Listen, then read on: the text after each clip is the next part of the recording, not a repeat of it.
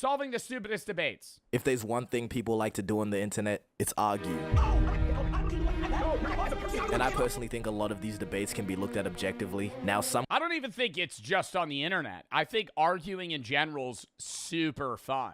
I think there's people that argue too much, and I may be in that group. But then I also think there's people that don't argue enough, right? I think there's a certain type of person that avoids confrontation in every way whatsoever. Like, it could be a base debate about something non-religious, non-political, non-controversial, and they'll just be like, can't we all get along? Oh, brother. Oh, brother. Oh, brother. You know, now, do some people take it too far and give me death threats when I say that Poppy Playtime Chapter 5 was a bad game? Yeah, right? But at the same time, I want there to be people that are annoyed with me and upset that they don't like my take, right? That's fine. That's a part of the argument. I dissed the game that they love, and so they have a rebuttal. questions are obviously deeper than others. Other niggas had your bitch outside. It wasn't my Then shut the f up in 2020. You sound dumb. But as you read the title, these are ones that I consider stupid. Where's the parachute? I thought you said parachutes. And ones that can be answered pretty easily. But when I look at some of the most popular arguments, I realize that we really just be fighting about anything. Water. Is it wet? Oh my God, bro. Is it going to be these ones? It's going to be the... Yes, water's wet. Yes, water's wet. This is the stupidest debate. I actually... is water wet is the dumbest fucking debate. I will say I'm a little stumped on the does a straw have one or two holes argument, and I've, gone back and forth. Water is objectively wet because the definition of something being wet is having water molecules attached to it. And when you say, is water wet, you're using the term water as a plural. You're saying water as a liquid substance in a container. You're not saying that is one singular water molecule wet. You're saying, is water wet? And water is other water molecules attached to other water molecules, therefore making water as a whole plural wet. Is water wet has to be a troll. What do you mean is water wet? And for the people that are still confused on my stance, yes, it is. I don't know about you, but this... St. Don, this is why I love you. You almost had me there. You almost had me worried for a minute, okay? Because he said this is a stupid... Whatever he just said, I was like, oh my God, I swear to fuck, if he's going to be like, well, if you jump into the water, how are you wet until you're outside of the water? That's the argument that the smooth brains on the internet are fucking spewing, dude. Oh, if I'm in the water, how am I... I'm not wet if I'm in the water, so the water's inside of the water, so it's not wet unless it's outside of the water. Oh my God. What are we talking about, bro? This looks pretty wet to me. Yes, the implications of something being wet. So soda's wet. Yes. Yes. Any liquid is inherently wet. Liquids make things wet and are wet in themselves. Is a solid interacting with the liquid and making it wet. But deep it though, even though water is... The only argument that I will entertain about is water wet is the fact that you could argue that linguistically, the word wet applies to things that were at once dry and are no longer dry.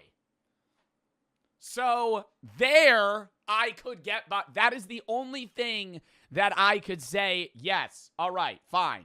Are you hungry but don't have the time to prepare an entire meal? Well, that's where today's sponsor, Factor, comes into play. Factor delivers fresh, never frozen meals directly to your door that are ready within just 2 minutes. Literally all you have to do, check the directions on the back that'll tell you how long to microwave it. Take the sleeve off, poke some holes into the film, put it in the microwave, let it rest, and you're good to go. Factor is also owned by HelloFresh, so if you want something that you want to prepare yourself, you go with HelloFresh, and if you want something that's easy to just throw in the microwave and eat in that time frame that you have available, use Factor. They have so many options that are changing every week. You are bound to find something that you enjoy. I use it when I don't have time to meal prep when I'm done streaming. It's easy to just grab one of the boxes of, whatever I want that day. For this one, obviously, this box is sweet potato grits and sage chicken. I just throw that in the microwave and I'm able to eat it and get, a good meal's worth of food. in minutes. So head to factor75.com or click the link below and use code JOBYFB50 and get your first Factor box 50% off as well as free breakfast for 1 year. That is code JOBYFB50 at factor75.com to get 50% off your first box and free breakfast for 1 year. Forgot to say thank you to Factor for sponsoring this video, and let's get back into it. If you're gonna sit here and tell me water's dry though, you are a complete jester. Anywho, next question. Is a hot dog a sandwich? I don't know about this one. I've been stumped on this one for a while. Same with is cereal soup. I think these kind of fall into the same category of like, I don't really care, right? Like, I don't want to see, you know what I mean? Where I was just bitching about the people that don't want to take a stance. But this is something that I just like don't give a fuck about, right? I'll stand on the is water wet hill, but like, is a hot dog a sandwich? I'm neither here nor there, right? Like, I don't really care. A hot dog's a taco? No, I think a taco is definitively something that uses a tortilla, because you can have a hard shell, soft shell taco, but a taco uses a tortilla. A hot dog uses bread, and it could be potato bread or whole wheat bread or whatever type of bread, but it's never a tortilla because it's not made of corn. Ooh, but bread is made of they have flour tortilla. I don't know. Now, if you're not a complete lunatic, I feel like a sandwich needs to be encased in two different distinct slices of bread. So, yes, but see, small fries. Small fries, here's the problem. Have you ever had a hot dog? All right, this might bring up some bad feelings for people. Have you ever had a hot dog before where the lining that keeps the two sides of the bun together separates, and then you kind of have to like manhandle the hot dog and keep it up? Because if you don't, it like falls out of the bottom. Horrible vibes. But in that sense, that hot dog's a sandwich, no? So if I cut out the lining that holds the hot dog bun pieces together, then is it a sandwich? I would say that is the determining factor. But is a hoagie a sandwich? A sub is a Subway sandwich. Like Subway is a sandwich. Technically, it's in its own category. But no, it can't be in its own category because a hot dog is the same bread shape as a sub, right? Like a baguette that you cut in half, and then now you have two pieces that are still combined. now if you're not a complete lunatic, everything in your mind is telling you I don't know. I think there's a category of sandwich where you're eating it like this, and then one where you're eating it like this. Sandwich, hoagie, hot dog. And you got to hold both sides. Stop saying pause. That's what it is. Like a hamburger. Oh, God. Is a burger a sandwich? Yeah. A burger's a sandwich. No. I feel like a burger is its own category.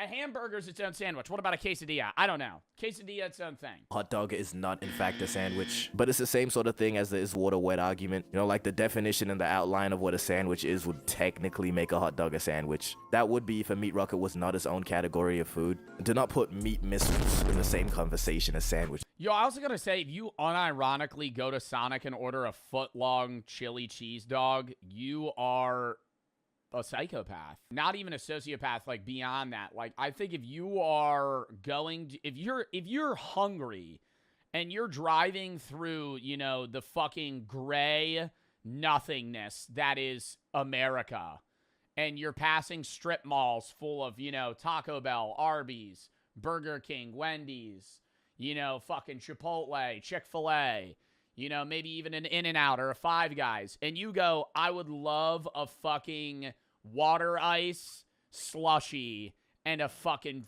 foot-long coney dog from Sonic. That's the worst option. Like, I would rather go to Sonic. I also gotta say, no, Sonic actually, I would rather go to Arby's than Sonic. I hate Sonic. I think it's one of the worst fast food places. If we did a fast food tier, I would love to do it. We haven't done a fast food tier list forever. I actually, side note, should we do a fast food tier list real quick? Sonic's the only F tier. The only F tier. This is too many fast food places. Ugh, we'll do it another day. I'm too lazy. We'll do a whole day where we just rip tier lists, chat. I don't give a fuck. Bro, Sonic's F tier because listen, their onion rings are sweet. That alone. That alone. Go to a Sonic and get the onion rings. Bro, they're like sugary. What? Gross. On top of that, Sonic has a weird smell. They're also leaning. I'm not seeing enough rollerblade action, if I'm being honest. What's with the whole drive-through rollerblade shit when nobody fucking does it? You know? I've been to a Sonic a few times. I'm never seeing the motherfuckers on the rollerblades. Isn't that your whole shtick? Is the rollerblades? Where are they? Huh. Nowhere. Right? Maybe I think it's a location-to-location basis. All the locations I go to, they ain't rocking the rollerblades. I feel like that should be like a first and foremost part of your application. If you can't ride rollerblades, you can't work at Sonic. Right? That's what's cool about Sonic. On top of that, their fucking slushy drinks that they hype up taste like fucking ass. Like just actually like an artificial medicine. Their burgers were mid, but when I could eat them. And the hot dogs, blech. Rocket. These are two very different experiences. And also, sub technically has that same sus shape to it. And most people will consider that a sandwich. In my personal opinion, subs are way more sandwich-like than a glizzy. And Well, it's the contents. That's why. Because are we talking about the bun or are we talking about the internal? Because what makes a sandwich is more about the bun than the actual inside. Because a peanut butter and jelly sandwich is a sandwich, but then so is the turkey and cheese. You know? Like, and those are drastically different things. The thing that's the same is the bread. The reason people say subs are more like sandwiches than hot dogs is because in a Subway sandwich, you're just getting shit you would get in a sandwich anyway. You're not cutting up. Okay, have you ever had a struggle meal where you chop up a hot dog? All right, so you have hot dogs, you run out of buns, but you got regular bread. So you chop a hot dog into a bunch of circular cubes or circles, and then you just lay them out flat on bread. That's good. glizzy and Actually tastes really good. I would say sometimes, if that wasn't like socially disturbing, it's honestly kind of better than a hot dog in some ways. But the reason that it loses is because I think a potato roll is a top 5 bread roll. Potato bread is like heaven. also only have one bun. It's not even close to being a sandwich if it only has one bun. I'd say that's closer to a pizza than a hot dog is to being a sandwich. But I was already pissed off reading some people's backwards logic for why a hot dog is the same as a sandwich. But then this nigga has to say it's a taco. Look, some people. Yeah, I think anybody, whoever in my chat said that it was a taco, I think we're really off the rocker there. That's not the argument. It's either a hot dog's its individual thing looped in with the category of a sub, or it's just a sandwich. Like, it's a taco is its own thing. Need to be gone, bro. You know what I'm talking about? In order for shit to get better. He one of them. And for our next debate, this is a pretty recent one that went really viral, and that's 100 men versus 1 gorilla. I was on the wrong side of this debate for some time. I was on the wrong side of this debate. I think I was on the gorilla side for quite some time. 100 men, I was swayed, chat. I did my research. I was swayed. 100 men beat a gorilla. Now, it's literally just an exhaustion factor. I think the 100 men... I used to say that the gorilla would win off of fear, right? And that the people wouldn't run at them all at one time. The gorilla has the strength. But like 30 or 40 kills in, the gorilla's so gassed that you could just punch it to death. Like, it doesn't have the stamina for it. They're biologically meant for short spurts of energy, and that's it. They don't chase things. And from my observations, this one is like a 70-30 split, with 70% of people believing the gorilla would win and the other 30 believing the men would win. I think it started out that way. I think most people have switched sides. Not everybody. But I think most people would realize... Now, it's different. How big are these men, right? Because there's a difference between if it's like the average Nordic man versus like... Or like a Pacific Islander, you know, like a big Samoan dude. I think at that sense, you could have like 12 Samoan guys and they'd probably kill the fucking gorilla. But like, now if you, like, it depends, you know, stature, strength, that does play a factor. But I don't think 100 of any grown man would lose. If you had like 60 people all dedicated to f***ing up this gorilla, I don't think it stands even a chance. One gorilla versus 100 people. Bro, 100 people is just overwhelming numbers. You got 2 people grabbing each arm, you got 2 people grabbing each leg, someone kicking straight meat. Like, tell me I'm not onto something. Okay, I think I could draft 10 guys to beat a gorilla. That was also a fun like twist or spin-off of the original debate. Like, if well, honestly, a lot of people are drafting like John Jones, and I think John Jones, yeah, he's in the top 10 guys cumulatively to beat a gorilla. But so many people are just, dude, I saw somebody be like Conor McGregor, way too tiny. You know, if you're fighting a gorilla, he's not going to be able to use MMA experience to like arm bar something that could deadlift 2,000 pounds, no training. Like, you want to get just straight up strongmen. Like, people that buy weight just tower over this gorilla. I'm still picking John Jones, yeah, or like Rampage Jackson, just because like they're also 260 pounds, you know. But then I'm also just grabbing Hafthor Bjornsson, Brian Shaw, guys that weigh 440 and are 7 feet tall. in fact not onto something. The original plan was just to glaze 100 humans and talk about how we would just overwhelm the gorilla, but I took it to myself to ask ChatGPT for help. And in order to get a representation on how difficult it would be to fight the gorilla, I asked what animals is weak to humans as humans are to gorillas. And since a gorilla is roughly 4 to 9 times stronger than a human, ChatGPT came up with a common marmoset. Now, more than 4 times? What? That's gotta be wrong, bro. The average human can barely bench like 135. And you're telling me that the gorilla's fucking... I also asked ChatGPT this question when this happened, chat. So I'm not upset that he's asking ChatGPT. But I think ChatGPT isn't going to be reliable in actually playing out this, you know, fucking hypothetical scenario. Marmoset. Now, what the fuck is a marmoset, you ask? I was picturing something maybe the size of a small dog. What the dog doing? Why is it the size of a human head? I am easily... Chat, actually, I was having a debate with my friends about this the other day. How strong is the average male? Dude, is the average male... I used to think and I'm not shaming by any sense, you know? I used to genuinely believe the average man, say in the United States, would be able to bench 185, like maybe 135 at least. And then I saw the Barstool like Olympics that they held, and every average worker they had in office couldn't put up one plate. And then I realized, I was like, oh, the average man could probably bench like 100 pounds. But I don't know. I think my mind was skewed because it's like, I wasn't thinking about the average guy that, like, most people don't go to the gym. Most people don't go to the gym, and most people nowadays have office jobs. So it's like, if you have a guy that's like 5'9", hasn't played a sport since high school, he's in his 30s, and he works an office job and he doesn't go to the gym, he probably maximum benches 120. If he's like, you know, 170 pounds. Like, he's not capable of lifting one plate. And in that sense, you're like 9 or 10 times weaker than a gorilla. That's just not true whatsoever. I would say it is. I would say the average man could probably not bench 135. Grown man, not high schooler. I think high schoolers would actually bench more than the average man.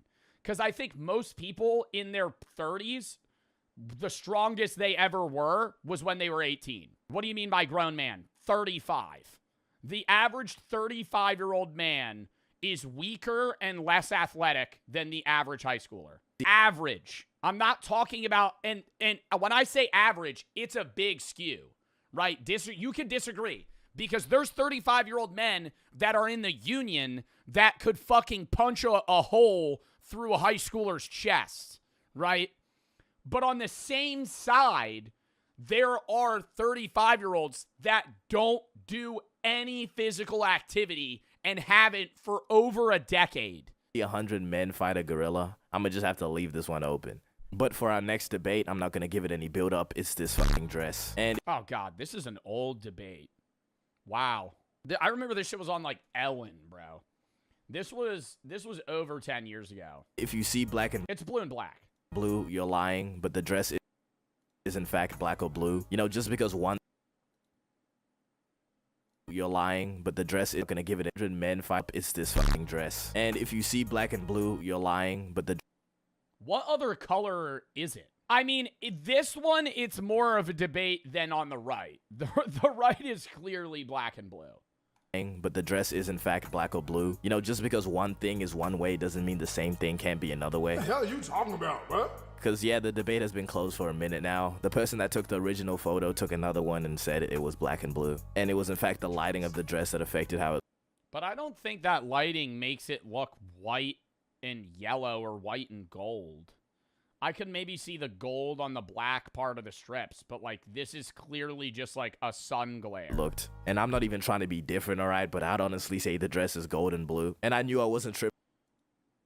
I would get behind that more than white and gold.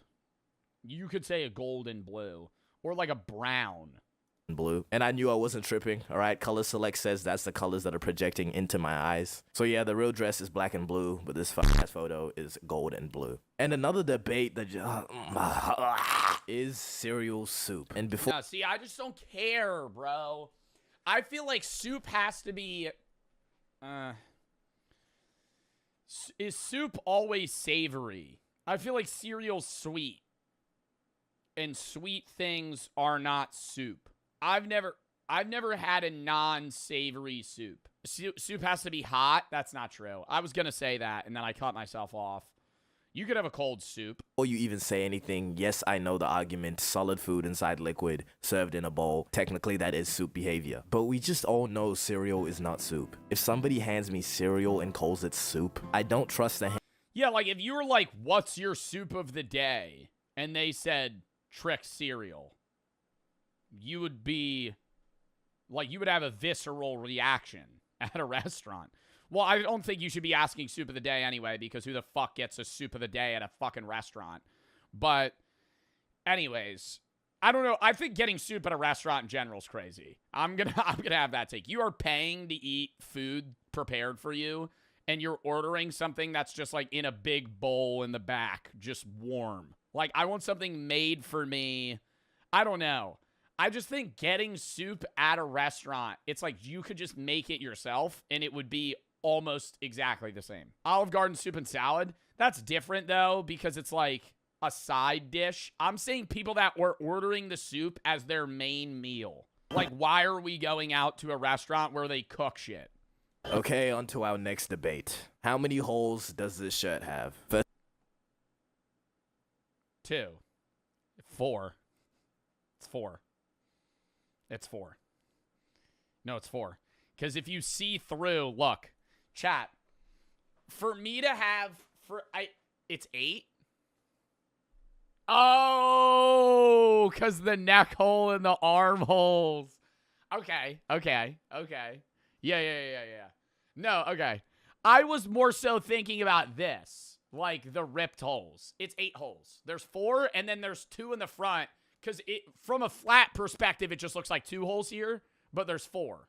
First of all, what kind of fucking shirt is this? This is some shit niggas would wear if it was Rick Owens. But I'm not gonna lie, this one's more like a riddle, because a lot of people forget to include the hole in the neckline and the sleeves and underneath, you know. Most people would say it has 2 holes, but it actually has 8. So this wasn't really a debate until people started arguing on whether a hole is just one hole, if it has an... It's 12, man. What the fuck? Where are you counting 12 holes?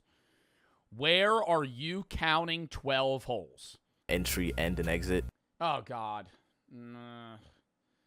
I remember debating about this in high school, my senior year of high school. I think a straw I still think it has 2 holes because a tunnel has an entrance and an exit, which would be 2 separate holes, right? The problem is, at what length does it become 1 hole? Because the great counterpoint is a donut has 1 hole. But if you elongate that donut, now it's 2. But when does that part change? But for the answer to this question, I'll simply have to say that It's got to be a long hole. Pause. Long hole. holes don't actually exist. My argument was like when they're drilling a tunnel, right? They're digging a hole through a mountain, One hole, right? And then say the other person's digging through the other side. Two individual holes. They combine.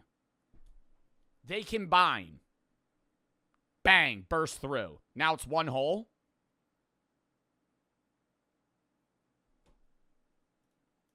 They're nothing but a concept art. Because think about it for a second. A hole is literally just the absence of something. It's not a thing. Okay. I'm digging through the earth. I'm digging to China. Hup. I break through the other side. You're going to go, well, there's one big hole in the whole earth. No, you're going to go, there's two holes. Actually, no, because I'd be like, there's one hole that leads to... I wouldn't even call it a hole. I would call it a tunnel. A straw is a tunnel. How many holes does a tunnel have? How many holes? A straw is a tunnel. How many holes does a tunnel have? One hole. All right, I lost. You can hold, it's not a thing you can grab. It's just where something used to be, but isn't anymore. Which means, technically speaking, a hole is just nothing. Nothing? But now my brain's overheating, so instead let's just move on to a debate that's somehow even more pointless, but also way bigger. Massive, dude. This is probably one of the biggest debates of all time, and it's gender wars. Who is better, woman or man? Alani finding out of Orem, Utah. Let's go, baby. And it all seems to be the same At what? thing. All right, women saying all men are like this, men saying all women are like this. And at the root of it, it's just clearly a human problem. But apparently that's not a good enough answer, and no one will stop until there's a clear winner. So who is objectively better? In order to decide this, Yo, this is a bad conversation to have, St. Don. I don't think you want to take a side on this one, brother. decided to borrow this power comparison Situational. I don't think you want to broadly pick one. system from this One Piece edit. Now it was used to compare Roger and Shanks. We're gonna use it to compare man and woman. Before y'all complain, this is a very scientific system. 9 and 10 doctors approved. And now we have round 1, strength. Now the men are gonna take this first round. The heaviest weight ever lifted by a man being 510 kgs, and the heaviest weight lifted by a woman coming at close at 325 kgs, which is still insane, by the way. The side or not the side conversation, the rebuttal, playing devil's advocate here, is, well, men, yes, are naturally stronger than women, but the strongest weight lifted by the woman is probably higher of her body weight than the man, right? No? Like, if the world's strongest man lifted 510 kilograms and the world's strongest woman lifted 325, how much did they weigh? Because I'm saying the ratio, like, by weight, who's stronger. Which is still insane, by the way. If somebody told me to pick up 325 kgs, my spine would just Gwen Stacy. Sorry, lady. Oh my God, is that a real video? Gwen Stacy.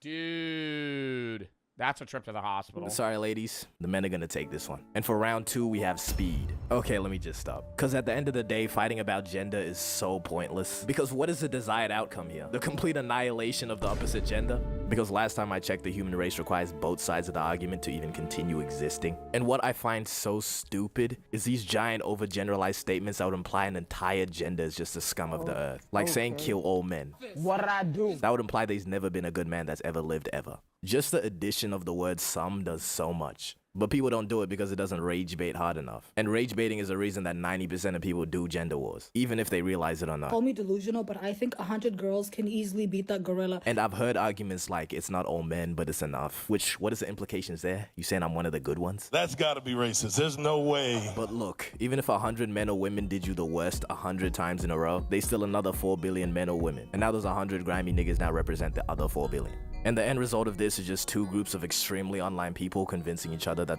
Well, and it's too broad to say every man or every woman. I will agree, right? You could say, genetically speaking, men on average are stronger, women have better emotional and social intelligence, right? But that is a case-by-case thing, right? Like, I am weaker than a lot of women, but I'm stronger than a lot of women, right? Vice versa for every man. the opposite gender is a different species. The older I get, the more I realize that women are humans. But finally, for our last debate, this one Bro, what? The older I get, The more I realize that women are humans. The older I get, the more I realize that women are humans just like us guys and are excited for the development, for this development. Bro, what? But finally, for our last debate. Like, how did he not? This one might actually be the stupidest one yet, but the question is, if you punch yourself and it hurts, are you weak or strong? If my grandmother had wheels, she would have been a...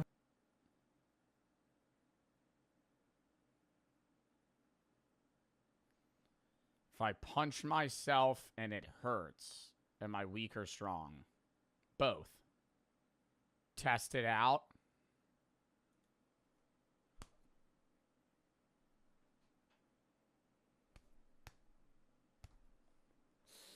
That did hurt. Oh, fuck. I don't know. Because it's like, if I'm strong enough, if it doesn't hurt, then I'm too weak to make it hurt. But if it does hurt, then I'm too weak that it did hurt, but I'm strong enough to make it hurt. I don't know. I feel like it's a glass cannon type of thing. Bike. You know what? You know. This debate is so dumb. If you punch yourself and it doesn't hurt, that doesn't prove you're strong or weak. And neither does punching yourself and being in pain. No, it doesn't prove anything, actually, because it's relative to your own body. The only thing you're proving is that you're not incredibly weak. But listen, right? If a kid around the ages 10 to 13 haymakered my unsuspecting chin at full force, right? It's most likely going to hurt. That doesn't mean the kid is... A 10-year-old? 10 to 13 haymakered my unsuspecting chin at full force, right? It's That's a big difference. Like, the average 10-year-old hitting you with a haymaker and punching you square in the jaw is going to hurt a lot less than the average 13-year-old punching you in the jaw. Because that's somebody that could be like 6 foot versus like 4'10". Like, it still hurt? Yeah, but I don't think I would get dropped. It's likely going to hurt. That doesn't mean the kid is stronger than me. It just means I got punched in the face. Unless it's one of those kids like in East Bay at 12 years old. Okay, maybe he was stronger than me. Yo, like, whenever I see those videos of somebody getting slumped, like, what is it called when somebody punches you in the face and you weren't ready for it? Like a cheap shot? Like, whenever I see those videos where somebody, like, they'll be in an argument and the dude just decks him. Yeah, like a sucker punch. I'm like, that don't prove that you're stronger than that guy, you know? And there's certain instances where I'm like, okay, yeah, that guy had it coming to him. But when you sucker punch somebody, that doesn't mean, like, you're badass. It's like, you guys didn't fight. Like, you kind of just hit him when he wasn't prepared. Who the hell is 6 foot at 13? This kid right here. Me. I was like 5'11" or 6 foot when I was in, like, 7th and 8th grade. Also, if I was to swing full force at Eddie Hall, form is strongest. That's why I have stretch marks all over my body. I stopped growing freshman year. On God. I am the same height I was when I was 14. But also, if I was to swing full force at Eddie Hall, former strongest man in the world, big brother guy. Now, this is going to go one of two ways. If my theory's correct, I knock this guy clean out. If not, my hand. No, I don't think I knock Eddie Hall out even with a clean punch.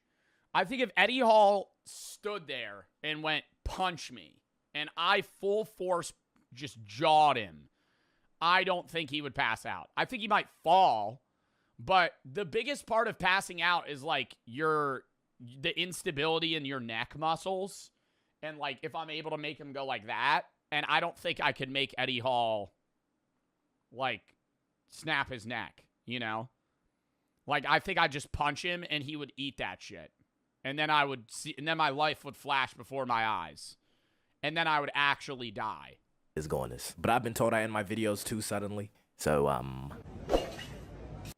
I've been told I end my videos too suddenly, bro. Just ends it. Please like and subscribe. W video. Debates could either be good, educational, sophisticated, then there is cereal soup. Well, no, it's like a fun... These are like the brain rot debates, right? The best debates are the hypotheticals of, like, alien lands into your backyard, what do you do, right? But, because that's, like, more involved than just a yes or no. It's like, there's a multi-parter to it. I also gotta go piss real quick, too.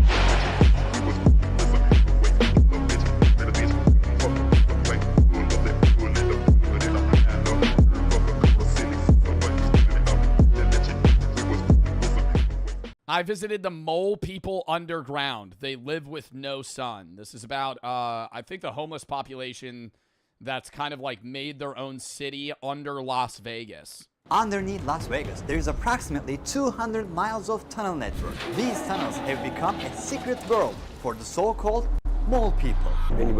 I don't understand how they have full setups in the, what are these called? Like water channels? I don't understand how they set up furniture and technology and shit down there, because whenever it rains, it floods so bad that some of them die. It never rains. No, look up videos. Bro, what is the name? It's the Las Vegas tunnels flooding. And it gets so bad that it's like waves of water. Las Vegas tunnels flooding. Like, this is it starting.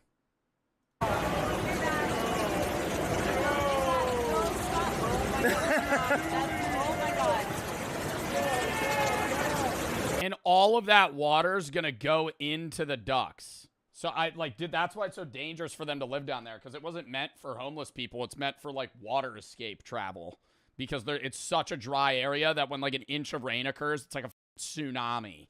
It hasn't come out and seen the light of day in a long time. I don't know if I want to meet them. They might not be civil. These tunnels are 7 floors down. Do we have any flashlights? Hey. People turn gray down here. There are people out there that haven't seen the light of day and never will. The city dazzles with luxury hotels, casinos, and endless entertainment. Millions of people visit. Wow, they literally never come out? How many people live under Las Vegas? Do you think they have a stat on that? How many people live in the tunnels of Las Vegas? I would guess like a few thousand. 1,200 to 1,500 people live in the storm drain tunnels beneath Las Vegas. Some estimate the number is even higher. Wow. So that's like a small city. Las Vegas. Under Las Vegas. Every year, but many don't know what exists just below this desert paradise. The endless darkness has slowly... Yo, you're on crack. You think I'm walking in that tunnel pitch black? Would I pay some random guy that's going to give me a tour? Yeah, man, I'll show you the tunnels. The way people think and behave. I got shot in the head with a gun. Somebody died right where we were standing last night. Some of them were even born into this dark world. These people have no idea. Oh no, there's like babies in there. And they hide in these tunnels to stay away from the law. The police radios and stuff would not work down here. So what you're looking at is a map of the tunnels in Las Vegas. There's about 1,500 people that live in that system. The tunnels have their own names, like neighborhoods, right? Yeah. Nobody on the street level knows what is going on. Do you think the majority of the people that live in the tunnels under Vegas are people that went broke from gambling? Like, how did they even end up? Because it makes a lot of sense when there's, like, homeless people in Cali or certain big cities because it's, like, warm or there's just an influx of people. But, like, Vegas is in the middle of nowhere, right? Like, you don't become homeless and then go to Vegas. Like, there's a lot of people that become homeless and then move to California. Not move, but, like, start walking there or going there. Drugs?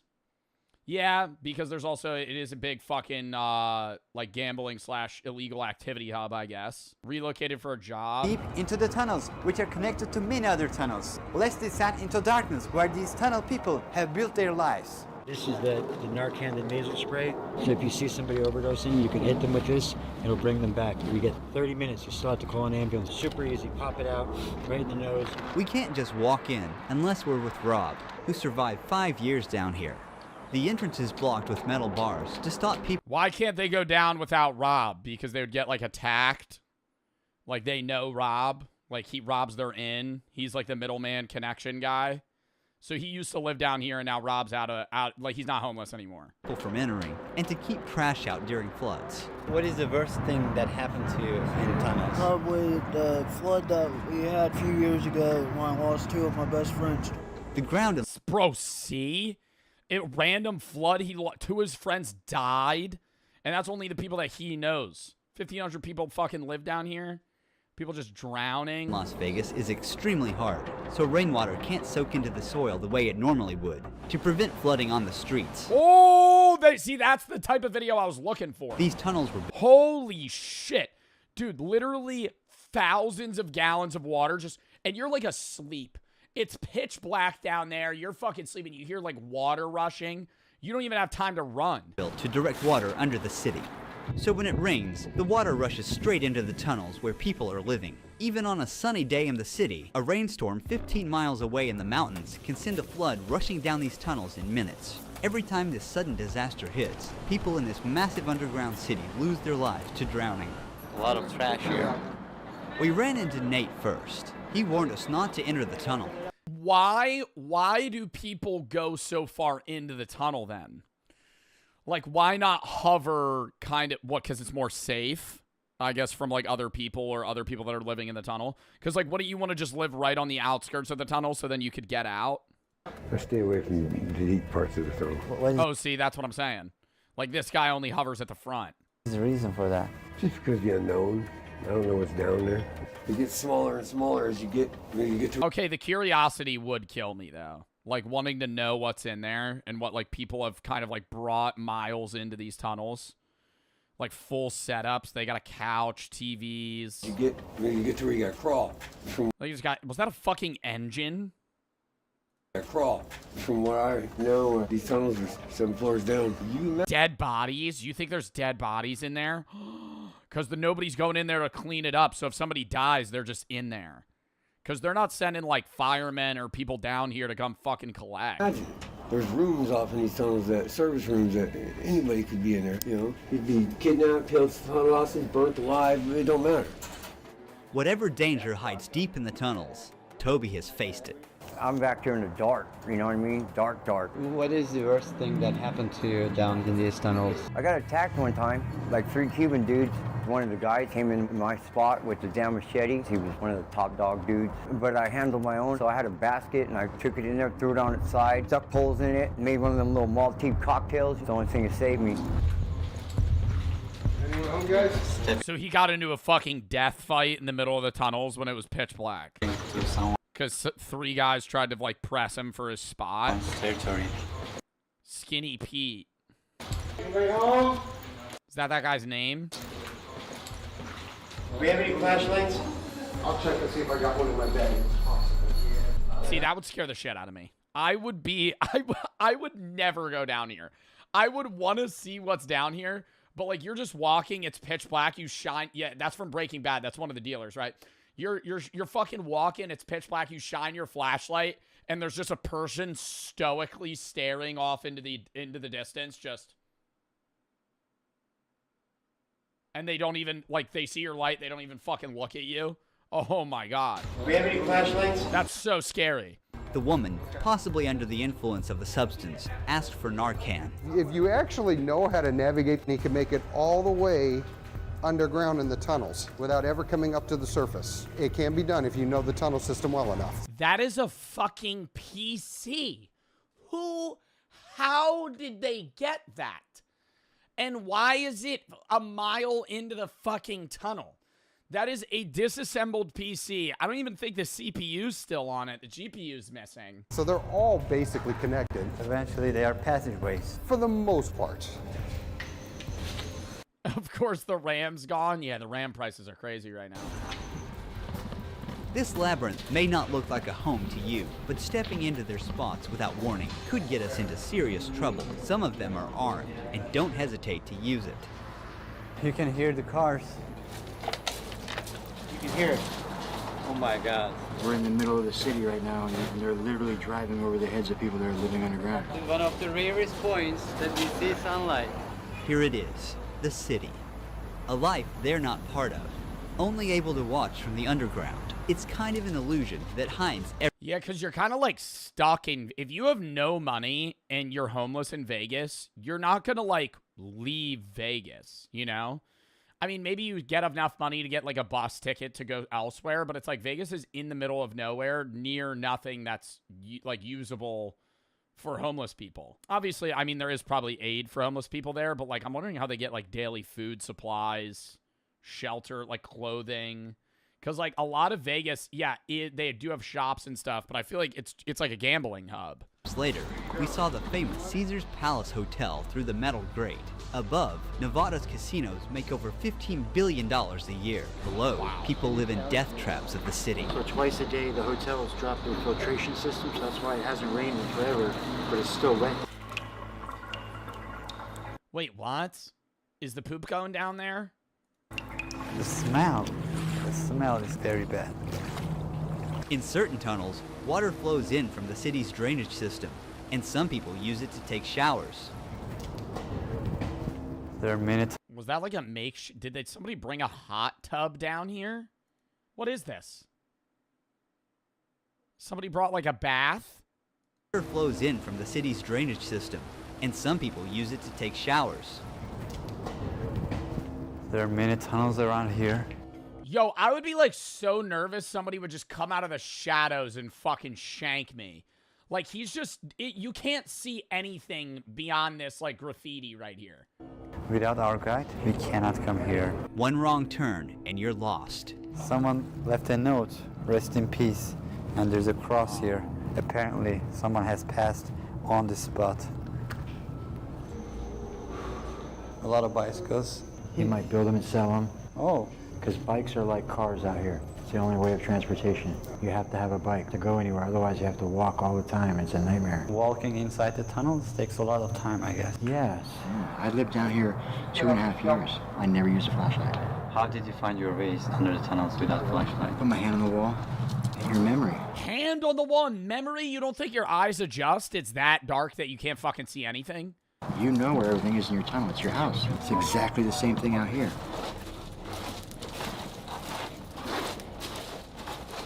Is that Tony? Yeah. When I heard a voice echo through the tunnel, it hit different. This dark, damp tunnel that gives me goosebumps is actually where some people feel the safest and live. Here he is. At first glance... Yeah, like, he has a whole setup. Does he, like, is it just a full wipe reset when a flood happens? You know? Because, I mean, he probably has some sort of knowledge of, like, when it's going to rain. But if it just randomly floods, does he just lose everything and then yeah, like somebody said rust wipe, actually. Like, I'm not trying to make a fucking video game reference, but it's like, it'd be like falling into lava in Minecraft. Like, you just lose all your items. Like, all this stuff. Look, he has a whole bed. He has crates, food items, shelving. Like, all that would just get swept away.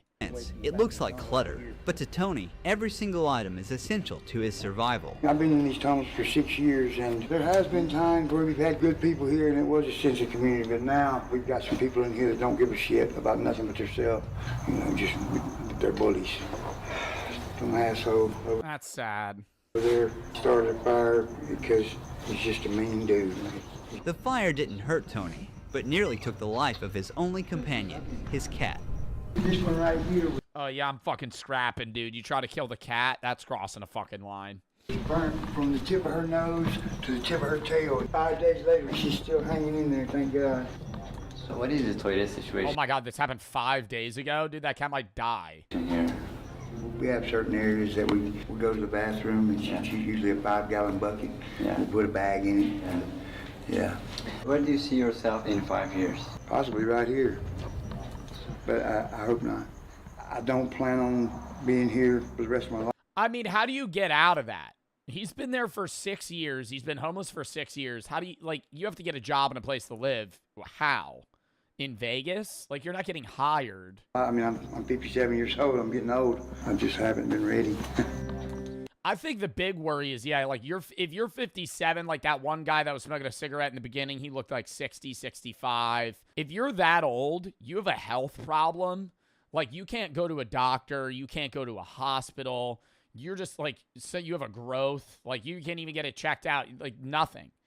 It's, like, beyond just, like, oh, I don't have insurance, right? And, you know, you only go to an urgent care when you need, like, you don't even have money to go to a fucking urgent care. Like, you can't do anything. You have an infection, you're not getting antibiotics. You're just fucking toughing it out or dying. Just 10 minutes into the tunnel, Tony wanted to return to his spot. We handed him a week's worth of supplies and kept walking deeper into the tunnels. And there's so much randomness that could happen. Anybody could just decide to come down that tunnel and steal from you or take your stuff or attack you and then disappear, and who would know, right? It's not like it's happening on the streets where you're laying there and somebody could see you and call the cops. Like down here, it's like another layer, like not knowing what could ever happen. You could be peaceful now, come back in 2 hours, and the wrong person walks through and it could be hell, you know?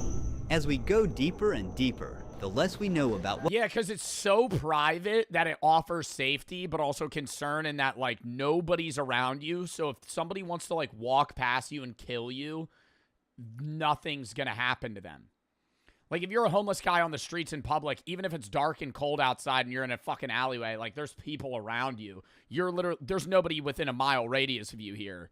Somebody fucking walks by, they could just hack you to death and leave. Take your shit. What if you were born down here? I would hope that if you were living down here and you had a child, you would put them up for adoption.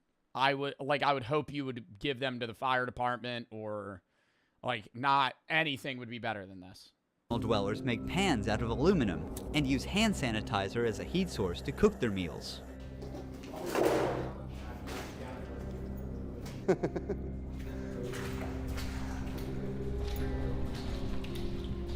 There are a lot of rats there. Yes, there are. A voice echoed ahead, and we followed it. I'm cuckoo bananas crazy, and I came to check on my mother in Vegas and fell for a local. We ended up here. These are my people. How long have you been down here? About 5 years or so. What? So she said she came here to check on her mom and then fell in love with, like, one of the homeless people here? How long do you plan to stay here? At least today. I don't plan much farther than today. That's really dope. We get no long-term plans.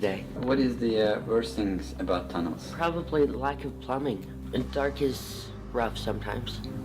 I can't just sit in the dark. I get a little bit panicky still, like I'm a little kid.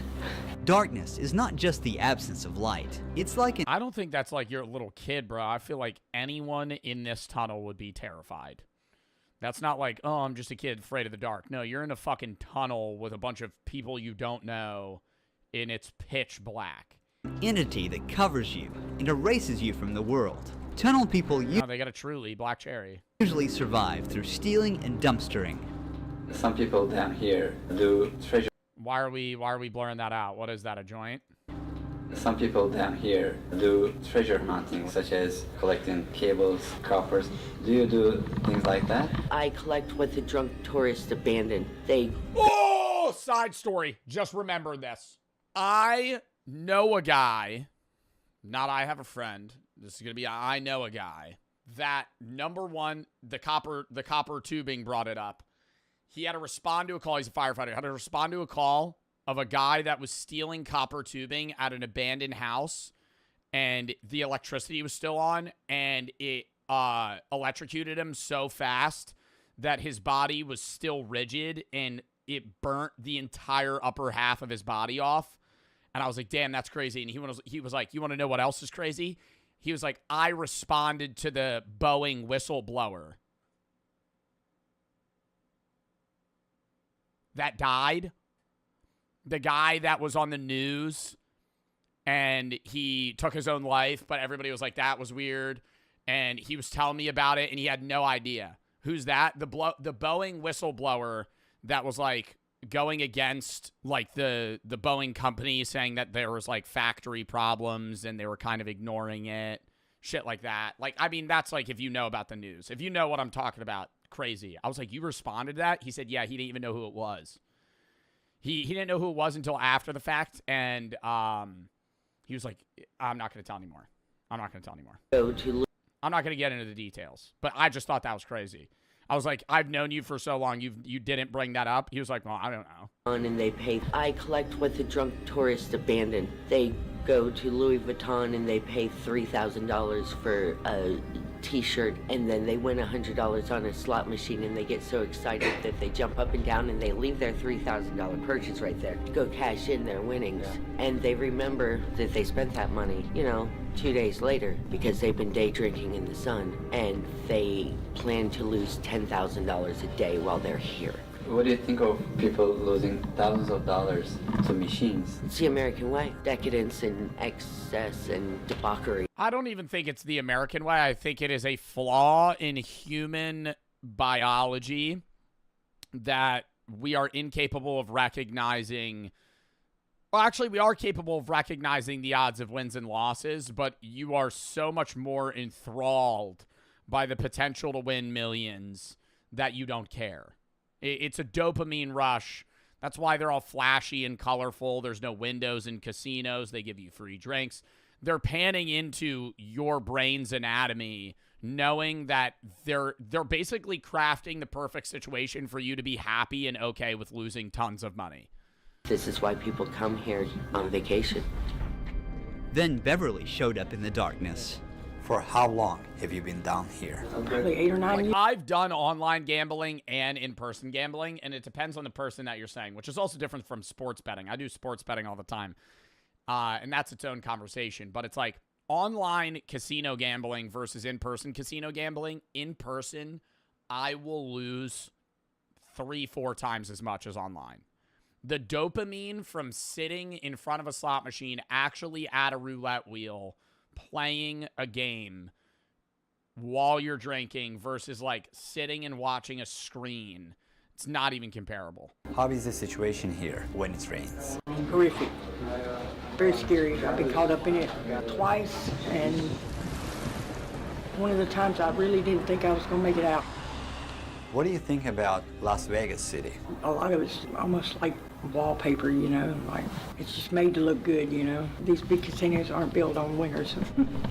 Do you change your spot time to time, or do you always stay right here? Oh no, it definitely changed. What is the hardest thing about tunnels? She packed years of disappointment into one word. The people. Even this deep down, there's stuff all I mean, yeah, being alone would be, like, if you knew that nobody would fuck with you, it would be a hell of a lot easier to be down here. all over. Some of it was probably brought in by the flood, some carried in with shopping carts.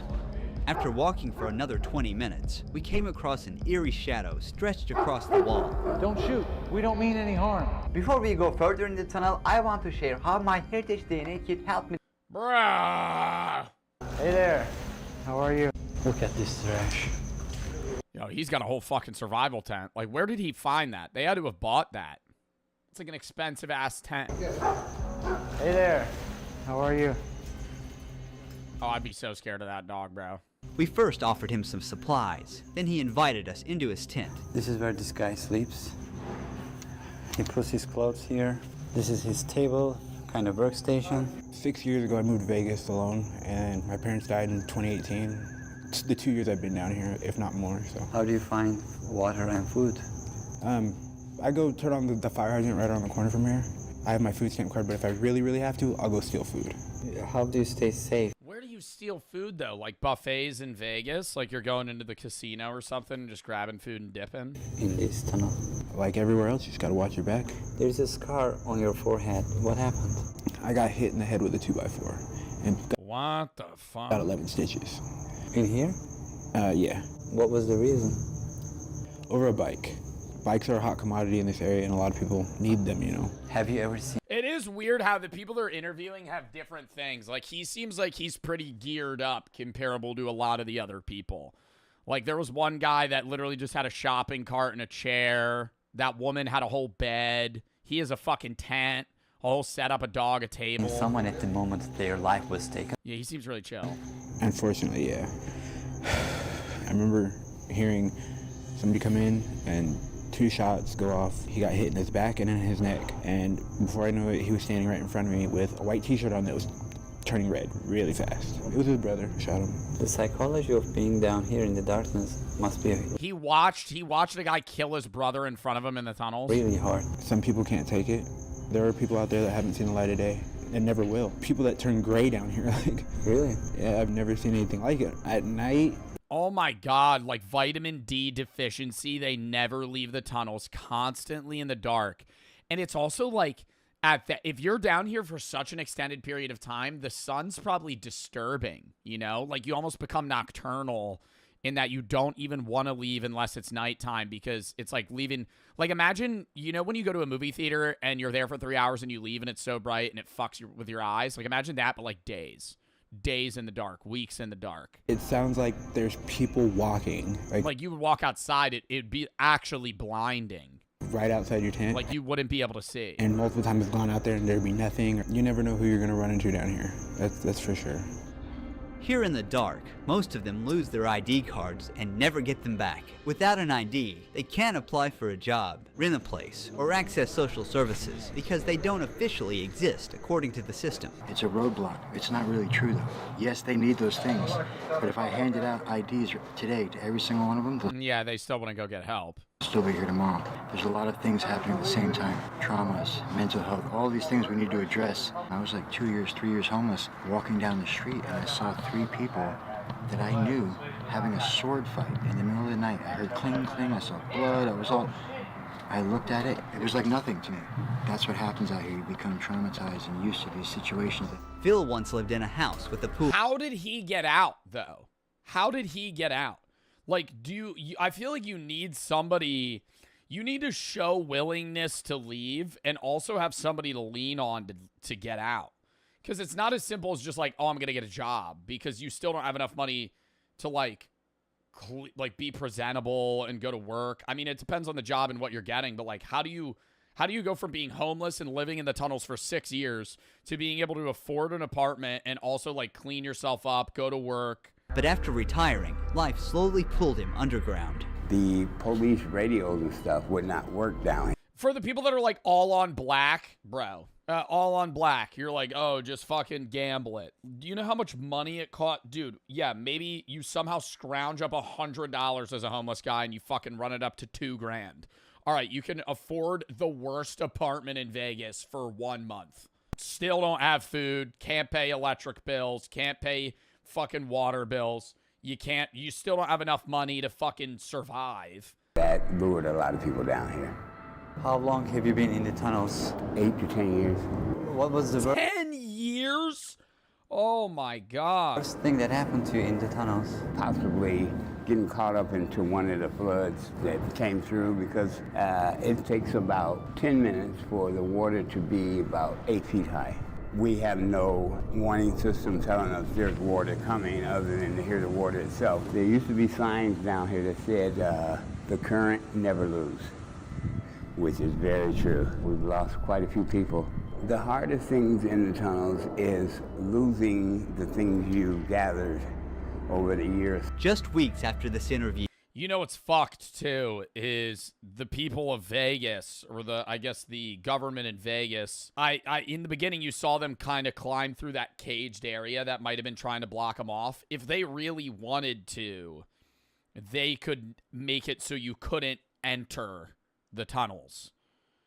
But they don't want to do that because then there's a bunch of homeless people in Vegas on the streets constantly, and that's a vibe killer for the fucking people coming from another country to come gamble in Vegas to see a crackhead on the side of the street. So they kind of not force you, but they kind of get you to go down the tunnels because they don't want you to they don't want you to be in the public. They want you to be underground where people can't see you. We got word that Phil passed away. That happens anyway. I mean, it happens in other cities too, like Skid Row. I mean, you see it, or like Kensington. Like, there's a lot of like governments that, not government, a lot of city districts that kind of half enclose people into certain areas. Just weeks after this interview, we got word that Phil passed away. He died? Oh, wow. Walk through the tunnel. Mineral deposits on the ceiling catch our eye. So there's water that's leaking through. That's the calcium from the water. These show that rain makes its way in again and again. Who knows how many times the flood destroyed homes and took lives. We're going ahead. Someone has created a memorial here. Somebody passed away. Dixie Hart, Roses. When it floods, they have 20 minutes to escape. If the current or floating debris doesn't, oh my God, and you're just running in the dark, trap them inside first. This tunnel is full of puddles with a constant breeze blowing through. my God, here we go again. The ground is a mix of sewage, trash, and human waste. And now, all of it is soaking into my shoes. Everywhere. Yeah, I keep forgetting it probably smells like fucking shit. Constantly. Trash. And dead animals. Yeah. Oh, that's nice. A dead rat. It is from a casino? Yeah. Oh my. Our feet are wet, but that's how we roll here. We have to keep going. We are walking in this tunnel, going on and on to find Rob's old friend, who's been living down. Yo, they can't even, if they have their, actually, I didn't even fucking think about this. For the people that were, I don't know if they were joking or not, going, hey, they could just go gamble, they can't. Because if they get money, when you go gamble at a casino and you get chips or you get a ticket of your, fucking slot machine winnings and you have to go cash it in, regardless of whether or not you look 21, you have to hand them your ID because they scan it before they give you your money back. So if you don't have an ID, you're not able to get winnings. Like if you come in with $100, you turn it to chips, you run that up to 10K in chips. It's only needed if you win above 10K. No, that's when you get a tax form. I'm pretty sure you still need an ID. At least in AC, when I gamble, every time I've ever won money at a casino, I've had to give them my ID when I get money. I don't know. Maybe not for a slot machine. If you're going to like a ticket, like it would be like basically an ATM, but the reverse, where like you put in winnings and then it gives you out. I don't know. Not at a sports book. The moldy gray walls started to fill with color, and then we walked right into what looked like You don't need an ID at a sports book, Zeusy? Like for winnings? Underground art. I feel like you would at least need an ID to place an IRL bet. Online you do. Art studio. Someone built their own gallery down here. Sad thing is that a fucking Rocket League car? Art studio. Someone built their own I think I'm just brain rotted. gallery down here. Sad thing is, one heavy rain could wash it all away. That's actually really good art, too. Jay's tunnel is furnished with salvaged materials. There are all kinds of random stuff. A baby stroller, bags, toys, but everything is surprisingly well organized. Yeah, my name's Jay. I live in the flood tunnels down here for like pretty much ever, like 8 or 9 years. I moved out here, all my luggage is stolen, my ID, everything. Basically, welcome to Vegas with $27 in my pocket. There is really no safe anywhere. You'll get robbed by other homeless people, you'll get robbed by the police. This is where each day begins and ends for him. What happens when they come to them? You go to jail. What? Yo, don't you go a little insane, too? Where it's like, if you're in the darkest parts of the tunnels where, like, you can't really see light on one side or the other, and you don't have technology, you wake up and you don't even know what time it is. You have no idea how long you've been asleep. You could have been asleep an hour, 8 hours. You're kind of just gauging it off of how you feel. Go to jail for trespassing. Whose property is this? This is by state property. It's a flood zone. They put you in jail for anything. I went to jail the other night for being on the boulevard. They are the undesirables. The government banned them from everywhere. People often see these individuals as potential criminals, but Jay is tired of the I hate being hated by most everybody for what other people do. Not all homeless people are bad. Every day at war with myself, it's just not worth it. stigma. With time, he developed survival tactics. There's really no food or water here. There's water in the back. If you're homeless, just steal and go to jail. You get food and bad thoughts. People do that. In a lot of colder regions, people do that, where they'll purposefully do petty theft or crime so they don't go to prison. They just repeatedly go to jail. But, I mean, that's also not helping you, long term. Then it's like, yes, you have you get like air conditioning or whatever, but like now you're in jail, you have even less freedom. Yes, but it's all like wastewater. I usually eat what people throw out. Everything you see here, I found in the trash. How do you get shower here? Basically with a 5-gallon bucket of water. What exactly happened to your eye, if you don't mind? Shot in the head with a .45. I don't remember none of How that. did he fucking live? He got shot in the head? What is the worst thing that happened to you here? Probably the whole haunting situation, like shit following me. I mean, I've seen demons. It'll move stuff. It'll make stuff disappear. Like, I'll be laying on my bed, it'll move the bed. It'll mimic people's voices. It'll call, like from outside, call down the tunnel, my name. Just go in the back, hang out for 15 minutes with no flashlight. Tell me what you think. What have you seen exactly? Oh my God, what, like you fucking started losing your mind in the dark? Looks like a man, very thin, probably 6'5". Got a very The Hat Man? pointed. Looks like a man, very thin, probably 6'5". Got a very pointed nose, no arms or legs. It moves so smoothly. If it's totally pitch black, you can clearly see it.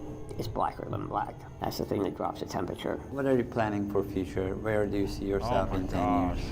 Dead, I don't know. Everybody's like 2 paychecks away from being homeless. Every tunnel has its own identity, depending on who lives in it. You can see a lot of needles here.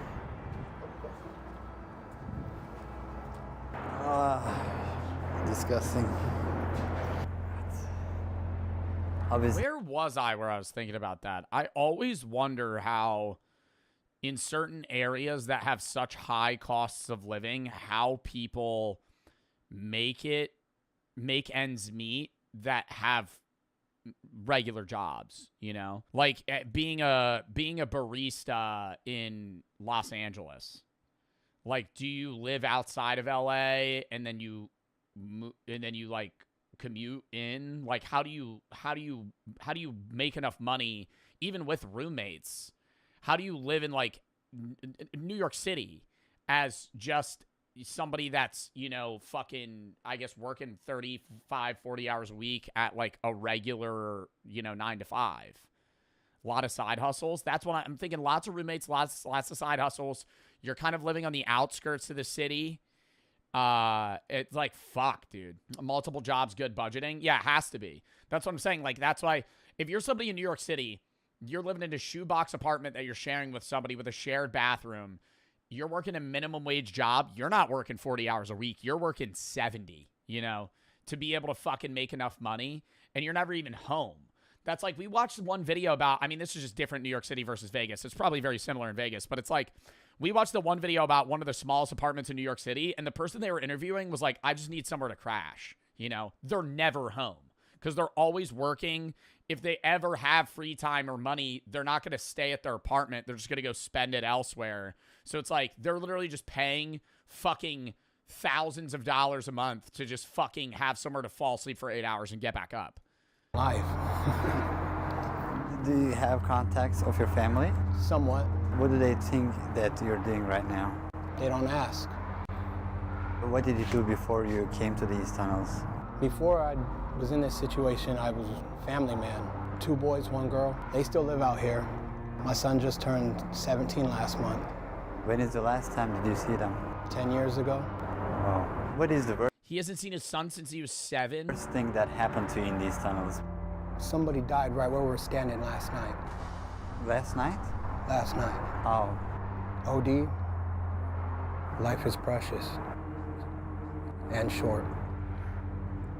Nearly 7 out of 10 Americans live paycheck to paycheck, barely making ends meet.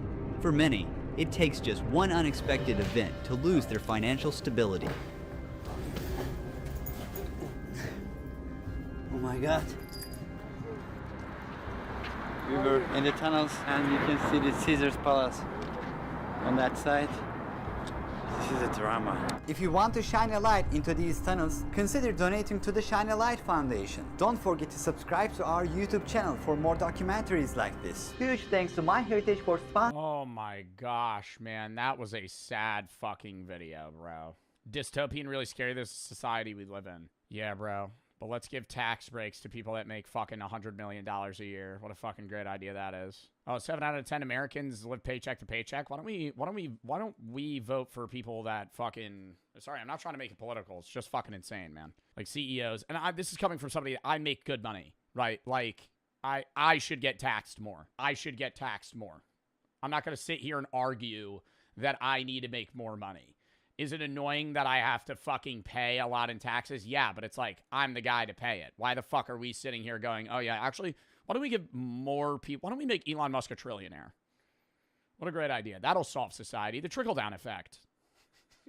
The trickle-down effect. Once Elon Musk has $1 trillion, he'll start handing it out to everybody else.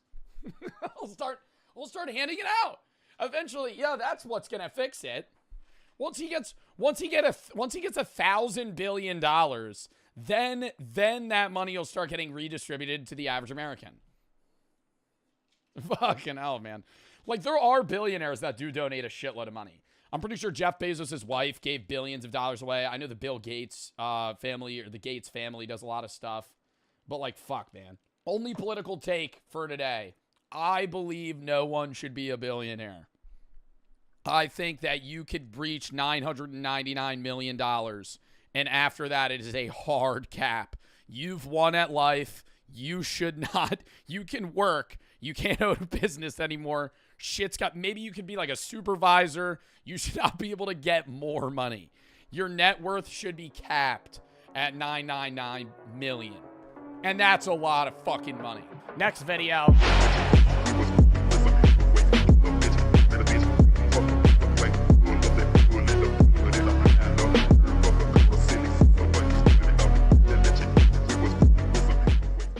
It is time for the horror/Halloween portion of today's stream.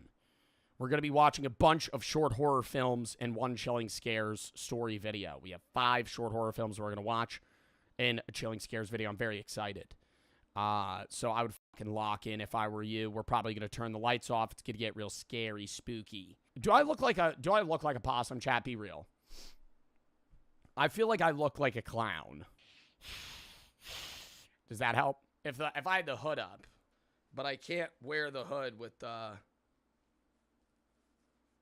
headset on. Maintenance report, chat. Lock in.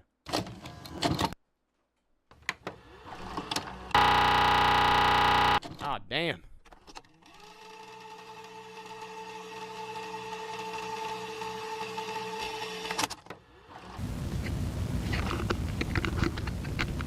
All right. So I've managed to finally roll this thing in here, so I guess let's go ahead and get started now. Boss wants me to run through this maintenance report, so hopefully. Do they have an actual Five Nights at Freddy's pizzeria? They should make a if they don't, they should have a location that is that. That is such an easy, bro, you know how much money that business would make if you convinced Five Nights at Freddy's to open like a chain pizza place? We could figure out why this thing has been acting up lately. We're also opening a new location next year, so what's most likely going to happen is I'm going to have to strip this thing apart so we can use it for spare parts for the newer animatronic models. So let's go ahead and see what I need to do first. Let's see here, movement test. Alright then, we will need as many parts as we can salvage from our remaining animatronics. These may include servos, wires, circuit boards, or pieces from the endoskeleton. Insert the floppy disk titled Animatronic Movement Test program into the computer to test each of the animatronic's joint movements. Okay, sounds simple enough. Alright, let's get the computer on, get this thing hooked up, and let's see how this movement test... I never understand, like, the found footage style of this, where he's, like, talking to himself. Is he, like, vlogging this? Is that what we're under the impression of? Because all the FNAF videos we watch, they just, like, talk to themselves out loud and to the camera. So he's just recording himself doing his work. Like the people that live stream themselves, like doing burgers at McDonald's. I've stimmed and watched that for too much time. Let's see. Ah, here it is.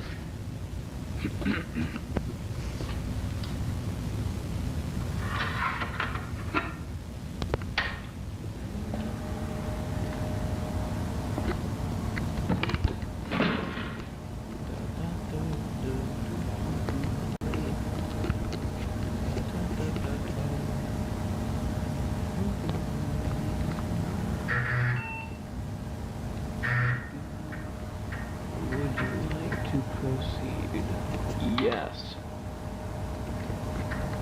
Alright, let's see here. Let's go ahead and start with the head movement. I mean, bro, what fucking year is this? God damn, dude. What is this, the 1970s? We're at fucking Five Nights at Freddy's Pizzeria. We're opening a new location because the business is so successful. And we got this dinosaur-ass fucking computer screen sitting on the PC. That's how you know this is a piece of shit, when they put the monitor on top of the computer. I think I would actually shrivel like a raisin if I ever saw somebody today put their fucking monitor on top of their computer. I would freak out. That is insane. Why would anyone do that? Let's go ahead and start with the head movements first. H-E-A-E. And then we'll just go down the rest of the... PC on carpet? I had my PC on carpet at my last setup.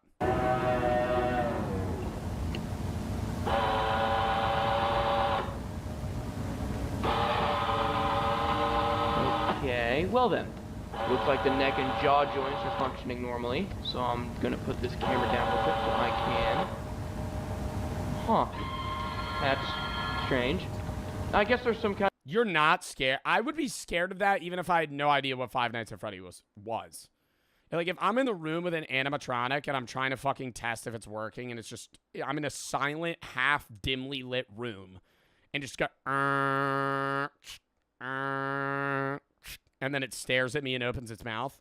I think I'm bolting out of that room. More merch is here. You better not skip this, you fucking bitch. More merch. Carpe diem. Look at this sick-ass design. You better fucking look at it, dick. Seize the day. Carpe diem. Pluck the day. Same fucking thing. Follows the philosophy drops that we've always been doing. We were doing Memento Mori. We were doing Think for Yourself. Look at this sick-ass back. Peep it. Also got shorts. This time, they're shorter than the other ones. Different material. We're not going that thick cotton anymore. It's more breathable. We also got hoodies in other designs. Look at this fucking sick-ass one. No AI! Told the designer, no AI! The hand drew this shit. Or, well, not with, like, pencil on a computer. Anyways, where's the fucking long sleeve? Another design. Here's the front. Here's the back. Check it out. There's more stuff as well. I'm just showing you small things. JoeBartoloziStore.com. I don't know why I'm out of breath. Editor. I'm sick. Joe Bartolozzi Store. I said my last name wrong. JoeBartoloziStore.com. Check it the fuck out. See ya. That's strange. I guess there's some kind of circuit malfunction. I'm not sure why it's... Okay.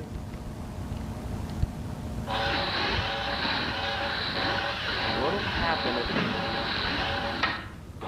Alright.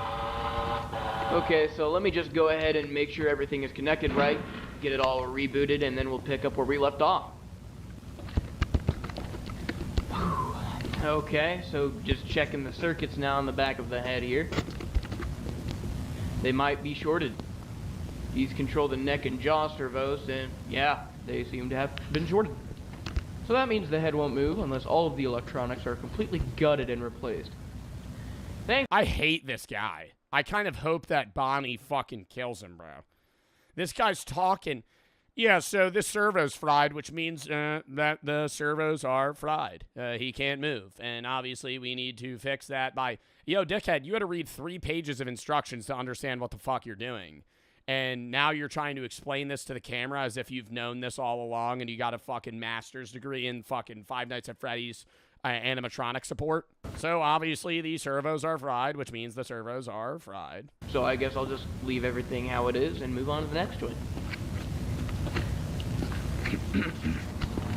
Alright, so let's do the ears. E-A-R-S. Huh. Why aren't they moving? E-A-R-S.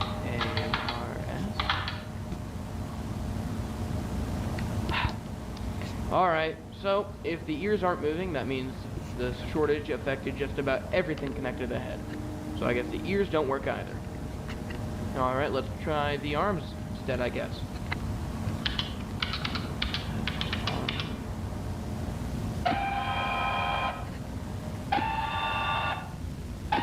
He just hurls the guitar at this guy at fucking lightning speed. It just fucking shatters the wall right next to him. Okay, that seems to be working fine. Great, at least we can salvage something from the endoskeleton. So let's try the other one now.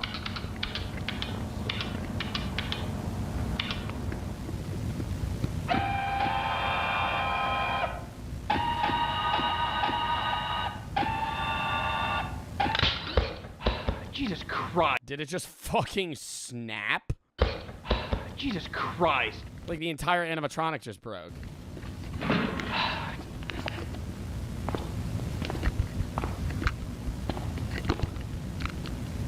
Damn. Okay. Why does that look like human bone? And like, fuck, bro, it's like, that is like creepily looking like a rib cage. Okay. So the entire shoulder joint just completely snapped. All of these parts are so grimy and full of rust that these constant failures don't exactly surprise me. So, I mean, I might be able to salvage the forearm and hand, but I don't know how. Looks like I'll only be able to entirely salvage the left arm, though. Which, I guess, is better than nothing. Damn, this thing stinks. Okay. Oh my god, it's because there's a dead kid in it. Oh my god, I forgot the fucking one. I'm sitting here watching Five Nights at Freddy's. I'm like, oh, why does that look like human bone? Because it is. So let's go ahead and take off this left arm now before something kills it too, so I can at least salvage something from this thing. You didn't know? I did. I forgot.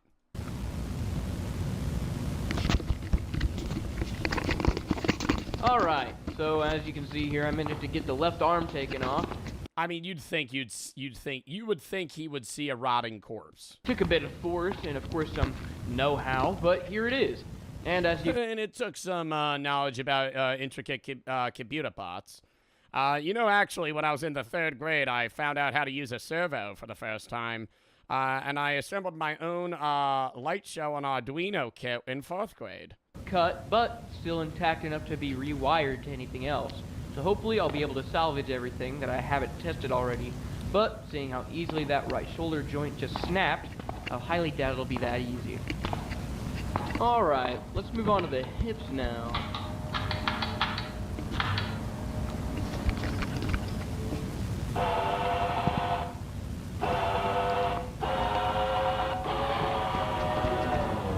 Man, I mean, this thing might as well just collapse right in front of me. I'm surprised they want me to salvage anything from it at all. Alright, let's move on to the legs. Left leg.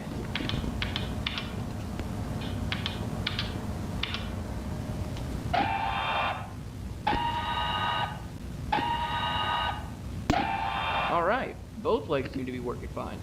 I'll probably salvage those last though when I get finished with everything else because I'll still need this thing standing. Okay, fabric exterior salvage. The new animatronic models will be made from a plastic mold. This means we will need to salvage as many pieces of the fabric layer as possible. The most important of which are the hard to replicate features such as the head, face, hands. Oh, Jesus!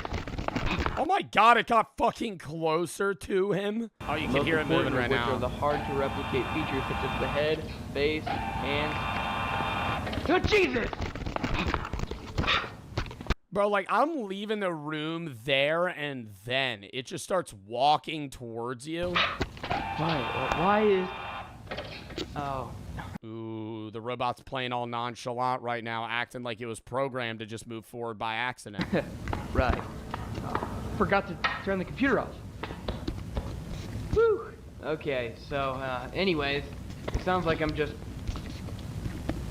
Nah, bro, it just started looking at him. What the fuck?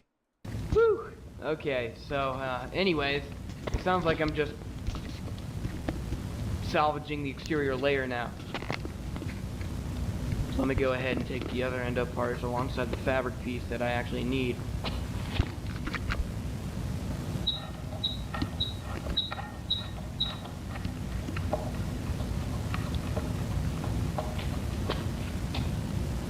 God, this is freaking me the fuck out.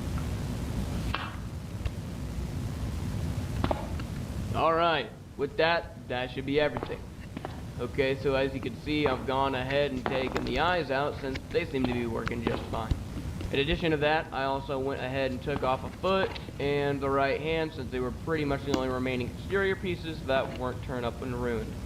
So, all of those endo parts along with their exterior pieces can be boxed up and shipped off. Alright, so that's about everything I could salvage from this thing so far.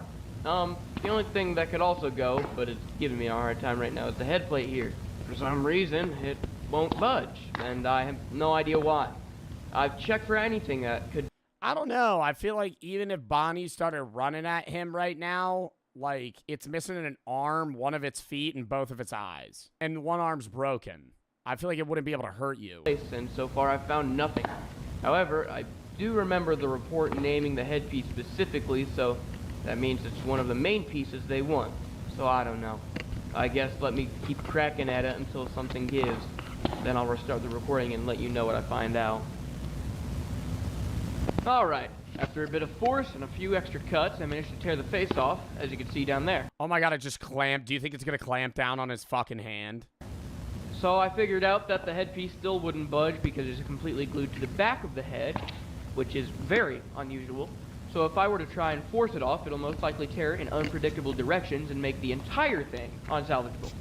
But they did make it sound like they only wanted the actual face of the animatronic, so that's down there along with everything I managed to physically scrap from this thing.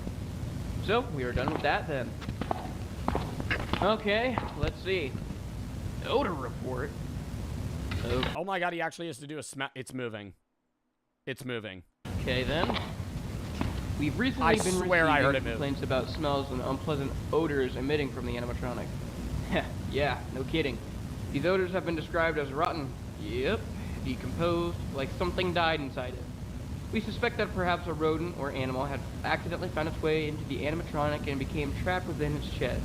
Press down both of the shoulders to remove the torso of the animatronic. What the? Oh, fuck off. The power just goes out. You're in the room with that fucking thing. Damn it, not again. Huh. I guess. Dude, he's gonna be like, oh, I gotta go turn the power.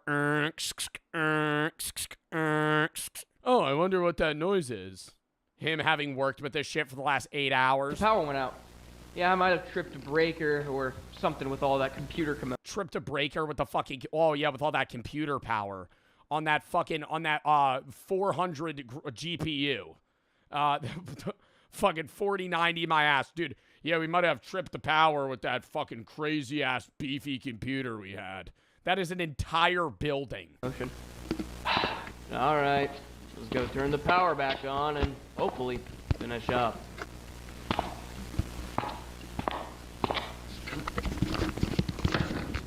What the? Hey! Oh, I must have locked myself in here when I came in. Oh, I don't know how I must have done that. Let me out, guys! This isn't funny! Guess there's other people in there with him. Let me finish up real quick in the dark. Immediately screaming. Immediately screaming. It's just gone. It's just gone. That fat ass thing that weighs like 500 pounds. Where'd it go? Oh, really? Right now? Come on. Come on! Stop. Oh, what? What the fuck? Why is it? Oh, God.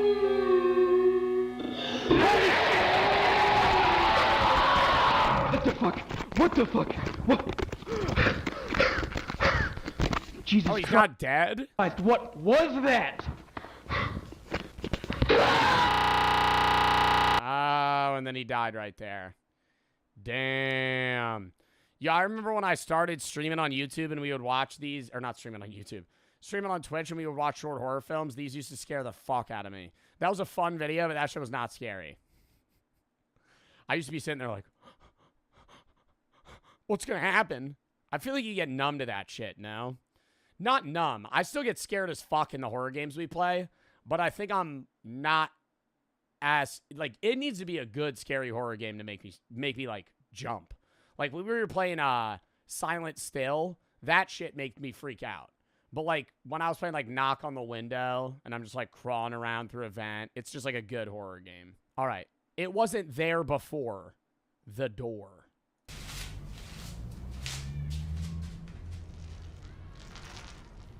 Oh my God, I love painting. I hate painting like art, but I love getting a roller of paint and like, it's so satisfying. The one job that I would love to do for one day, because I know it probably sucks, but one day, you ever see those TikTok videos of guys spraying insulation foam? Like for a day, I could just, you know how satisfying that shit looks to be able to go like, shh, and it just expands? I gotta fucking show a video of that.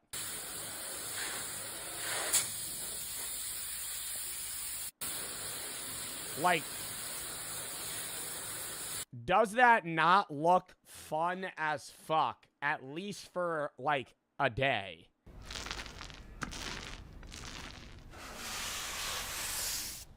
Oh, no, that's not satisfying at all. You have no paint on that brush. I was just in a good mood from that ASMR. Now you ruined it.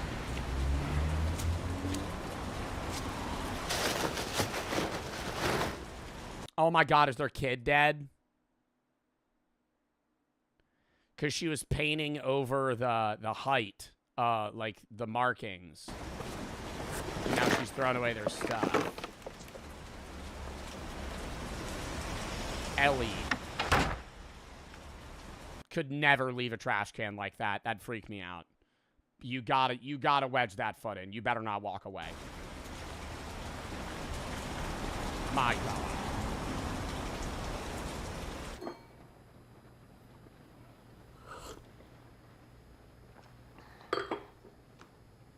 Big wine glass, eh?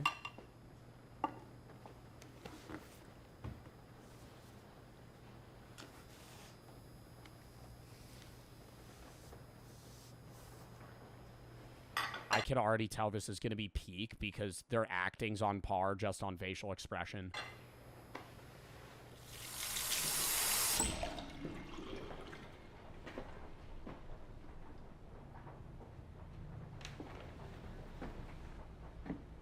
What do you mean, is that Joe? What do you mean it's Joe? Oh, not me, Joe. You mean, yeah, you mean from like a different show. Ginny and Georgia? I don't know what that is. So he's like a famous actor?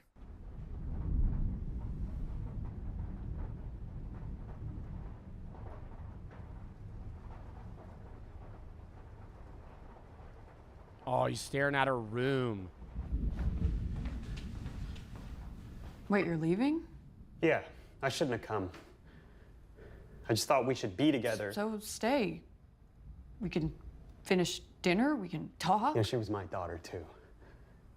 Oh my God, are they divorced? Damn, but she had custody and then they died, so it's like really awkward between them because they still don't like each other, but they're both simultaneously mourning their own daughter. That's like sad that this is like an actual real life situation.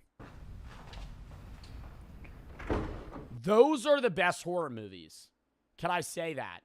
I was just saying Conjuring and shit like that are really scary because it's paranormal, but the scariest movies are always the ones that are like realistic. When it's not so out there fictitious-wise, like some fiction involved, but it's like, hey, this is like 80% real, 20% paranormal.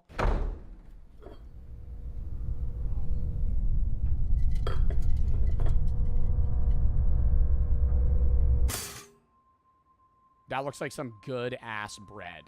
Oh my God. What? Let me guess.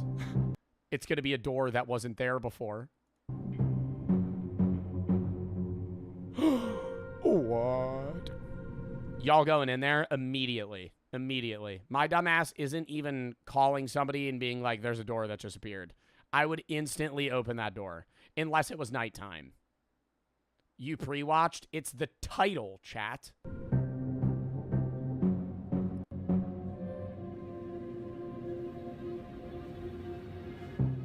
Ew, ew, ew. Put your fucking fruit in the refrigerator, you psychopath.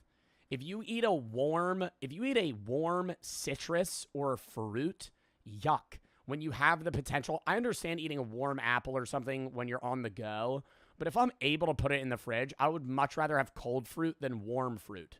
Are you insane?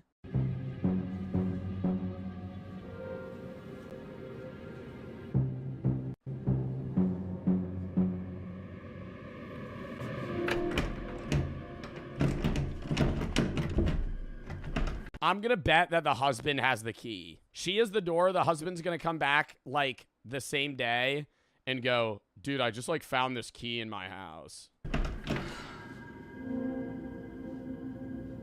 What the actual fuck?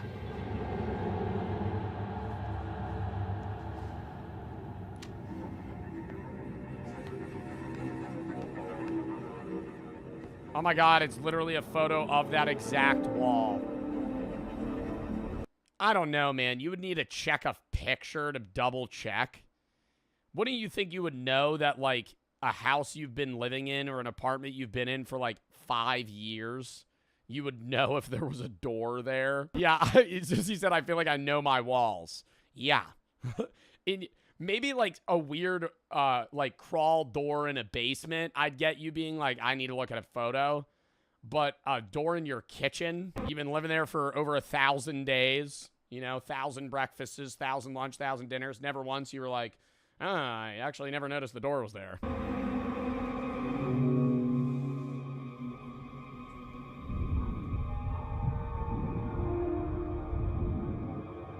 You looking through the keyhole? Uh-huh. It's gonna stab her. What is that?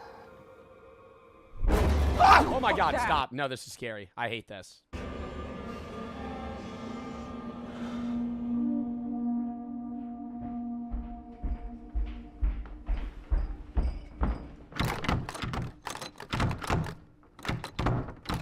Brother. Felix? You call me a million times about a goddamn door. Okay, all right. Let's go.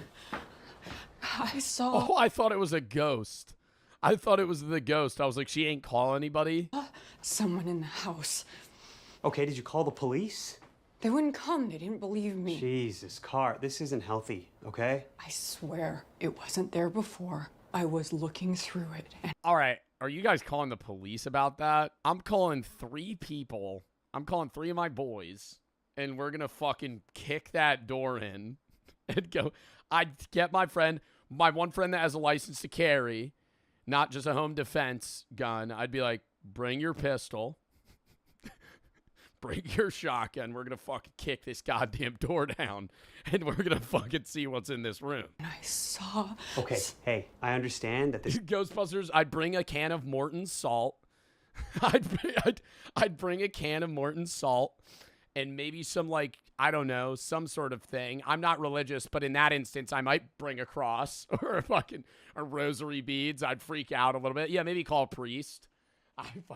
I don't know. I'd probably go see what's in there first. This is all hard for you, and it's tough to be in this house alone and everything, but this is not for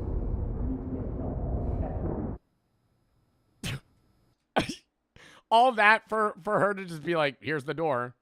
What Huh? the actual fuck? Thank you. And dude, it doesn't make it any better that it's like an old rickety wooden door. Like it doesn't look it doesn't fit the house at all. It looks like straight out of the 1500s.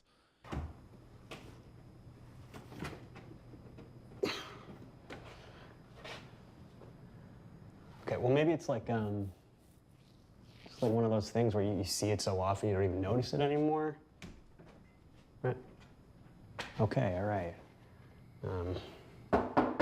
Okay, come on out, whoever's in there. Why are we assuming oh, because she told him somebody in there moved.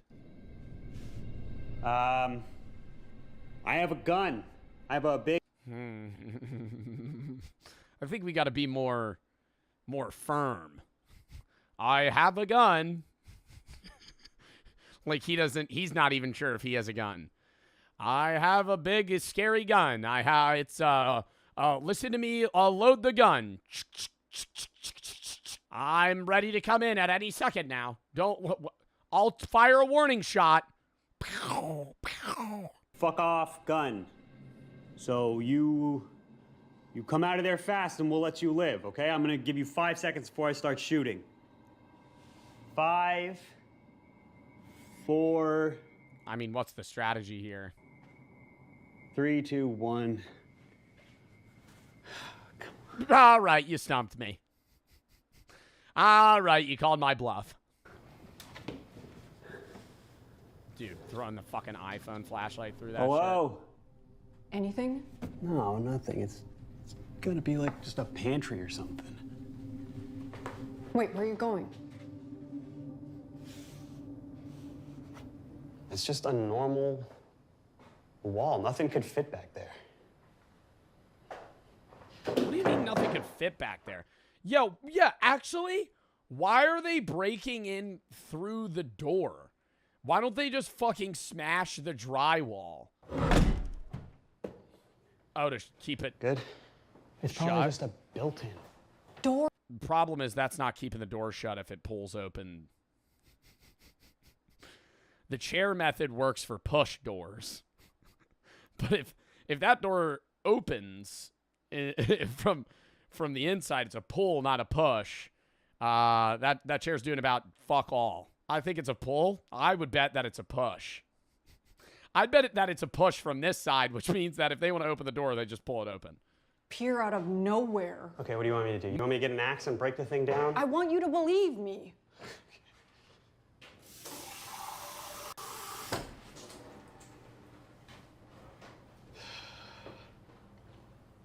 You sure it's not another one of your rental projects? That's not fair.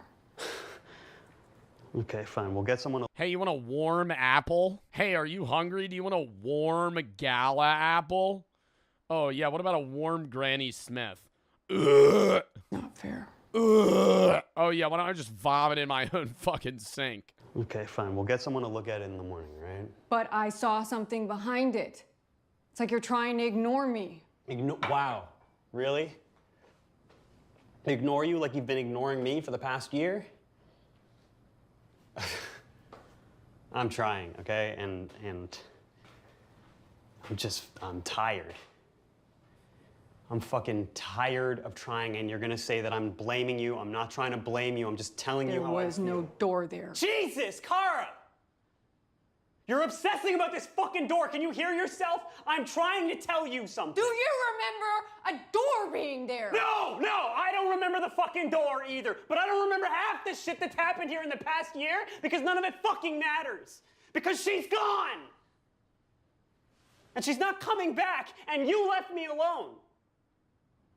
This is gonna be the best video of the day. I'm telling you that right now. This is surely gonna be. This is amazing. What are you talking about?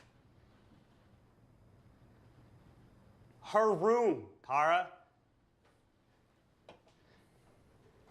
You threw out everything in her room. Every little bit of Ellie, you got rid of all of it without me. You left! I don't think you should throw all of it out, but I do think that part of the process of it's impossible to move on from that. What if the Minions served Hitler during World War II? What if during World War II the Minions picked Hitler as their evil master? Minions are compelled to serve the evilest master they can find, but they were exiled to an ice cave in the Arctic after serving Napoleon. Now, canonically, they reemerge in 1968, conveniently... Yeah, they do that, conveniently skipping World War I and II. Shocker. Illumination Entertainment. Huh. Why did you skip the 1940s? The minions were just missing during World War II? Oh. Skipping the 2 world wars. But what if we didn't let them off the hook that easy? What if they reemerged in 1938 instead? How could 3 small minions change the course of history? No way this guy's going to make an in-depth video about if the minions served Adolf Hitler. From their... Who did they serve in 1968 canonically? Who was the evilest person then? Gru?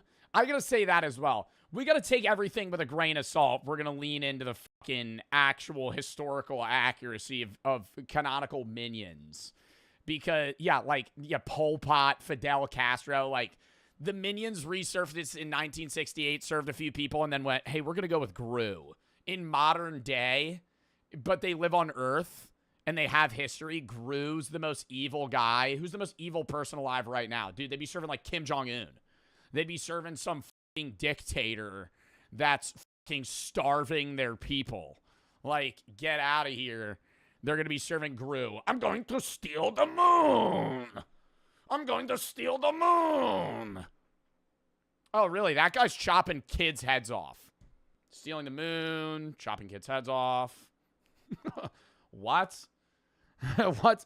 I mean, maybe, are the minions looking at it at a utilitarian perspective where if Gru shrinks and steals the moon, that stops ocean tides and overall would turn into the like fucked rotation of Earth and kill all humans?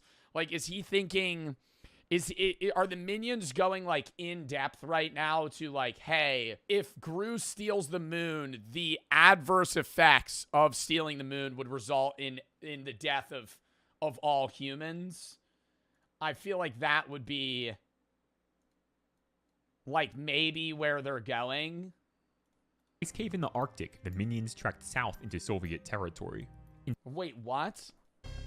From their ice cave in the Arctic, the minions trekked south into Soviet territory. In St. Petersburg, they learned of Hitler from a Soviet newsreel while huddled inside a theater for warmth. The film warned of a power-hungry dictator threatening freedom and peace, the perfect traits for an evil master. When they reached Nuremberg, the minions immediately knew they were in the right place. Posters with Hitler's face on it were plastered everywhere. Swastikas were hanging from every building. The streets were packed with cheering Germans. For them, no. Wouldn't the minions immediately just get clipped and murdered in World War II times? Because the army would just be like, who the fuck? Oh, wait, no, they're immortal. They can't die. They can't die. It's hypothetical? No, because they can't die. Minions canonically, I don't think they reproduce. I think there's like a given number of them, but they're invincible, yeah. They were in the middle of a military parade. The minions are quickly arrested. While in prison, they caught the attention of Heinrich Himmler. Himmler was the head of the SS and deeply obsessed with the occult. He claimed that the master race came from Atlantis and believed that SS soldiers had reincarnated warrior souls. The minions spent the next 18 months. He fucking believed that? Heinrich Himmler thought that the soldiers that were serving him had reincarnated souls from Atlantis.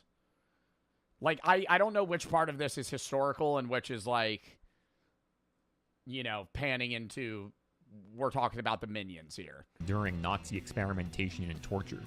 After cruelty proved ineffective and vivisection impossible, attempts at communication were made. Picture cards and gestures eventually revealed the minions' mission. Himmler made a phone call. Mein Führer, he said. I believe I have found the origin of the master race. Gain the favor of their emissaries, and the war is won. Hitler is skeptical, but the evidence from the minion torture trials was indisputable. By now, the war was in full swing, and not— Minion torture trials? What, so they started fucking, like, cutting up the minions and they just had no reaction?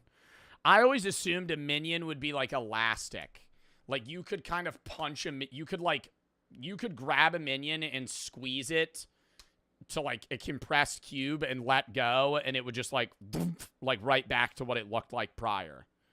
Like they can't, you can't cut it. Like their skin's impierceable. You could shoot them, nothing would happen. They're kind of like rubber creatures. Put subtitles on, hard of hearing. Okay, I'll put yes, I will put subtitles on for this video. Nazi forces had experienced their first major defeat at the Battle of Britain.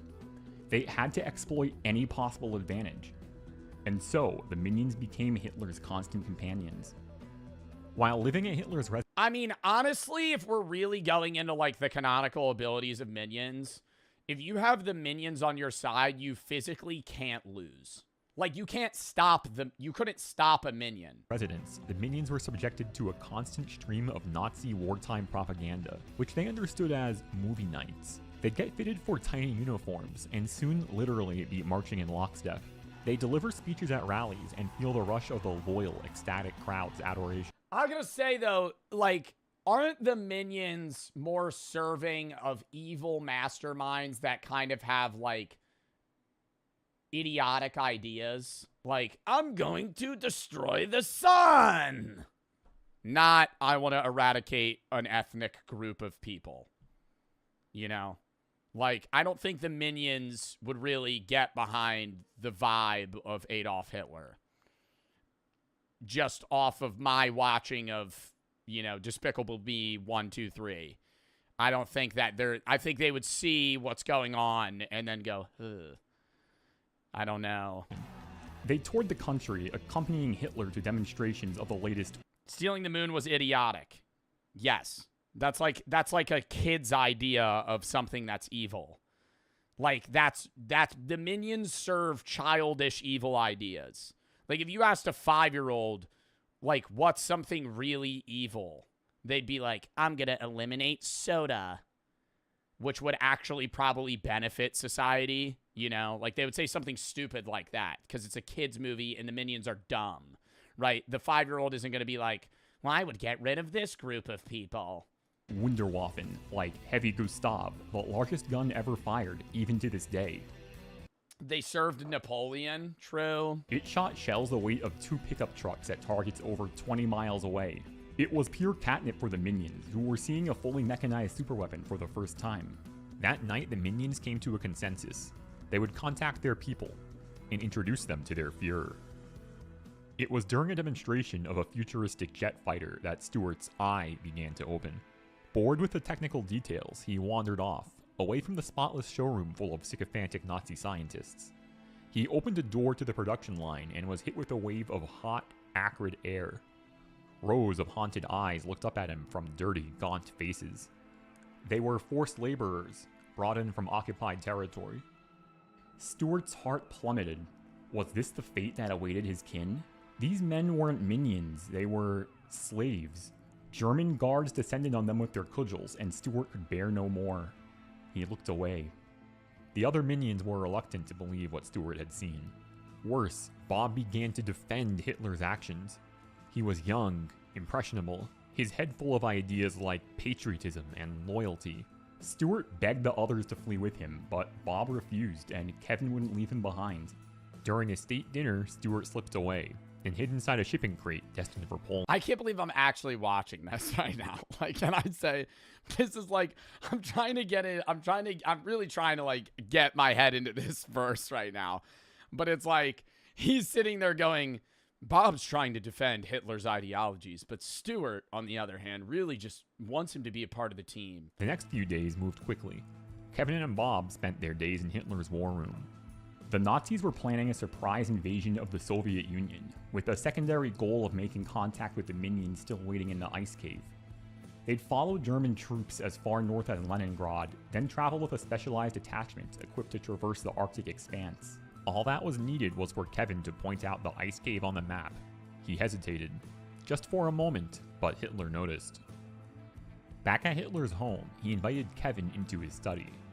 He commended Kevin's bravery for going on this mission, which will bring the yellow Wundervolk to the forefront of the Nazi war effort. And keep in mind, half of this conversation is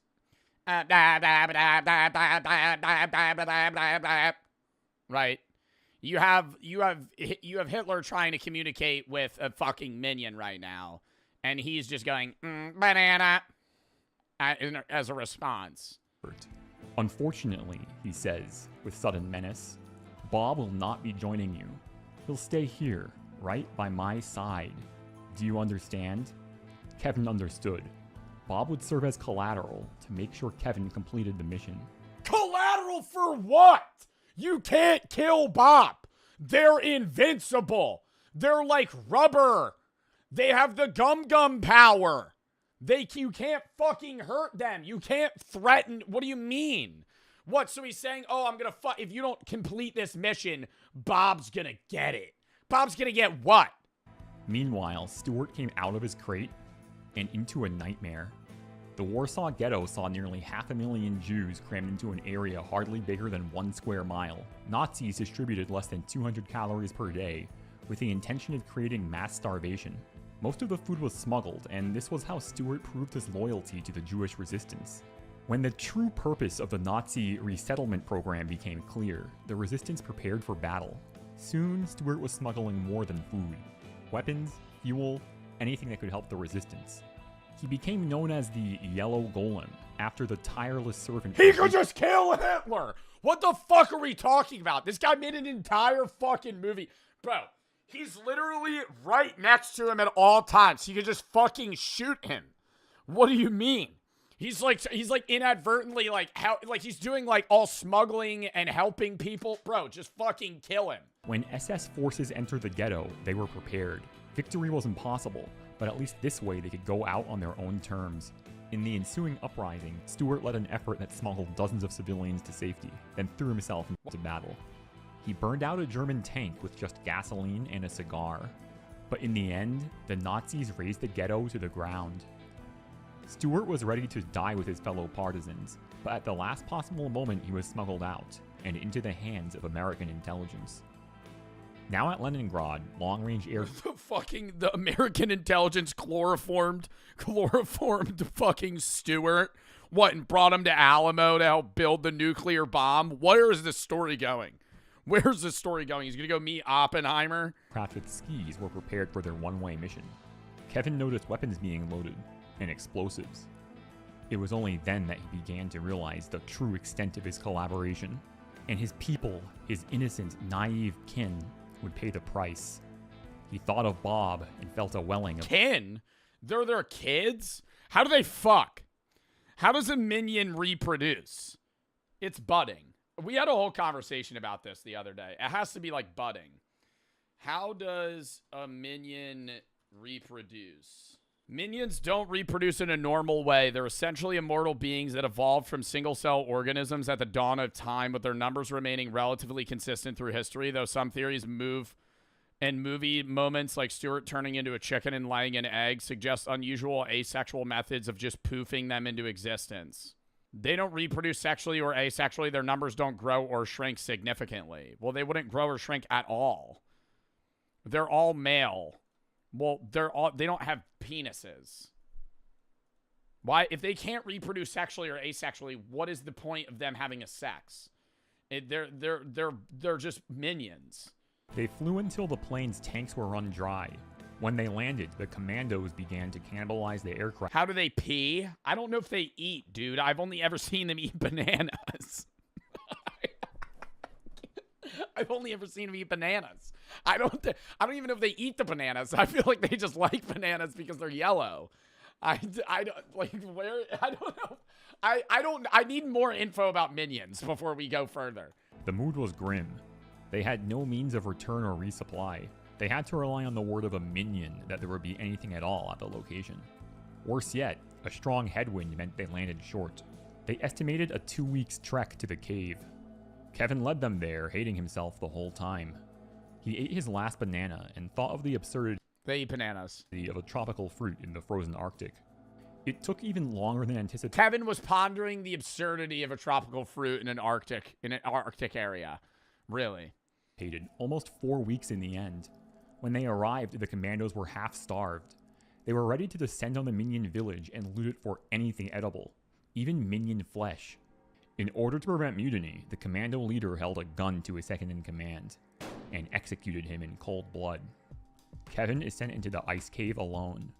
To be reunited with the others after all he experienced felt joyous at first, but it gave way to a deep gulf of pain and separation.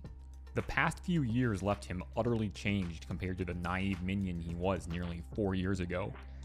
He took the podium and spoke of what he had Yeah, how simple life was when they used to just serve a T-Rex.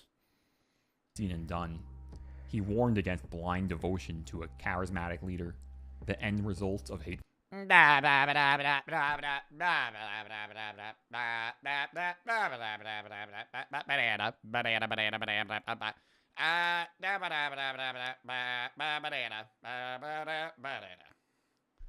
then they all go, papaya, papa boy. They all understand what he's saying. Then he explained their present situation. He begged for forgiveness and rallied the minions together. When they emerged from the ice cave to greet the Nazis, they were armed. Their resistance was met with machine guns and rifles. It was shaping up to be a massacre, but the minions would no longer bend to tyrants. Suddenly, the commandos noticed a cloud of ice on the horizon, approaching faster than possible. At its center, a yellow speck. It was Stewart, but he was completely transformed. American scientists augmented him in an accelerated version of the Mega Minions program from Despicable Me 4. The order was given to fire. I haven't seen Despicable Me 4. But Mega Stewart was there. Bullets bounced off of his rocky yellow hide as he worked himself into a frenzy. The SS commandos could do nothing as Mega Stewart sadistically killed them, the horrors of Warsaw fresh in his mind. The leader took Kevin hostage and revealed the detonator to a bomb. He threatened to collapse the ice cave. They were standing on its roof. Mega Stewart simply reached out his arm. They can't die! What? Don't step any further. Don't step any further or Bob gets it. Bob gets what? ripped the Nazis' mind to shreds. What? Mega Stewart simply reached out his arm and ripped the Nazis' mind to shreds. In seconds, he relived every atrocity he ever committed, with such intensity his brain cooked like an egg. Several months later, Kevin effectively became the leader of the Minions, and they began construction of an impenetrable ice fortress around the cave. Minions The Pentagon! proved to be far more isolationist in this timeline, and the next time they exposed themselves to humanity, they would be prepared. One morning, Kevin walked in on Stewart putting on his super suit. "It's time to say goodbye," Stewart Oh, I thought that was just his. I thought that was just his body. explained. His American handlers needed his help on the Pacific Front, and he was duty-bound. Years later, Stewart testified at the Nuremberg I wonder how Stewart's gonna feel about the Vietnam War in the coming years. trials. They showed all that remained of Hitler's body, What do you think his response is gonna be there? just a burnt jawbone found in a bombed-out crater. On the slide, Stewart noticed the remains of a pair of goggles, cracked and blackened by heat. That was all that was left of Bob as well, he realized with mounting horror. Poor Bob, sweet, innocent Bob. It seemed he had stayed by Hitler's side throughout his final days in the Führer bunker, although rumors of a yellow creature spotted in Argentina persisted for decades. The Cold Bob fled to Argentina to live out Nazi ideologies in a German community in South America.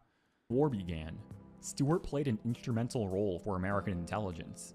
He worked alongside the supervillain known as the Bald Terror, who would later prove to be the father of one Felonious Gru.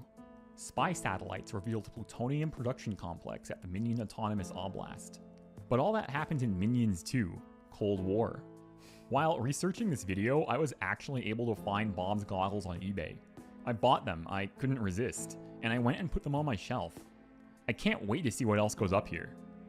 If you like this, you'll probably like my next video too, which I'm calling I Get $1 Million, but I'm hunted by a genius gorilla for life. I'm trying to make these videos. I gotta subscribe to Mitchell Sack, bro. This guy is fucking... What video is he making? Oh my god. Hunted by genius gorilla for life. He just posted that 2 hours ago. Bro, he only has 3 videos. Oh my god. Thriving internet theory. This one from a goofy idea based on a meme to a genius alternate history thriller. Top 10 debut video. What if Mossad kidnapped Bob from Argentina to go on trial? Must be the sequel to this.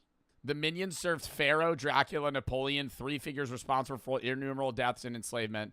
They would find absolutely zero issues with Hitler's atrocities. Yeah, I mean, like, aren't they effectively just... I mean, that's if we're going... Like, I'm just basing how I perceive Minions, how they act and how they think off of their interactions with Gru. But if you're going off of the Minion movie and how they... and who they've, you know, like, served previously, they would technically be fine with anything that anyone did. But how do you think they would find the most evil person? After him, it's like, now there's just a handful of people that are like serial killers, dictators. I feel like it has to be in a utilitarian perspective of like, who's doing the most evil worldwide? All right. I gotta piss real quick, then we're gonna...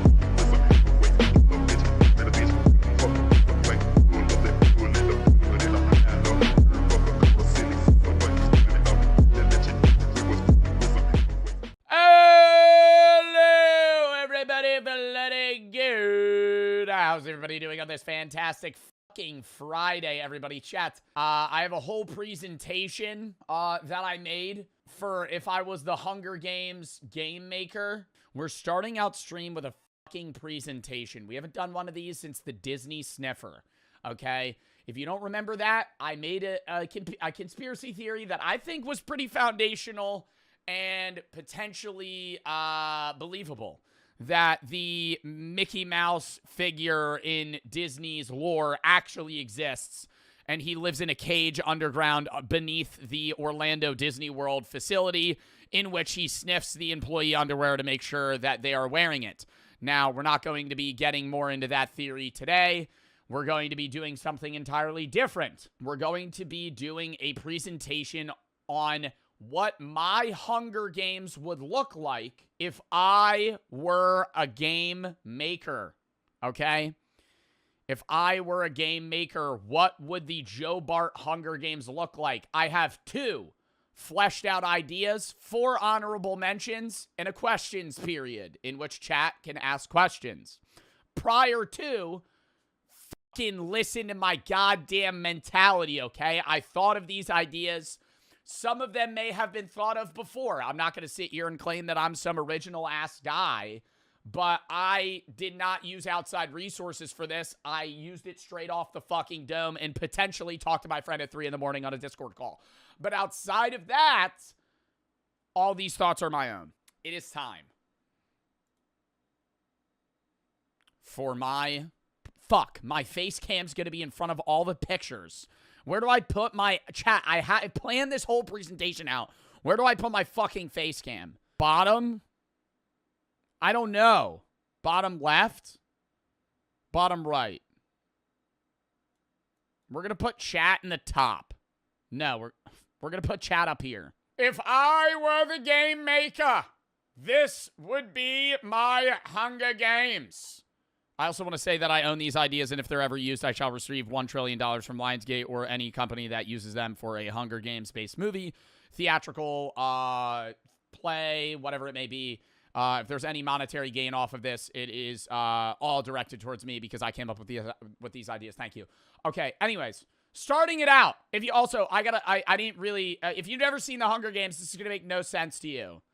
But for the people that don't know, the Hunger Games is basically a move. Do I really need to explain what the fucking Hunger Games are? Nobody that hasn't seen the Hunger Games is going to fucking watch this. No, I don't need to explain. You know what the Hunger Games are. If you don't know what the Hunger Games are, figure it the fuck out. You've been living under a rock for the last 10 years. Type locked in. Also, I'm covering my face. That's me. I don't know why I included that, but I wanted to. Anyways, these are my games. If you haven't seen Hunger Games, you don't know what it is, fuck off. You're not going to understand anything that I'm talking about. Idea number 1. Lifelink. Now, this one I have been chefing up in the works, right? While I'm lifting at the gym, I'm thinking about this. Now, basically, the premise of Lifelink is that 2 winners will always exist, okay? If you've seen the first Hunger Games, spoiler alert, that shit came out 10 years ago, so if you haven't seen it, fuck off. Katniss and Peeta win together. They're not supposed to, right? They both threaten to eat, like, these berries that are poisonous, and then the game maker basically just allows them to win because there would either be... It's better that there's 2 winners than no winner. I like the idea of Lifelink, primarily, number 1, because there's always 2 winners, and that motivates people, but number 2, it makes the games more interesting. Now, what Lifelink is, if you're reading the PowerPoint, is that both players are linked, hence the name Lifelink. So if one dies, the other dies, right? So if you, and the person you're linked to is the other person in your district, right? There's 12 districts, 13 if you look into the lore, but 12 that participate, and every district has 2 players.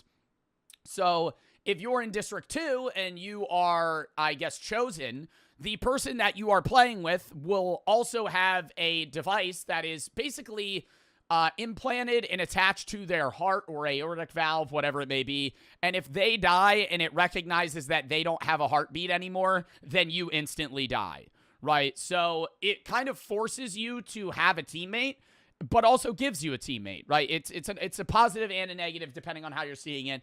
There are a lot of downsides and a lot of upsides. We're going to get into that. This is just the first slide, right? I know some of you might be thinking, oh, what if I got Rue? What if I got Rue? Oh, shit, I would lose. Yeah, you're right? If you get partnered with a 10-year-old, you're probably going to get fucking murdered because that kid's going to get his head chopped off in the first 10 seconds, right? So maybe you need to rethink your strategy going into the games because if you are teammates with somebody that sucks, you're going to have to play around that. Slide 2.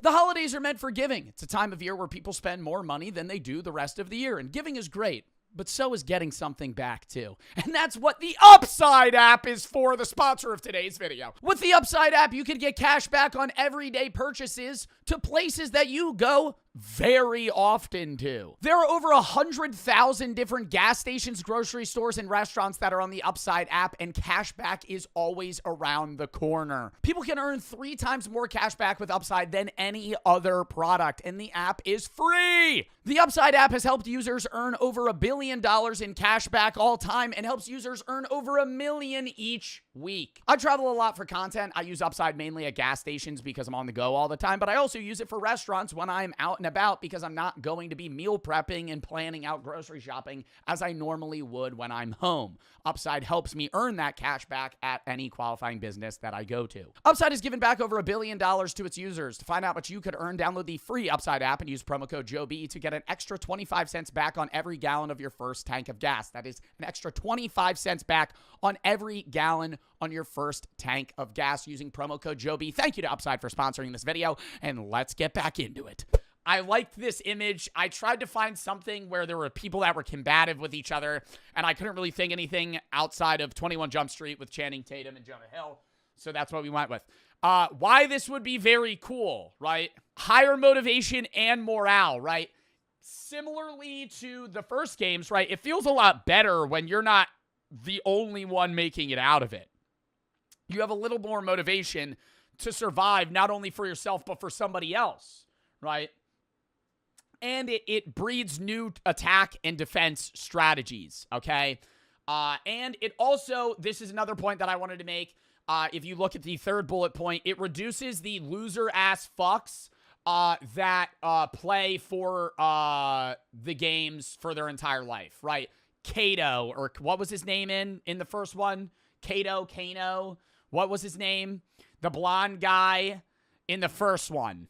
Kato. Yeah, Kato was a loser, right? Kato was, you know, if you don't really know the lore of Hunger Games, the people in the higher districts are really rich. They're not so rich that they live in the capital, but they're well off. And a lot of them train their entire lives to be in the Hunger Games, and then they just volunteer, right? Instead of even being picked like people in District 12 are. Like, they want to, yeah, they're career Hunger Games people. They want to be in the Hunger Games and win for glory, for money, whatever the reason may be. And it removes that because all of these people that are in District 1, District 2, District 3 are training for themselves, okay? They're training on how can I survive. Yes, they're still going to carry over the capabilities they have as an individual to kill, right? Just like an MMA fighter would still be really good in hand-to-hand combat, but they're going to get the ball dropped on them 3 days before, right? They're not going to know that this is lifelink until, like, right when the event starts. Now, yes, the higher district people are probably still going to be at an advantage like they already would be. You can't really get rid of that because both players in each district are going to be probably pretty well trained. But it evens the playing field a little bit, right? Not to the point where, you know, it's full even, but it helps somewhat. If my lifelink partner dies, how would I die? Would I just get murdered? No, they would implant a device into your heart or next, kind of like a pacemaker, but like one that would kill you instead of keep you alive. So it would have a device that reads your heartbeat and your heart rate, and if it stops reading your heart rate, it gives you a heart attack. So you would just die on the spot. And I also want to say you can't do some baddie or whatever fucking bullshit. You can't be a coder and hack it, okay? It's going to be bulletproof, right? This is a device that can't be changed. It is linked to your heart. There's no way around it. If you're really good at wiring, you can't fucking pull it out of your chest and fucking save yourself, all right? That's loser shit. I'm going to say that right now. I don't know how we would do that, but we'd figure it out. Moving on. New attack strategies. I think I found some good images here from For Honor and Assassin's Creed, I think is the bottom one. You basically need to reformat how you fight, right? You could have people that are, you know, tanks, like your strongest person that would, you know, maybe ideally have a shield and a sword, a shield and a spear, and then have somebody prior or behind them that's kind of a long-range individual. Kind of like a hero shooter where you have a healer and a tank. It changes how you fight too, because now you're no longer going for the strongest member, right? In the Hunger Games, you want to get out the strong people because the weak people are easy to kill, right? You don't really have to worry about them, so you kind of mainly focus on the strong guy. Your eyes kind of dart from the good people that are, you know, scary to the weakling in the back. Because if I'm fighting a guy that's 220 and his teammate's a 10-year-old that's 100 pounds, wham! I'm throwing the spear like I'm in 300 and I'm a part of the Spartans, right? And I'm clipping him because then the other guy instantly dies. So now the big guy has to think, how do I prevent this fuck from dying? Because if they die, I die. Right? If you have two strong people, maybe you could strategize with your teammate. You could have two people both be close range, both have shields. You could have two long range stealth people. Both of you could opt for, you know, kind of camping in the trees and trying to just pick people off, you know, getting 2-for-1 specials, you know, head tap, bink, over, they're dead. Now you got a 2-for-1 and the game's become easier, you know. I also want to say, if you split, you'll likely die.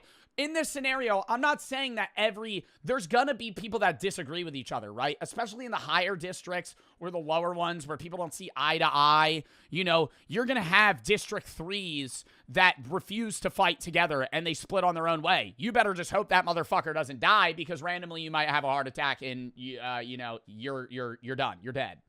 And it said, I also put, weak teammates are either forced into hiding or useful in other ways. What I mean by that is, like, you could have a scenario where, if you remember in the first games, PETA was kind of forced to, like, live in a cave for, like, a few days because his bitch ass got hurt and he couldn't do anything. So, like, you would have to do that for some players. Like, if you got partnered with Rue, you know, you're probably going to put Rue in a cave and just be like, don't leave. Here's a spear. If somebody comes in, kill them. I'll bring you food once every 3 days, because they're a liability at that point. Now you're like solo fighting a duo, you know? So there is RNG on like who you get, but it's also like, hey, maybe you could strategize in different ways where that person forages and does a lot of survival things where you kind of focus on defense and attack, whatever, you know, you kind of see fit. I think that's why I like it, because there's variety. Weapon format for Lifelink would be semi-standard to a regular cornucopia. This is the one in the first game. This is the one in the second game here in Catching Fire. Also, Catching Fire, best Hunger Games by far. It's not even close. You would have an even split of, like, range, melee, and shield. I feel like in the first one, they had a lot of melee and very few range weapons, right? You had some throwing knives. You had Katniss's bow and arrow. You maybe had a spear, as you could see. But a lot of the weapons were, like, it was like a lot of backpacks, a lot of axes, machetes, swords. We're kind of going to have a full even split of that, so you can kind of grab what you think you need. And then I also put fighting gladiator style is kind of ideal for the tank. You know, you kind of want something that you're able to block range weapons and close range weapons with, but also have something that kind of gives you reach. And then range is more stealth. You don't really need one of each, but I would personally say it would make more sense to have both. That's what it would be, right? You would kind of have an even split, similar cornucopia. I don't think I wouldn't keep it looking like this. Honestly, I think I like the more open format. Kind of remove the cornucopia look. You could call it the cornucopia, just kind of have it be mid. You know, kind of like an MC Hunger Games where there's just kind of chests surrounding. I kind of want an equal grabability for everybody. The map I just kind of picked a bunch of imagery that I would ideally have the playing field to look like. Think of like northern New York / less hilly Vermont. Semi-cold, warm maybe in the 50s, 60s during the day. At night, it might be down to the 30s. You know, you kind of need a fire. There's a lot of forestry, a lot of trees that you could hide behind and fight behind, but also a lot of like open plains. An abundance of water. I'm not really having this games be something where it's like people are just constantly starving and dehydrated to death. You want good fights, you know? The people in the capital fiend for a good death. And a good death is not dying of dysentery. A good death in the Hunger Games is getting your head chopped off by a trident with somebody throwing a net at them from behind, you know? So I think that would be the map. There would also be some structures. Like, this isn't just here for shits and giggles. Like, there would be a barn. You know, there's areas. I feel like in the Hunger Games, it's all just, like, just nature. we're removing that. You know, I kind of want it to be kind of like a PUBG aspect. You know, not really modern housing, but a lot of rundown shit. Stuff that's been abandoned for 30 years. There would be bridges, kind of places that you could post up for shelter if you needed to. Maybe you would find some gear as well. You could scatter some shit. Maybe some Band-Aids in a drawer or something. I don't know. Potential addition. This one's kind of up in the air. I was, you know, kind of talking to the council about this one. I don't really know if we would include this for lifelink games. But think of like national treasure traps. You would have, or like an It Takes Two type puzzle. You would have scenarios where you have to either solve a maze or step on right pressure plates in the right time, and you have to work together. And if you fail, you'll die. You know, there would be like poison arrows that shoot out of the wall. Some shit out of like, an ancient Egyptian like tomb that's being guarded by a trap or something. Something on the lines of that you would kind of stumble upon. There would only be 3 or 4 in the whole map. But the reward would be great. You know, failure equals death, success equals great reward. It's a real risk reward. Yeah, Indiana Jones, stuff like that. It's a real risk reward factor. If you win, there's no, like, it's not something that's predetermined, okay? That's what I like about this too, is if you succeed, you don't know what you're gonna get. The game makers know what you're gonna get. So they're gonna give you what you need most. Instead of a sponsor dropping you something and then that helping you out in the games, it's going to be more like, hey, you're fucking bleeding out. We're going to try and do this. And if we win, we'll get like a healing serum like PETA had. You might need weaponry or food or certain items, and it helps you out in that way, you know? All right. Idea 2. Wait, actually, let's go back. Do we have any questions? Any questions? Thoughts, concerns, questions? Are we liking that idea? Does it sound good? I think it's fucking sick. What about mutts? We're not gonna have mutts in that Hunger Games. I would caution you to wait for this next second idea. I would caution you to wait for this next second idea. You'll like the second one. You'll like the second one. Anyways, yeah, no. That one, I don't know. That one I feel like is pretty basic, but you could have a lot more dialogue. There would be a lot more sappy scenes, you know, trying to keep each other alive. You might hide your injuries from your teammate because you don't want them to think that you're going to die. Stuff like that. You know, you're kind of forced to work together. There's a lot more camaraderie that goes into it. You know, if a good teammate's a good team. Will there be any crazy background trauma that makes just one player really shitty and then kills them off right away? I think, okay, I don't know if I'm saying... This is kind of what I'm putting forth as a games maker for Hunger Games. I'm not going into, like, the cinematics of we're going to draft one guy that's really unlikable so one person fucking, you know, takes themselves out to kill the other guy. Would there be a scenario like that? I don't know. Maybe, probably. Out of 24 contestants, there's probably going to be one team where they're like, fuck you, and then they just fucking kill him and then die as well. You know, I can't say whether that would or wouldn't happen. They should be able to pick their clothing before they see the arena. Ooh, you're saying they should have to pick their clothing? Like they don't know what they're going into? I feel like they would just all be geared. That's a little cheap. They would all be given the same stuff. You want the playing field somewhat even. And then there would be people trying to cheat and fold their way through to figure it out before it actually happens. No. Ooh, do you think, though, actually, this is the question. If the lifelink games were real, do you think you should tell them days before or, like, when they're in the tube getting lifted towards the ceiling? Like, hey, by the way, you have a device that's in your chest that if your teammate dies, you'll die. In the tube. I like that. Because I think that's like, well, fuck, whoa, what? You know, you're like, in the tube, you're told that you get out, you know, you're up, and you're like looking at your teammate like, you know, now you're thinking, do you go to the cornucopia? Now you're playing, you're like, you have everything mapped out in your head. And then in an instant, it's like 1,000-yard stare. Fuck. What do we do? All right, now, before we go to the next one, what are your odds of survival in this? I feel like base Hunger Games, like first Hunger Games, I'm giving myself, like, betting odds, or, like, not even betting odds. Like, I think I have a 15% chance of winning in a regular Hunger Games scenario, which is higher than, statistically, it would be, like, 5%. So I think I have 3 times higher than the average person to win. I think in this one, I think I would do better. I think I could strategize like fucking crazy, chat. I would kill their backline so fast. I would dead ass ignore. Maybe not. I would say I'm going to frontline. I'm going to fight the big fuck. I would tell my teammate, yo, run around and strangle his teammate. Run around, because it's always guy, girl, right? So if I'm the dude, I'm going to go, yo, I'm going to try, or actually maybe reverse. I'd be like, you distract the guy. I'm just going to fucking spear that person to death. And then we're going to fucking live. If you're in lifelink, your teammate was a 12-year-old disabled person, what would you do?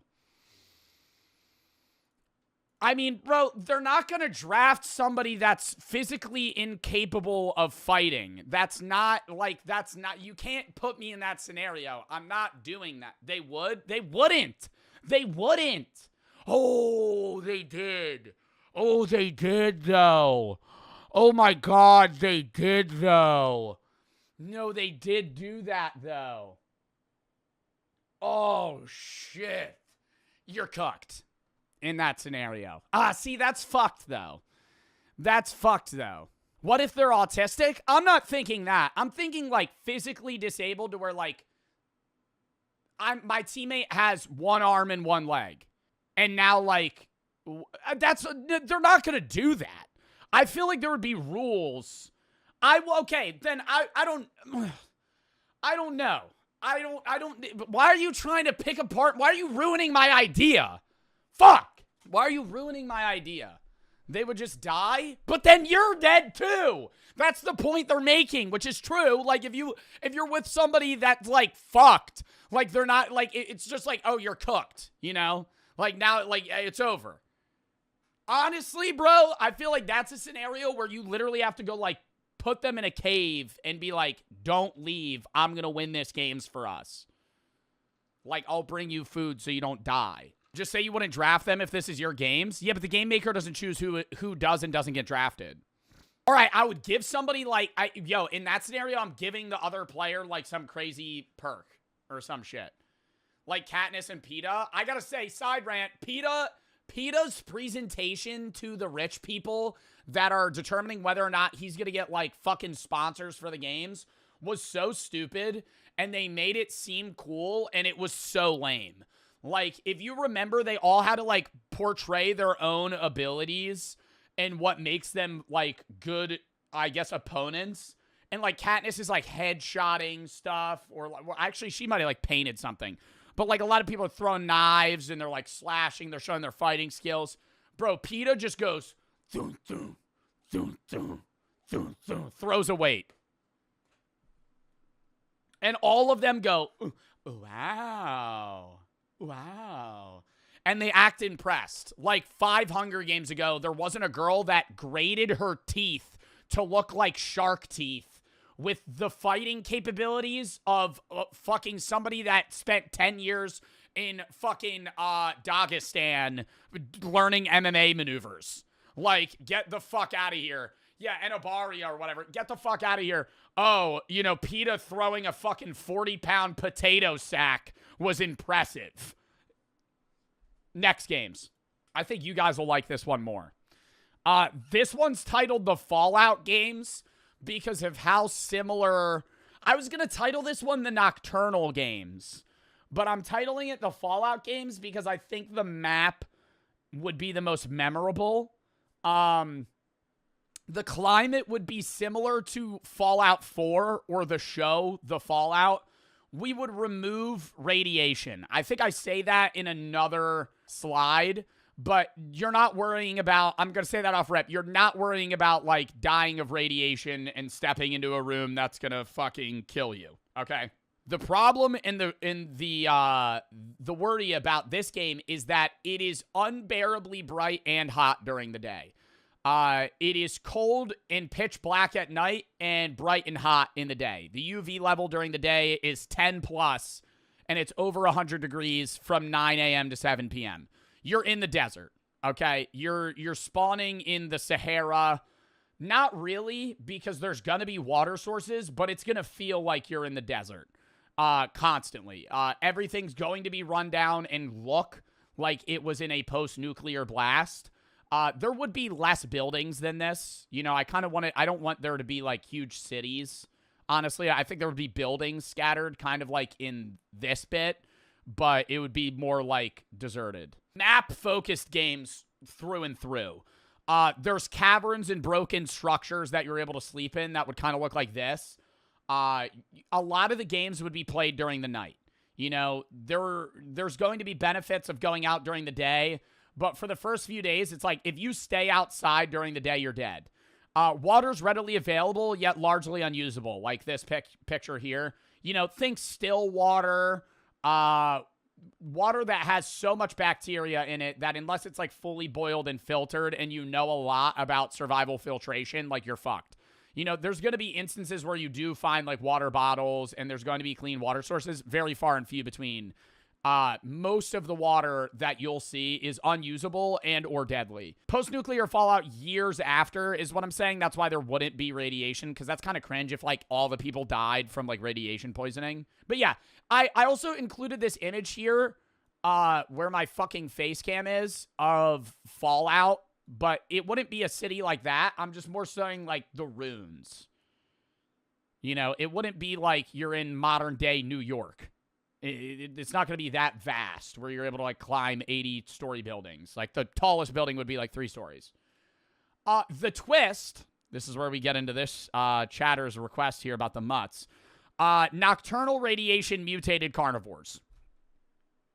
So, think bears, think, like, snakes, dogs. They're going to be, like, fucking steroid, like, zombie creatures that kind of roam the grounds. But they're not computers. They're not robots, right? These are real animals that are also seeking survival, shelter, and food. So that's where the conflict is that these animals also can't go out during the day or don't want to. So the shelter that they're seeking is also the shelter that you're seeking. So if you go into a cavern and you're like, thank fuck, it was so hot, I can relax here, you might have a mutated bear waiting to kill you, right? Or at night, when you want to venture out, is when they want to venture out. And then they're going to be looking for you. That's when animals seek you out as well. I also have this creature here. This isn't really an animal. But something, like, really creepy, you know? Like, it would be like you're in a horror game at night. Horror game at night and just, like, horrible during the day. The strategy is obviously go out at night because that's when you're going to be able to, I guess, adventure the most. Because during the day, you're going to get severe sunburn. You know, you might die of heat exhaustion or dehydration. You don't really want to be active when you're going to be losing a lot of your energy. Disturbing fraternity hazing exposed by cops. Does anyone want to be forthcoming on what's going on? Anyone? Why is Brett hitting a T-pose back there? I feel like this is very uncanny. This feels like an AI backrooms video. Like they're all just like standing in a wet basement shirtless. Anyone want to be forthcoming on what's going on? It's pitch black with a speaker. Anyone? Can somebody explain this video? Fraternities, I'm assuming in the whole world, but this is a U.S. fraternity at least. I only know about U.S. frats. U.S. frats are for men, sororities are for women.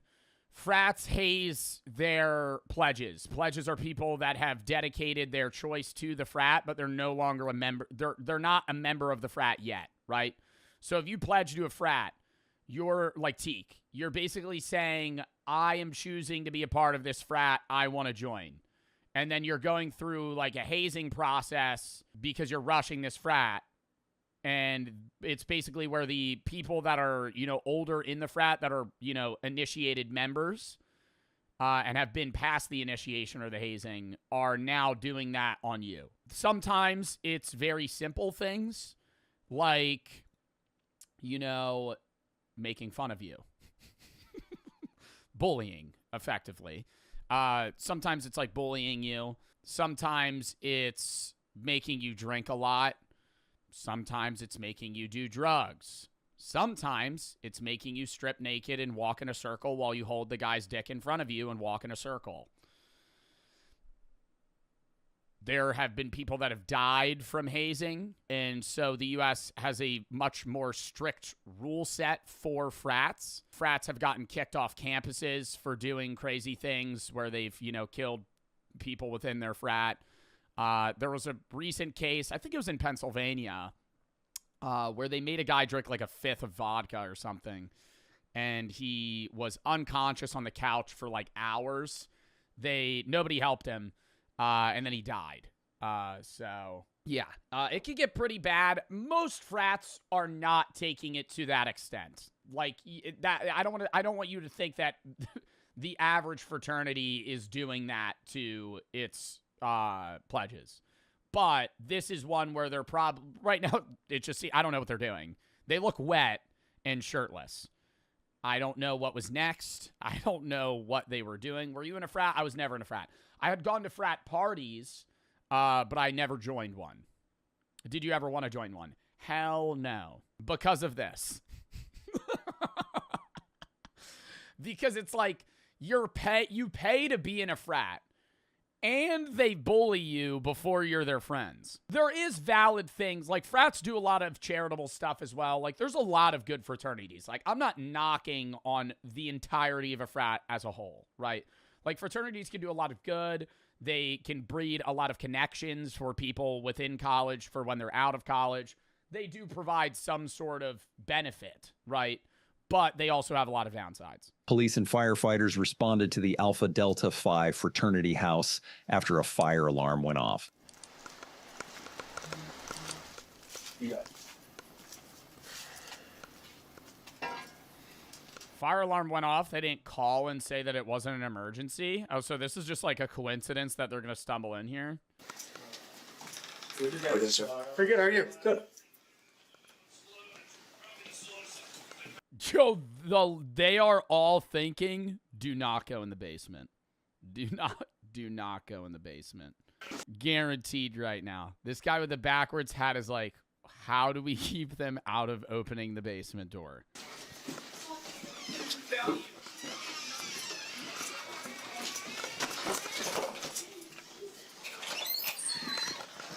Hey, guys. Why does every frat look like this? Actually, why every frat house feels like a house that was built in the 60s and has like clearly repainted walls, but like so much repainting that it feels like it's just like dripping off. There's like a level of moisture. It always feels wet. Hey, guys. What's going on here? Is a frat house where all of them live? No. Not every member of a frat lives in a frat house, but a lot of them do. What's going on? While downstairs checking the fire alarm, officers stumble upon a fraternity hazing situation. Dude, imagine being a firefighter in full gear, thinking that a house is on fire and you stumble downstairs to like 30 half-naked men in a basement. I would be befuddled. Sam's house. Yeah, I'll definitely need 133 here. This is the alarm here. All right, who's in charge?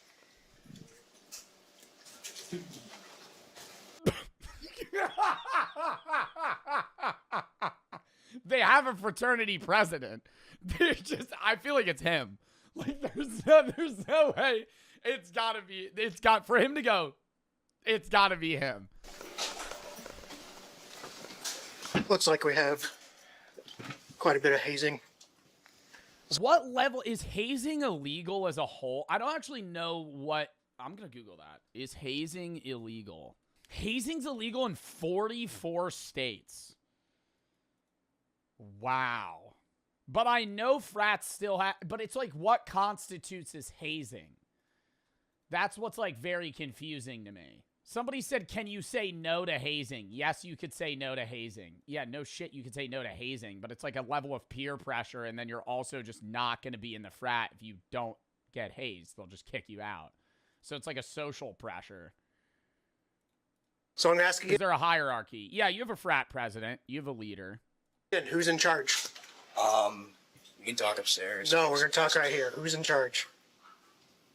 A couple of us are. I mean, I don't know. I don't. Yeah.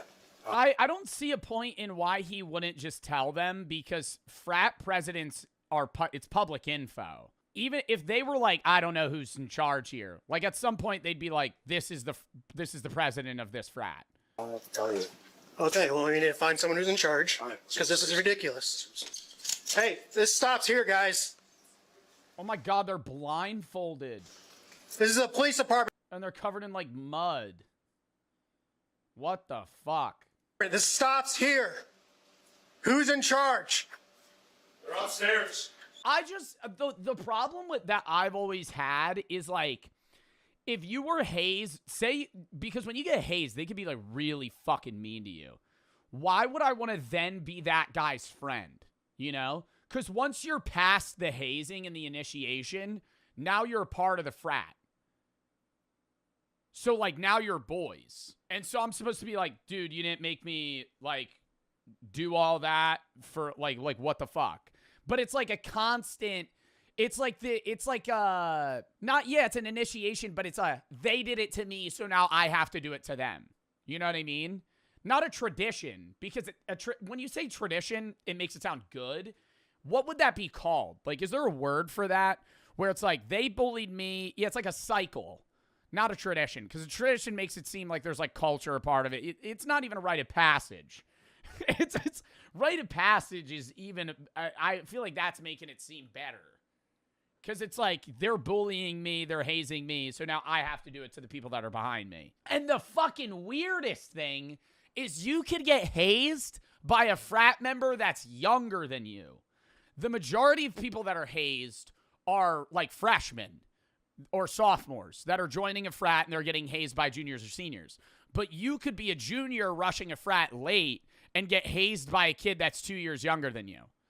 I feel like I would be like, dude, what are you talking? Like, imagine you're 21 and there's a 19-year-old that's trying to haze you. I'd be like, brother, like you're telling me what to do. Like you can't even drink legally. Start cleaning this up. I Everyone, mean, they do, but and take their blindfolds off. Dude, I just had a flashback memory. Sorry, I'm going to pause this a bunch. I went to a frat party in Philly one time when I was a sophomore. I wasn't 21. And it was like two frats. There was two frat parties and we went to both. And the second one, it was packed in this outside area and it was so loud. And the cops showed up. And I was in the back. I'm not advocating for this, by the way. I was in the backyard with a few of my friends and a few people that we had met. And a cop walks out onto the porch, which is like, it's like this balcony that's above everything. And he goes, and he starts screaming some shit. I just hopped the fence. I darted. Everybody just, I saw like 4 people hop the fence and then it was like a wave, dude. Everybody just ran. I just got out of there. I mean, I just fucking ran out of that shit. And then we walked back. I ordered Taco Bell.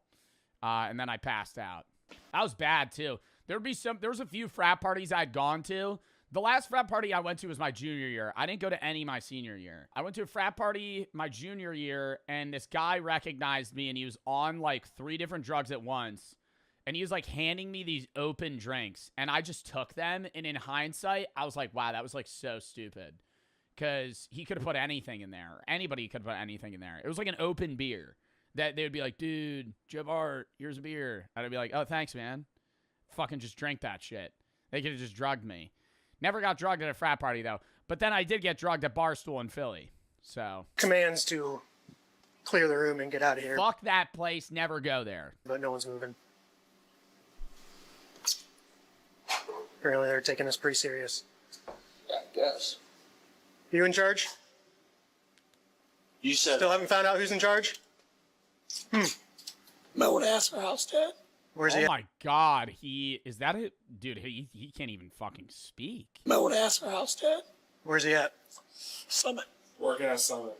House dad? Summit. That's cool. So, So, you have obviously, someone else coming here? Is there yeah, anything I can lieutenant's do? coming. Okay, cool. Yeah. Definitely figure out why you wouldn't let me pass you initially. What's crazy is this cop's probably only like 3 years younger than this dude. Questionable. Yeah. I get it.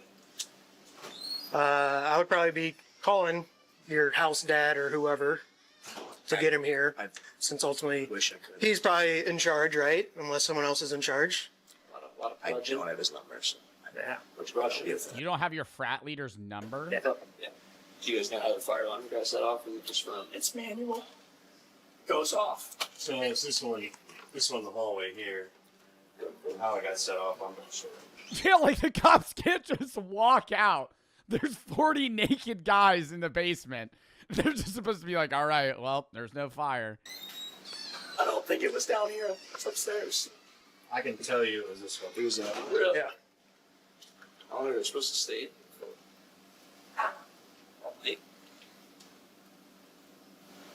You guys had to do this too. Sounds like you was smoking cigarettes. Sounds like you was just screaming. Like you was just losing your voice.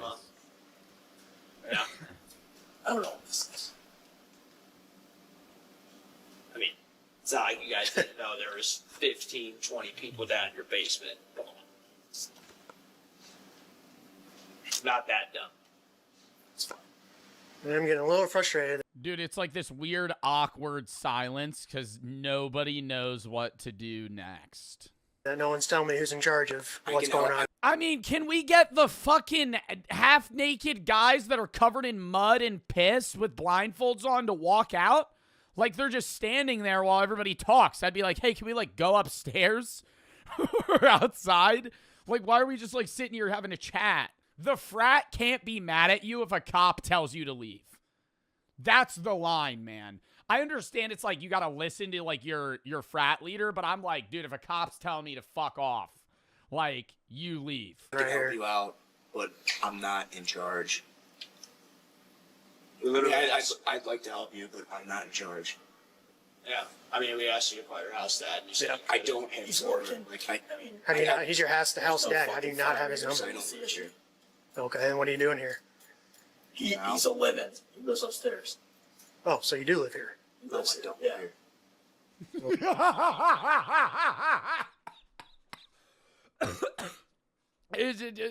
He lives here. No, I don't live here. He's your buddy here saying different. So my name's Lieutenant Carlson, University of Police Department. Who's in charge of the house? Oh, this is an Iowa frat. Our house dad's at Summit. Okay, we need him now. You think this is Iowa State? He's at Summit. Okay, can we get in contact with him? So here's the deal. From what I'm being told, this is like shutting down chapter type stuff. I need to start talking now. It's 1 o'clock. Yeah, that's fine. I need to talk to people. Call Summit. Oh my God, it's 1 in the morning, dude. Can I call Summit? Yep. I'm not calling Summit. I have no contact with Summit. You hear They're my not being voice. very helpful. No, Nobody in here has any way to contact. Sorry, out of curiosity, I want to know what day of the week it was. It's November 15th of 2024. It's a Friday. I was going to say, if this was on like a Tuesday. The guy that's in charge of this house. Why? I don't know. It'd just be more crazy if you were just like... I feel like being hazed at 1 a.m. on like a Tuesday would be a lot crazier than like, you know, the weekend. This is all going in the department, so we're only making the situation that much worse. The frat's cooked. I'm walking out if I'm one of the kids getting hazed right now. I'm going, why the hell am I doing this? This frat's not even going to be a thing in 6 months. I'll see you over at the next frat. I'm going to walk over and see if they'll let me join. No contact. Okay, we need to find somebody that does. No one does. He's a house dad. Is there anybody in my chat that's in a frat or was in a frat? I'm taking it out of sub only. Don't lie. Because I know I have viewers that are in frats. I have like, who's in, not Sketty. Oh my God. Chat, who's the chatter that comes in here all the time and tells me how he gambles a lot and he's drunk and he's in a frat? 10 tacos. Yep, there we go. 10 tacos. Imagine this was 10 tacos. Imagine that's 10 tacos. Not me. Me. Okay, so 8%. 71 people are saying they've been in a frat. Did you guys have hazing like this? Like, I've heard crazy stories. The craziest story I ever heard was from one of my friend's dads, because hazing is still bad in a lot of frats, but it was worse. Like on average, it was worse, you know, years ago. Like, your parents' frats were crazy. I remember one of my teachers that was in a frat said he had to steal shit. He had to go steal signs from a bar, and so he would walk in, just stand on a step stool, take a fucking poster, and just run. Which is just committing, like, petty theft. And then there was another one where this is the craziest shit. Whether or not this is a fake story, I don't know. They would stand in a circle, and there would be an Oreo in the middle. And they would all have to, you know, choke the chicken.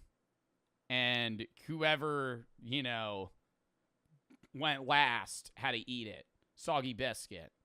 That's a line. That's a hard line, right? Like, how good can the frat be that you're like, I'm willing to do this for, you know, it'd be crazy too. Imagine you're the guy that's just like, you're in the circle and everybody else is just, you know, ripping it and you're just standing there just staring. You're just like, Joe, you have to, man. You're like, no. I'll be the last. Aren't you all supposed to have contact with him? I feel like that, yeah, you assert dominance, you'll be like, I'll be the last one. I never see him. What's his name? Eric. Eric, you got Take one for the team, they start crying. Dude, that'd be nuts. But that's just fucking crazy. I'm like, I understand there's a level, and we were just watching a video about how, like, people in a higher position of power than you telling you to do something, so many people just do it, especially if the people around them are doing it.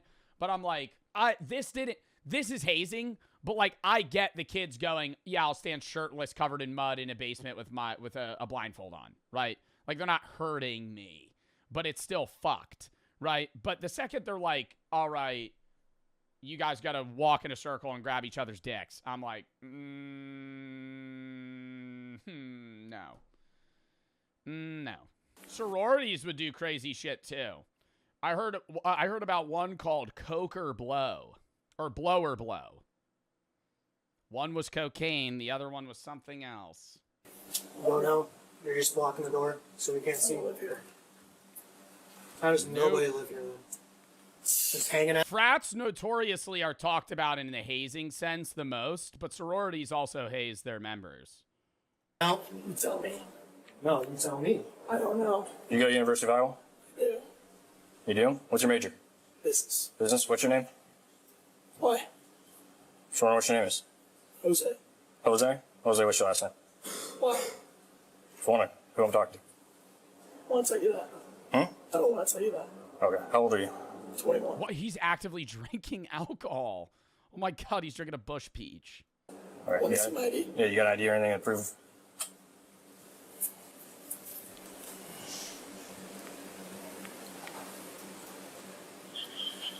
Oh my god, why is he vaping right now, brother? Just hand the ID.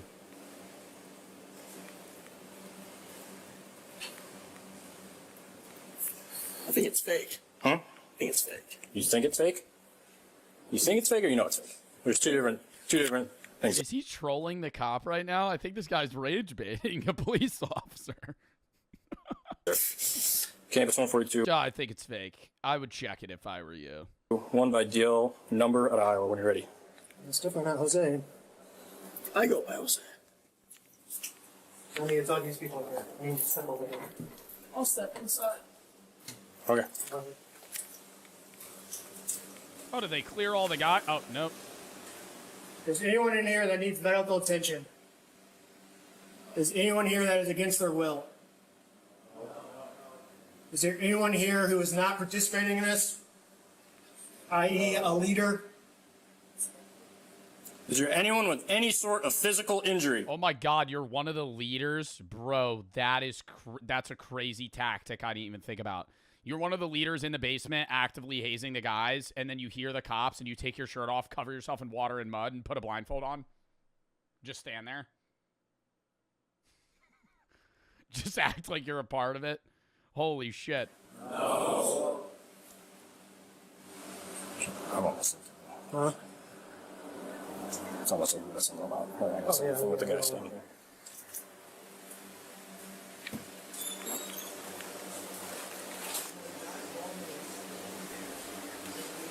What's all over you guys? It's just water. Just water? What's on that dude's tie? I'm not sure if someone. I swear to God, if I hear piss or cum, I'm going to freak out. Serena. Does it look like it's... Nope. You're going to stand right over there. Why? Because I'm telling it to. It's my house. It's your house. You're responsible for everything that I'm happened in this today. fraternity, So, okay. Tuck in right there. You know what's nuts is this is where they hold the parties too. Not a guarantee at this frat house, but most frat houses hold parties in basements that are like this dirty. Get up against the wall. Come over here. I never had the only frat parties I had fun at were the ones in the spring that were outside, because those were chill. Because there was space. They would sometimes have like a really gross pool that was ice cold and muddy. And there would be, no one would swim in it, but there would be like 5 people that would be peer pressured into jumping into the pool. That was kind of okay. But the winter parties where they would throw them in the basement, I would be more hyped for the pregame, postgame than the actual frat party. You're going to do the same thing. You're going to stand with your buddy over here. Oh, they were like slapping him in the chest. Do you see that? Milliken, take these two, ask them questions about what's going on their arms. What's on their arms? So, are you responsible for the house? No? Okay, who's the house dad? I just told you he works at f***ing Summit. We'll call him. Go there and What fucking was Summit. his name? Eric, I told you. Okay. Why are you asking me? Because it sounds like you're responsible for the house. No. Sounds like you have some idea of what's going on. No. You're not very forthcoming with everything. How about you ask the house dad? Who are you, 30 years Two we're trying to get hold of. Okay, go call him. Please. Stay right there. Stay here. You guys got IDs on you? Yes, sir. Let's take a look at them. Step back. I don't know you, dude. This is back private up. property. Can we is there no lights in the fucking house? What are we doing? What are we doing? Why are we walking around? Why are we I just realized this. Why are we walking around with flashlights? Is the power out? What the fuck? Do they walk? Is the whole house just dark? Yeah, I can stay here. Yeah, but right now we're investigating something that's going on. Investigating what? There's nothing going on.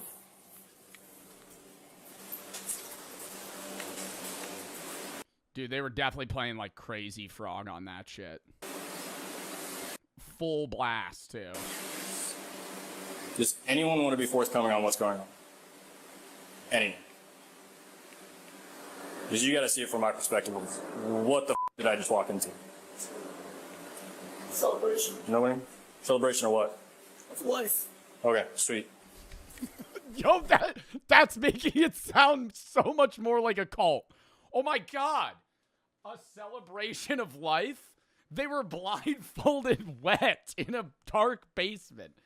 What are we doing? Celebration of life. Dude, what's nuts is I didn't even think about this. The guys that are getting hazed are probably like really drunk. There would be ones where it's not like a case race, but they would segment you into groups too, and you would have to fit. It depends on the frat. They do different shit because they just come up with whatever they want to fucking do. I'm just telling you stories about what I've heard, where it's like, because I have friends that have been in frats too. They would give you, I don't know if this counts as hazing because they could say maybe it's partying, but they would all give you like the pledges. You know, they'd split you in groups of 5, give you a 24 rack of beer, 2 bottles of wine, and a 5th of whiskey, and go, you got to finish this by the end of the night. And so it was like, all right, you know. Oh, my God.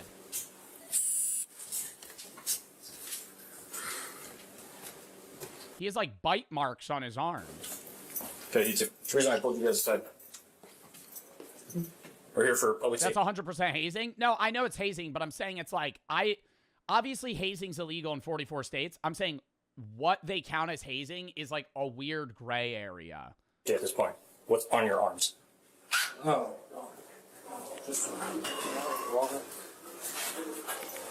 Where are you guys going now? They kind of look like they're covered in oil.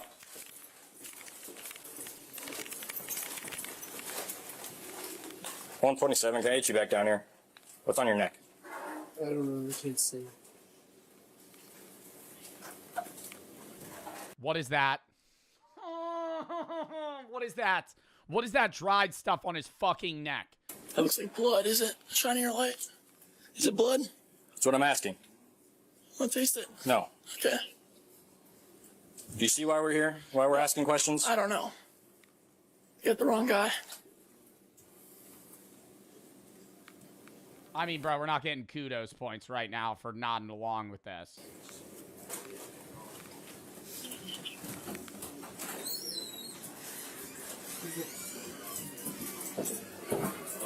I was gonna ask those guys questions, and then he told them all to start heading out. What's up? I was gonna ask those two guys questions, but then they all started following out. They left. No, these. Oh, is he telling him to leave? I stopped them, but he was. Misunderstood. Did you pull these guys out? No, they. I went to go talk to those guys, and then they started coming out. Why did we come out? So I said that. I said they should come out. You said it? I did. So you're in charge. I know you said you're not in charge. You're not in charge. Okay. You president? Yes. Step aside. The officers finally speak to the fraternity president. I'm going to tell you first and foremost, I'm a little frustrated, but we're going to get through it, okay? What's going on tonight? It's their lead up to initiation. Okay. Yeah. What's the deal with what are we doing in the basement? It's basically a ritual where they're blindfolded. Okay. And get messed with. Okay. So the entire time that we've been here, which has now been, I think, 15, 20 minutes, we have been demanding to speak to somebody in charge. Why would you want to be in a frat? I mean, from the perspective of somebody that's in a frat, and from talking to people that have been in frats and going to frat parties, I get there being some level of them being fucked with that they deem worth it. Like, one of my friends was a roach man, and every time there was a blunt, he had to eat it. So if they finished a blunt, they would hand it to him, and he had to chew it and eat it. And from his perspective, it's like, okay, I have to do that. That's gross. But then once he's past it, and he said he swallowed like 20 or 30, like not over a day, but like over the course of whenever he had to do it. And when you go to these frat parties, these guys, like, I don't want to say it's like power tripping, but like they have power, right? When you go to these frat parties, because when you're in college, the majority of people that go to these parties aren't 21, right? Because the reason I didn't go to frat parties my senior year is because I was 21. I could go to a bar. Why do I want to go to a dirty basement, right? I would rather just go to a bar or a club. I have to pay to go, yeah, but you have to pay to go to a frat too. So it's like these guys are basically getting money, and I mean, obviously the money's going to the frat, but they're like doormen, and they have, they're cooler because they're the frat parties. And then those frat leaders also have nights where it's parties with other sororities. So it's like, not only is there a power incentive for them to join, they also deem it as like a cool thing to do, right? Because there's parties they have where a bunch of people go. Oh, and there's nights where like frats do nights with sororities. And like a sorority has like a date night with like a frat, and they party together. And then obviously those guys want to get laid or they want to do other shit. So it's like they're seeing it as like, well, long term, I'm getting some benefit out of it. Where nobody knows you, apparently, in the house. Okay. Nobody knows who's in charge. Like, here's the deal. I'm too European for this. Europeans are different in that Europeans get drunk in a field when they're like 12. Like, the shit I've heard from some of my chatters that live in like the UK, it's like they do crazy shit in Europe, but they do crazy shit in Europe, and it's like thinned over a 10-year period. Whereas like in the US, a lot of guys do nothing until like right before college, like senior year. Then they start drinking, and then they just go fucking crazy. Hazing event, right? We're going to do a report because we responded to a fire alarm, which we were trying to get people to evacuate because of the fire alarm. But from my understanding, you guys refused to evacuate from a fire alarm after an officer is ordering everybody to vacate the premise. And then on top of that, we find this hazing event. We want to speak to somebody. Nobody knows anything. Nobody knows anyone. Nobody knows what's going on. This is going in a report. The University of Iowa is going to see this. Okay. And with the stuff going around across the country, students dying from hazing That was the guy I was talking about. events. I'm not saying it's to that level. I'm not saying any, but the university has a very, very strict policy on hazing. Wasn't this kid permanently disabled? I think this is the most recent one out of all of them they've showed. If I can't talk to people, and no, it wasn't. And if people aren't going to cooperate with me, that's their right. They don't have to speak to me. However, that means only my observations are going to go into this report. And I'm telling you right now, it's going to look worse than if people can kind of explain to us what's going on, right? Because then I can at least put your guys' side of the story in it as well. So I guess I want to know what we got going on. Like, you're saying it's a ritual prior to initiation? Yes. Okay. I guess I'm asking for some cooperation and some coordination with your people here. I will say, it's to his credit, he's acting a lot. I get why this guy's the president off of the surface level conversation he's having with the police. Like, he's being a lot more professional than the guy that was hitting his vape and going, I think this ID's fake. So just tell your people, like, hey, if that's what people need to do, just politely tell us that, right? So I guess I'm looking for you to kind of be a leader here and help us out a little bit and start trying to keep everybody in line.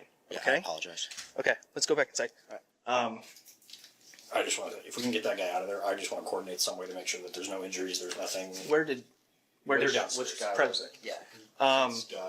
It's Okay. I just texted him. I said, shit. I told him you gotta leave. It's your guys' house. Okay. However, if the supervisor of the house, president, says he is not welcome here, then I'm going to escort him off property. Okay. I think if he refuses that, then he's going to be arrested.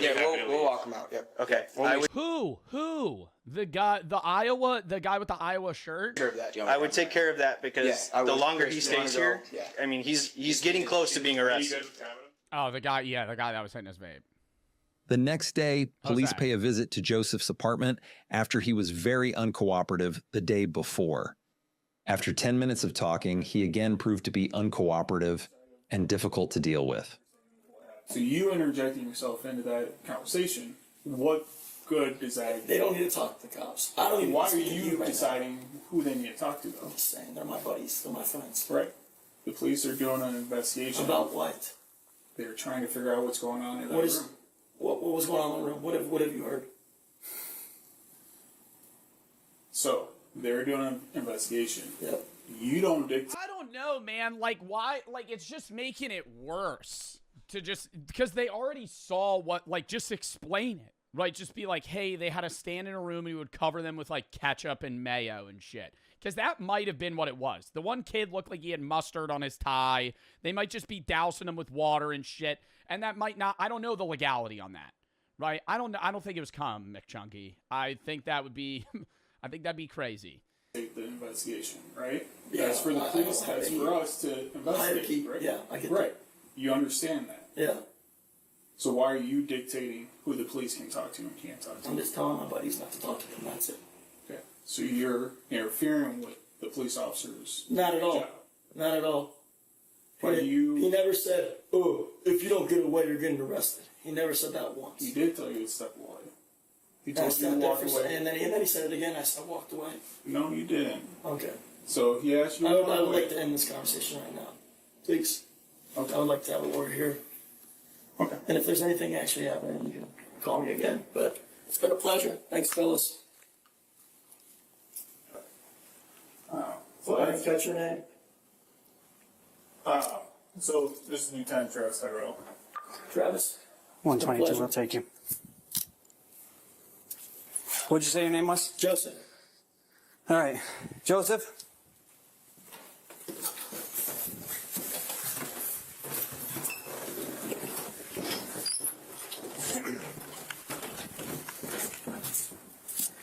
All right, so unfortunately for you, at this point, you're being placed under arrest. You can put your hands behind your back.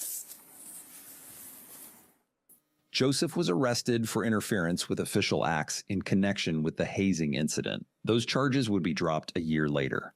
The Alpha Yeah, I didn't think they really had much to stand on there. Delta Phi fraternity was suspended through 2029 for hazing. See, I actually have a genuine question here. When this frat gets suspended for 4 years, when it can get redone, how does a frat, how do they start it again, right? Because generally speaking, if a frat gets banned, all their members have to disband the frat. So then when it's 2029 and the frat becomes a thing again, how do they get new members and a new president and all that? Like, I'm assuming it's just like, oh, starting a new frat. Like, it's like new members entirely have to be like, this is what we're going to do. And then it's like, you know, you get a new wave of people, I would assume. But like most frats have been going on for years, right? Where it's like a cycle of new and old people. Is it illegal to haze? In 44 out of 50 states, yeah. All right, I got to piss real quick, then we're going to hop into the next video. See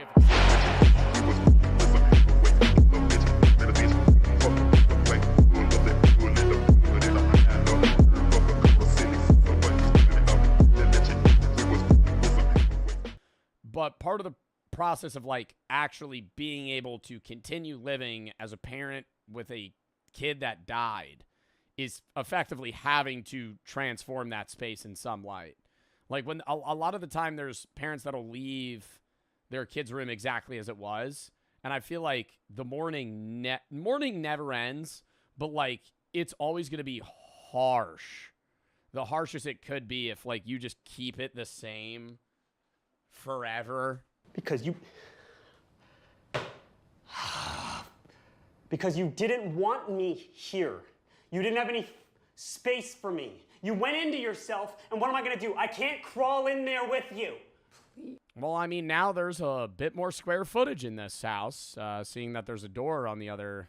There's a new addition to the home. Maybe this is a new, fresh start for the both of you, some sort of way. If you really cared, you could have been there. Hell, maybe once we walk into that door, there's going to be another bath. You know, maybe it's going to be another bed, another bath. Now the house value just increased. We could sell it. You could have said something. What? You ran.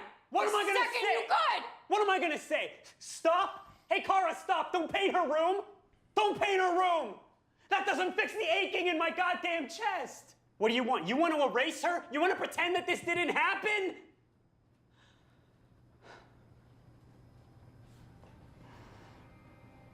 You know, I see her. I hear her. Every time I walk past her room, it's like she's still here. For me, she needs to be just a memory, or else I can't. I can't. It's like I just can't breathe in this house anymore. Then let's leave together, okay?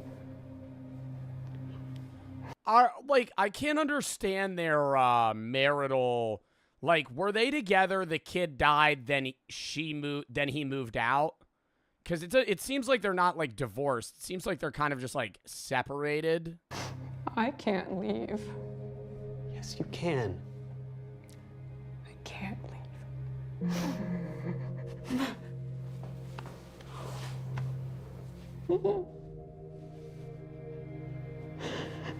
I guess what if she comes back?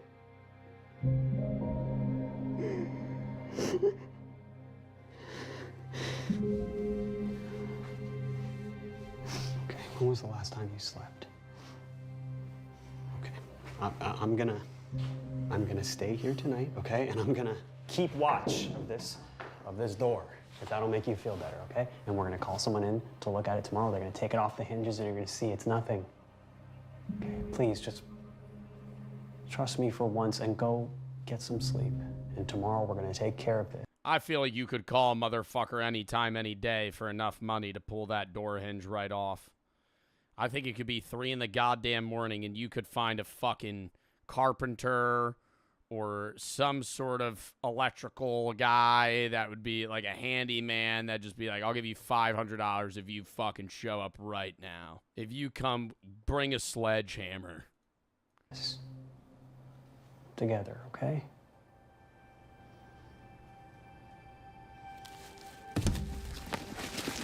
Or you just axe it down. Bro, but they don't know what's on the other side of the door. That's like the scary part. They could, like, I feel like she conveyed it wrong. She said she called the cops. They didn't believe her. She could literally just be like, home intruder, not a door spawned. She could be like, home intruder, he's in there. And then they're going to kick it down.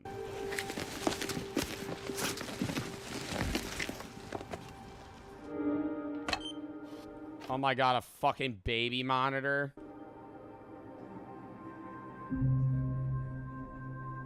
They're gonna like not look at it, and then they're gonna like look at the baby monitor footage, and the door's just gonna be open.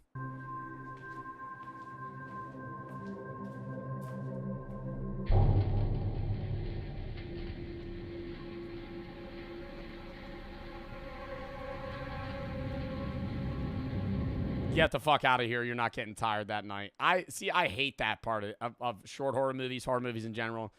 This shit truly happens to you maybe by night 4. Like, you're stuck somewhere staring at this baby cam. You would be wide the fuck awake.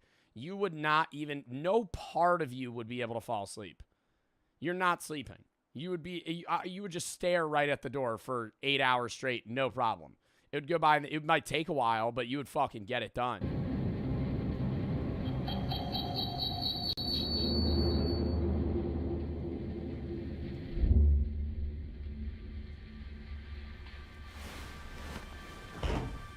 Why would she not bring the baby monitor? Oh my God, is he gonna be gone?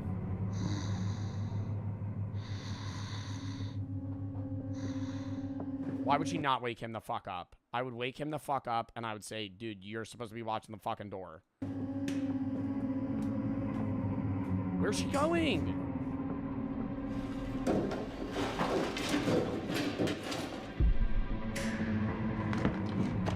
Oh my God, is she gonna try and break it down?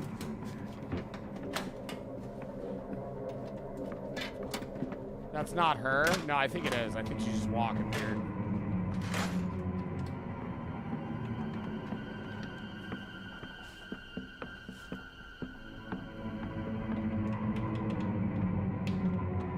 She just knows how to pick a lock with a fucking screwdriver.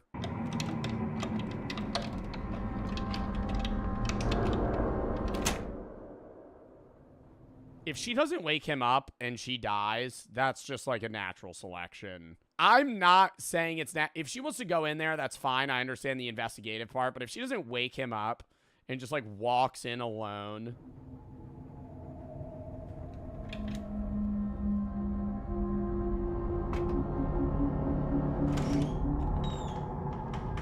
What? Oh my God, is it like a Coraline situation? Is this a door on like a mysterious door that appeared and now the daughter's gonna be in this world?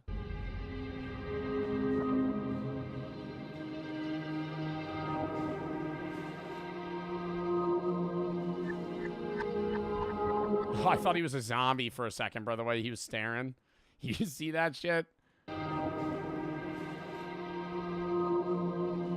Right there, he looks like he could actually just be like a fucking possessed creature. Just stumbles in.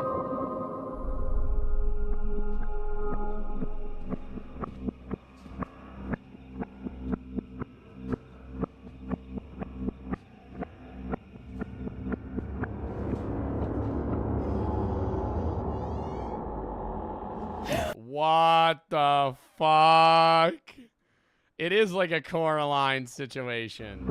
Maybe it's just like an alternate universe. Do you think they're gonna steal the kid?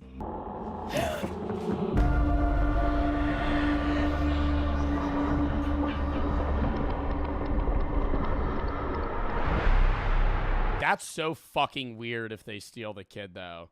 I understand they're mourning parents, but you would so...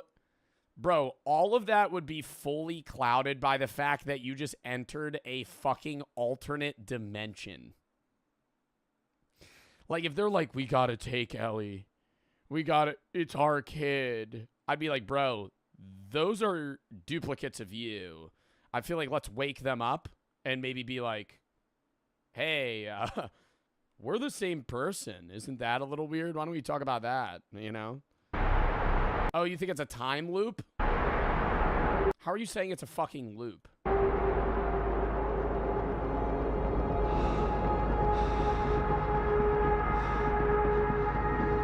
did their kid just go missing?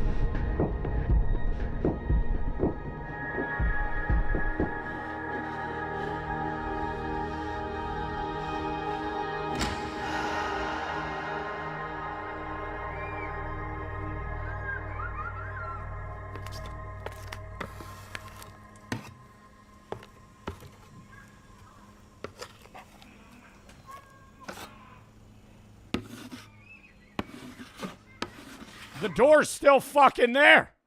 What are we painting? She's painting over the door. She's painting over the door. Yeah, that's really gonna blend in with the fucking wall. They took the kid.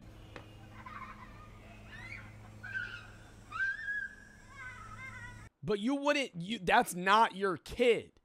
Bro, that's like a Rick and Morty. You know Rick and Morty, how in, fucking spoiler alert, like one of the earlier seasons, they fuck up so bad they kill everybody on their universe, and then they just teleport to another one and take the place of a previous Rick and Morty that just died. That's exactly the same. The entire time, bro, like your siblings, your kids, your family members, your friends, you'd be like, you're not blank and blank. You're not Matt. You're not Frank. You're like another guy in another, like the dude I knew, even if you're exactly the same, it'd be like a clone. It'd be like the dude I knew is dead.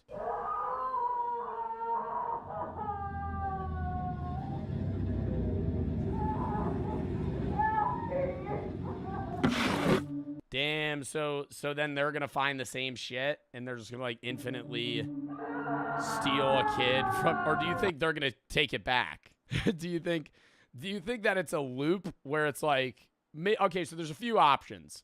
It's a one-time thing, their kid died or got kidnapped, they find a door, steal another dimension's kid, boom, close, done. It's a loop where infinitely the couple steal another couple's kid and then it'll just go like that forever, or it's a game of cat and mouse, and now this is only 2 dimensions, and like every night they're just gonna bounce between each other's. Because if the door's there for them, it's there for the other people, right? So they're just gonna bounce between each other. That was a good video, bro. I really liked that. Chat next video. Sleep Talker.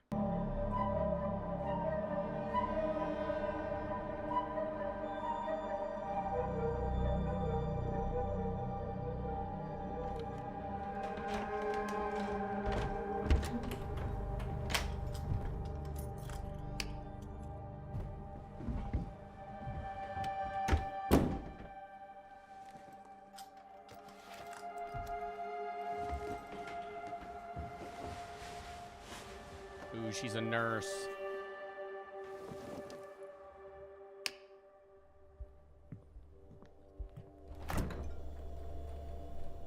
The husband sleep talks, potentially.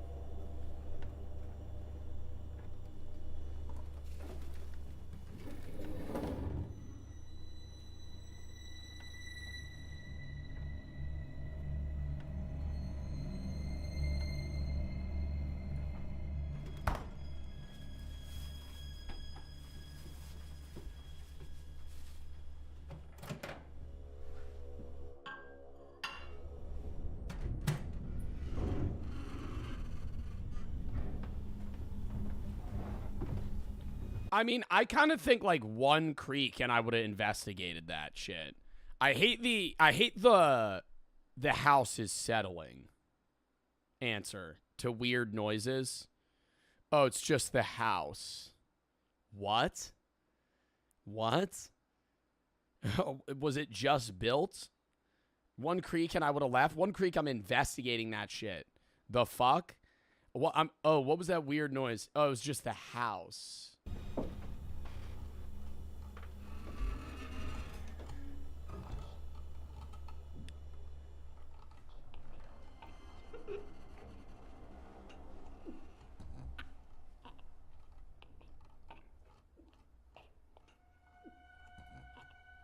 Dude, it sounds like somebody's fucking choking or gagging themselves. Maybe you want to go peep that? Let's turn on the stair light, why don't we? Or let's not. Yeah, let's just walk through slow as hell.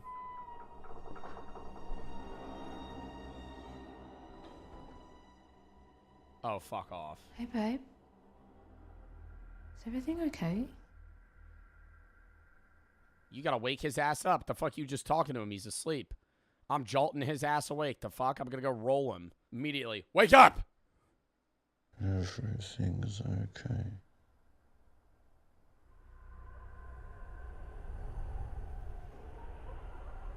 Nope, waking him up. Why is the window open? Why is the window open?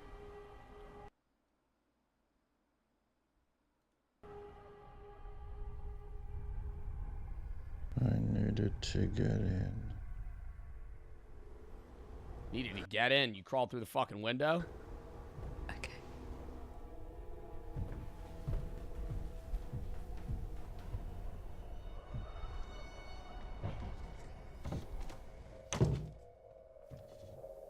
Oh my god, do you think that's something pretending to be him sleep talking and the real him's dead? Like the movie The Thing. You're gonna laugh about this in the morning. I can tell you right now, Brooke is waking my ass up. I feel like she's a little bit crazy for like not waking him the fuck up. Like, bro, you can fall back asleep if you're tired, no problem. Get the hell out of here. Ew. He's bleeding. And now you wake him up because you're a nurse. Oh my god, is he dead? Oh my god. Curtis? Curtis, wake up. Curtis?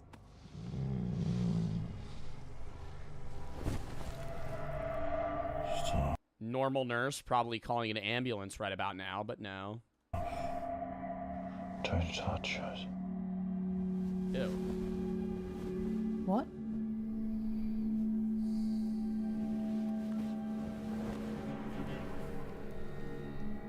Stop, or I'll have to stop you. Walking out of the room, shutting the door, calling for help. Like, what? What? Oh, I'll have to stop you. Okay, that's all I needed to hear. The light was, the door was open, the window was open. You said you had to crawl in to get here, and you have a weird gash on the back of your neck. And you're saying you're going to stop me if I turn on a fucking light. Oh! Holy shit! Oh my god! What the fuck is that? No way. Oh my god. Is that him? What is that? What the fuck? Curtis?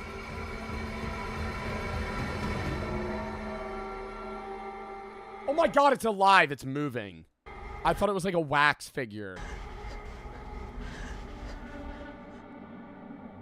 You interrupted us. You weren't supposed to see me.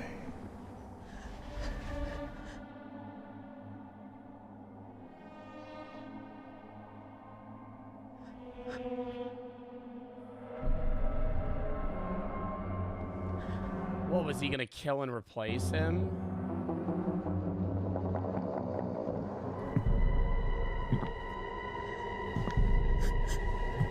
I'm drop kicking his ass, bro. You kidding me? I'm trying. I think I would be slightly frozen in fear, but I think I would do the jump double kick right to the fucking chest. Haul ass out of there. Oh, he's huge. What? Why is he like 8 feet tall? Where's she sitting?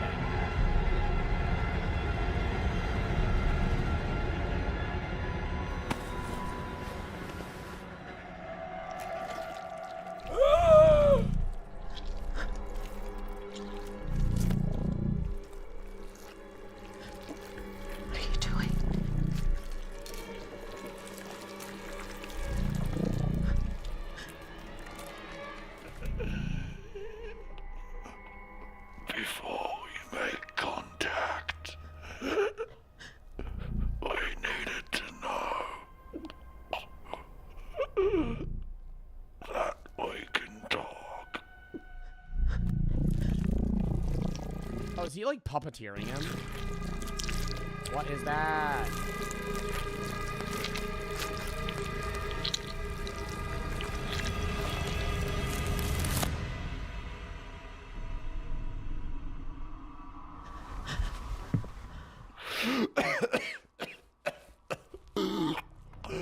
Before we make contact, I needed to know if we could talk. Like he's an alien?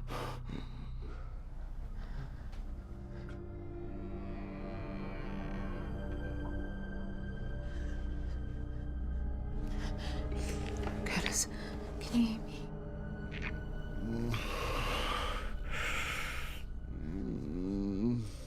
Oh my god, it's gonna be healed. Yo, that would freak me the fuck out. That's why I always say I would rather aliens... I always say it's unlikely that aliens would be human-looking at all, but I would despise if they looked anything like us, because that would just be uncanny. You know how creepy? Even if they were friendly, bro. Like, that seemed like kind of like a weird alien that was friendly in some creepy way. Like, it just left.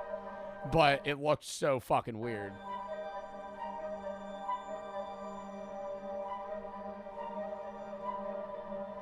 Oh my god, the aliens made that as a disguise? Oh, so you think it's wearing like a weird suit trying to look like a human? See, I hate that idea because it's like, it has the technology to enter somebody else's consciousness, basically, and like learn how to speak and then bring that out and put it into themselves, but they can't make a realistic human suit.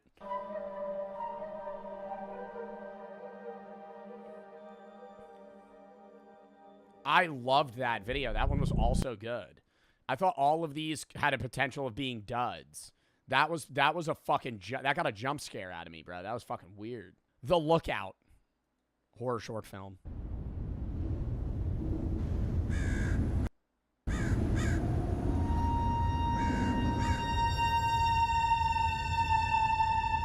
I feel like when the lights are off, I don't really look like a possum. I look like I'd be in, like, God of War, the video game. Or some sort of show. Like, if you remove, like, the possum outfit part. Yeah, maybe, like, a part of Kiss, the band. Thelma Lookout, evening check-in. All clear up here.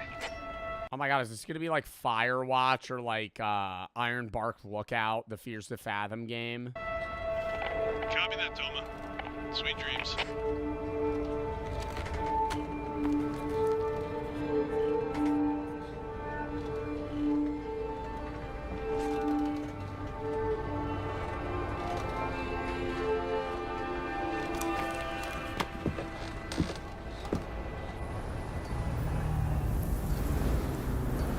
What periods of time do they have to do these shifts? Because I know these jobs pay like all right, and you get like everything provided for you, but you're alone. It's the same thing with like lighthouse keepers. Like you're not with anyone all night. Yeah, I know all night, dummy. I'm saying like they have to be in that tower alone, not really contacting anybody for like months.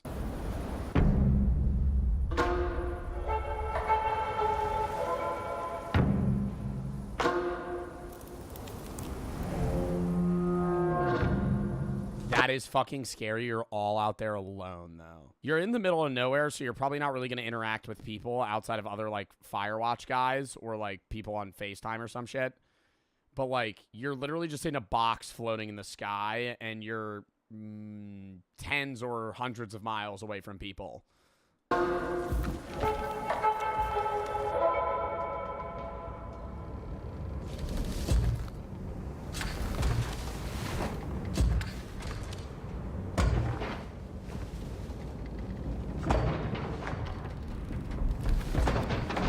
Break in. It sounds like they're fucking. It sounds like they're chopping the structure down.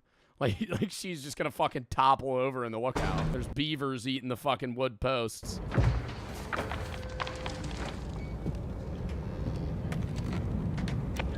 Tell me to base. Did you send someone up here? Oh, dude, she keeps all the windows open at night. Dude, the entire fucking lookout is made of glass. What are we doing? There's no shades. There's no... Just, bro, everything's glass. They could just stare at her.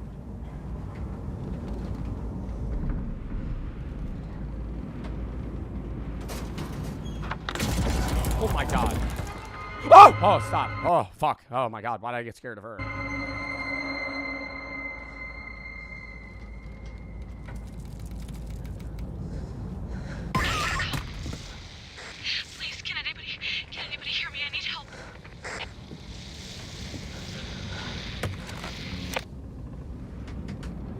This is Choma Lookout.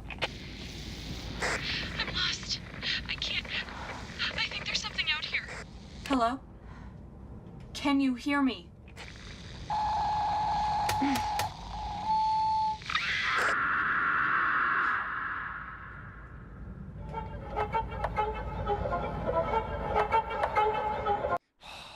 See, dude, this really sucks because you know if you don't investigate, they're dead. But if you do investigate, you probably have a very high chance of dying. Like, you're not gonna, it's a mimic. Do you think it's a mimic? I was gonna say, maybe it's actually not anyone. But it's just, it's like trying to convince her to go outside. Bro, but not leaving would feel so bad. You'd be like, I still might die and I'm not helping them. Would y'all go investigate it if you just heard that on the radio comm?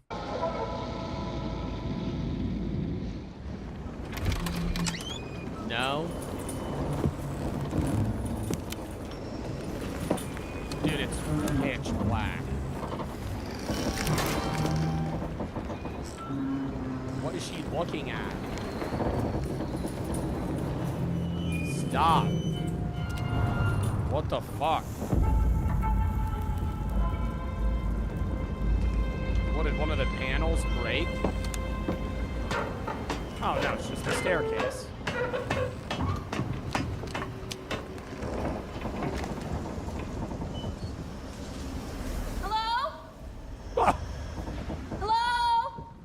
Hello? Is there anybody malicious out there? Does anybody have ill intent? I heard a scream.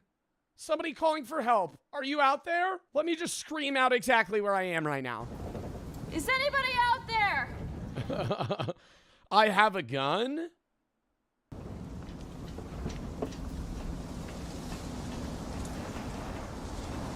They surely would give these people guns, though, right? If you're working at a fucking fire tower, bro, you probably have a gun. You gotta have a gun. You get like a rifle.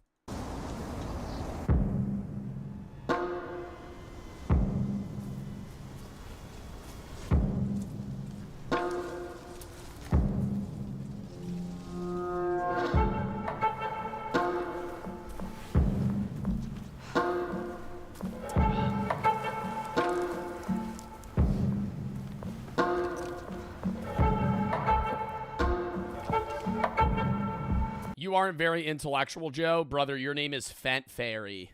Your name is Fent Fairy.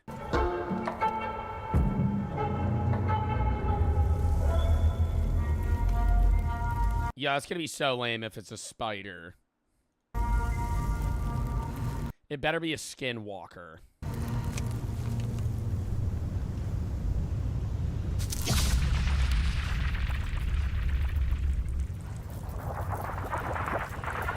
I love that noise. It's the same noise as a slinky. Or like an antenna that you flick. Like a slinky, if you hold it and go, it goes. 15-year-old hops on steroids and lies about it. July 2024, Joe Biden steps out of the U.S. presidential race, leaving Kamala Harris as the presumptive candidate. Donald J. Trump survives an attempt. Bro, you remember when we watched that debate on stream? That show was nuts. Those were fun streams, though. Watching those debates.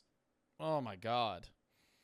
That was, how long, when were those debates? That was June of 24. So that was almost 2 years ago. Wow. Greg Doucette uploads a natty or not on Hussein Farhad, deeming it impossible for him to be natural, but which one singular blood test convinced him of the impossible. And 13-year-old Eric English posts a picture on Instagram looking like this. And just a little over 1 year later, this is what he looks like. The kid is on steroids. See, here's the problem, is steroids is easy to spot with older people. Like, if I jumped on gear, you would know. Like, I would immediately gain an absurd amount of weight. But when you're like 13 to 16, you could gain like 30 pounds in a year pretty quickly.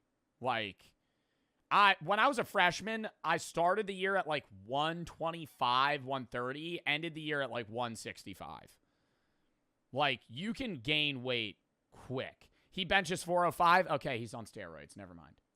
But let's be real here. Never mind. Okay, anyone with 2 brain cells to rub Thank you, Sketty, for the accurate info input. together saw this coming from a mile away. The kid practically got groomed by the industry into becoming a little SARM goblin. Well, it's also just like the problem with fitness influencers in general is the bigger you are, the better you do. And so there's like a financial incentive to just get on gear because your posts are going to do better. You're going to get more likes. You're going to have more sponsors, right? Like, if you're trying to get, you know, all these energy drink companies and, you know, Gymshark, Young LA, all these clothing brands, they want, what is gear? Gear is like an all-encompassing term for like SARMs, Tren, just any steroid in general that would be illegal in a tested bodybuilding like competition. HGH, is HGH gear? No. I don't know if you're allowed to do HGH in an open or a tested bodybuilding league though. But HGH you could buy at GNC.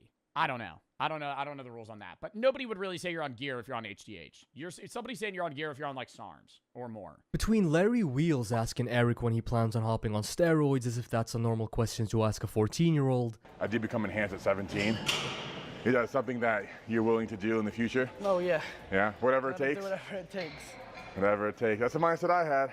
Young LA just jumping at the opportunity to sponsor him and provide him with a direct He has 1.5 million followers. network of other teenagers on steroids. And then this monstrosity right here, this bloated, watery, juiced up 19-year-old mess, most likely directly influencing Eric. No, you know who's the worst right now? Andrei Smayev. Andrei Smayev is, okay, he's not a teenager, so I know this is on the topic of like teens doing steroids. Andrei Smayev is taking so many fucking, if you're not in the influencer space or the fitness space, you wouldn't know who Smayev is. This guy's 27. This guy is 3 years older than me. Okay, perfect.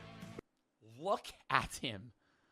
Like, the amount of gear this guy is on is, and look at his fucking hands, man. Oh my God, I gotta mute that. Look at his fucking biceps, dude. I mean, he looks 45. Like, it's unreal that the amount of muscle that guy's gained in like 5 years. Eric to hop on gear, it becomes very clear that he stood absolutely no chance from the beginning. The kid got absolutely one-shotted by the shitness industry. But let's recap everything from the start. I actually remember Eric coming across my Instagram feed about 2 years ago as a 13-year-old kid getting into fitness. He blew up pretty much. The problem too is people are gonna fucking shit on you. Like, I don't think it's just the fitness influencers that were around him that might have been influencing him to get on gear, but it's also just like, if you're going to openly post your gym progress on Instagram, the amount of chuds that are going to fucking shit on you is insane. The amount of people that are going to be like, you're fucking, it's like not even the black pill community. It's just a bunch of like gym heads that are just dickheads because they want to put other people down and make themselves seem like bigger in their own mind. So if you're like, hey, I'm just starting to work out, they're going to be like, yeah, buddy, you have no potential. I could tell by your structure you're not going to be able to put on muscle. Why do steroids make you look older? You lose your hair, you get acne, you're just going to age a bit more. Are you tired of having to transfer money from your Cash App account to be able to spend it at the store? Well, all your problems are now solved with the all-new customizable Cash App debit card. With no monthly charges or minimum balance requirements and exclusive cardholder perks, the Cash App card is the card for you. Not only does the Cash App debit card give you exclusive discounts on things that you get every single day, like coffee, food delivery, video games, and more, but also exclusive pre-sale ticket access to some of your favorite artists like Kendrick Lamar, SZA, Sabrina Carpenter, Drake, and more. And for a limited time only, new Cash App customers over the age of 18 can earn $10 if they use code CASH10 in their profile at sign up and send $5 to a friend or more within the first 14 days. And if you're 13 to 17, request a parent or guardian sponsored account, sign up with code CASH10 and get $10 dropped into your account when you order and activate a Cash App card and send $5 or more to a friend within the first 14 days. Terms apply. Thank you to Cash App for sponsoring this video, and let's get back into it. Often that you see a little kid hitting lat spreads and stomach vacuums, and credit where credit's due, okay? The kid looked amazing for a 13-year-old. Yeah, he's got a lot of muscle. Please don't clip that out of context, okay? I promise I'm not in any Jeff Nipstein flight logs. But it's true, right? Look at his physique. Right, look at the biceps, look at the serratus, look at the vacuum pose. I mean, keep in mind, this kid is 13 years old. Okay, I would have killed to look like this at 13. I mean, come on. 1.7 Dude, 1.7 million likes is nuts. Million likes? And so, as expected, he looked starved. He was doing a vacuum, which is when you, like, suck in, like, you're like... I can't even... Oh, my God, that just made me cramp. Oh, I can't even do a vacuum like that. That hurt. Minus aura. Yeah, out of my prime. Getting a bit old? No, I just don't do fucking vacuums. I was supposed to go to the gym today and I didn't, though. I think I am starting to get smaller. I don't have the abs like Clav. Would be flocking to sponsor this kid, the main one being Young LA. And it makes sense from a business perspective. I worked with Young LA for like 4 months. I don't think they really got many returns on my code though, so. Right, Eric has didn't really continue from there. A lot of eyes on it. Whether it's okay from an ethical standpoint though, we'll get into later. But so he gets sponsored by Young LA fairly early on the 23rd of November 2023. This post by Rising Lifters reads, "This is crazy. 13-year-old Eric English has become the youngest ever Young LA athlete." See, here's the thing though, is like Young LA isn't Young LA has a weird most energy drink brands like Gorilla Mind or Young LA or like any of those companies. They're not guaranteed giving you a salary. Like, some of it might just flat out be like an affiliate code, but the affiliate code is only given to a set amount of people. Does that make sense? Where, like, Young LA does have people on salary. Like, some of their what is Young LA? Thought Young LA was close. It is. Young LA is a fitness brand, like Gymshark. I'm just talking about, like, broad fitness sponsors in general. Like, just because you have a code doesn't mean that you didn't get paid. It doesn't mean that you're getting paid monthly. A lot of the time it does. I'm assuming for somebody at his size, in terms of followers, he was probably getting, like, you know, maybe like $5K a month or something like that. On top of whatever, like, affiliate code they were giving him. Documenting his incredible... Maybe more, actually. He was getting 1 million likes a post. He was probably getting paid more. Incredible fitness journey. It's amazing for 13. Yeah, but the other problem is, like, when you're that young in the space, you're just gonna get conned, bro. They're gonna lowball the fuck out of you. If you don't have a management agency and this 13-year-old is negotiating with a company, they're just gonna pay him shit. Has amassed over 800,000 followers on Instagram, attracting the big... I'm not saying Young LA is. I don't think they would. Young LA, when I worked with them, was a pretty decent company. But... I don't know what type of deal he would have gotten. Biggest brands in the industry. Now, due to the sponsorship, he of course immediately... How does somebody that young get roids? That guy right behind him? Any gym influencer? If you were, like, really into lifting and you're, like, when I was 15 going to the gym, I could have just asked around and somebody would have gotten me roids at some point. because you got to keep in mind, these kids aren't going to Planet Fitness, right? Like, they're not working out at some fucking chain gym. They're working out at, like, not a 24-hour. They're working out at, like, a 6 a.m. to, like, 8 p.m. gym just full of, like, meatheads. Like, there's like, half the guys are on roids. Starts collabing with big roided up names in the industry, like Eric Janicki, for example, from HTLT Supplements. He's now fully entered the fitness industrial complex, and there's no way back for him. June 6, 2024, a video of him posing gets 271,000 likes. One day later, June 7th, 2024, he already starts making steroid jokes. August 15th, 2024, he goes to a Young LA event and gets to meet some incredible influences, like self-proclaimed steroid gambling and drug addict Togi. 10 days later, he posts a video of him posing alongside Noel Dizel, and you can tell that Eric is slowly but surely packing on size. Very, very impressive for a 14-year-old. September 18th, 2024, Eric appears to have started a pretty significant bulk and is looking a lot fluffier. He's now wanting to put on as much size as possible. October. He still doesn't look like he's on steroids, though. Like, the problem with telling, like, if this kid's on steroids is really just, like, what he's lifting. Like, I know I was like, oh, when he's benching 405, I'm like, this kid's on roids. Just because he looks like the person that has a build that he could bench maybe like 225 if he was really lifting. Like, there were guys in my high school that were sophomores benching 500, but they were also 320-pound linebackers, right? Like, they were 6'4" and 330. You know, this kid looks 5'7". Like, if you're like 5'7" and you're benching 405, you're like one of the strongest people in your age range ever. October 12th, 2024, Eric goes to the Olympics. For how big you are. And gets to meet influencers like Larry Wheels, infamous fake natty Tristan Lee, and Nick the Mutant Walker. Dude, I remember being so jealous of Tristan, because I think Tristan Lee is around my age. I remember being so jealous of Tristan Lee when I was younger. Yeah, Tristan Lee's my age. I remember being so jealous of him, and I was like, it's because he's short. That's why he looks so good. That's why he has a six-pack. Who's Tristan Lee? Some fitness influencer.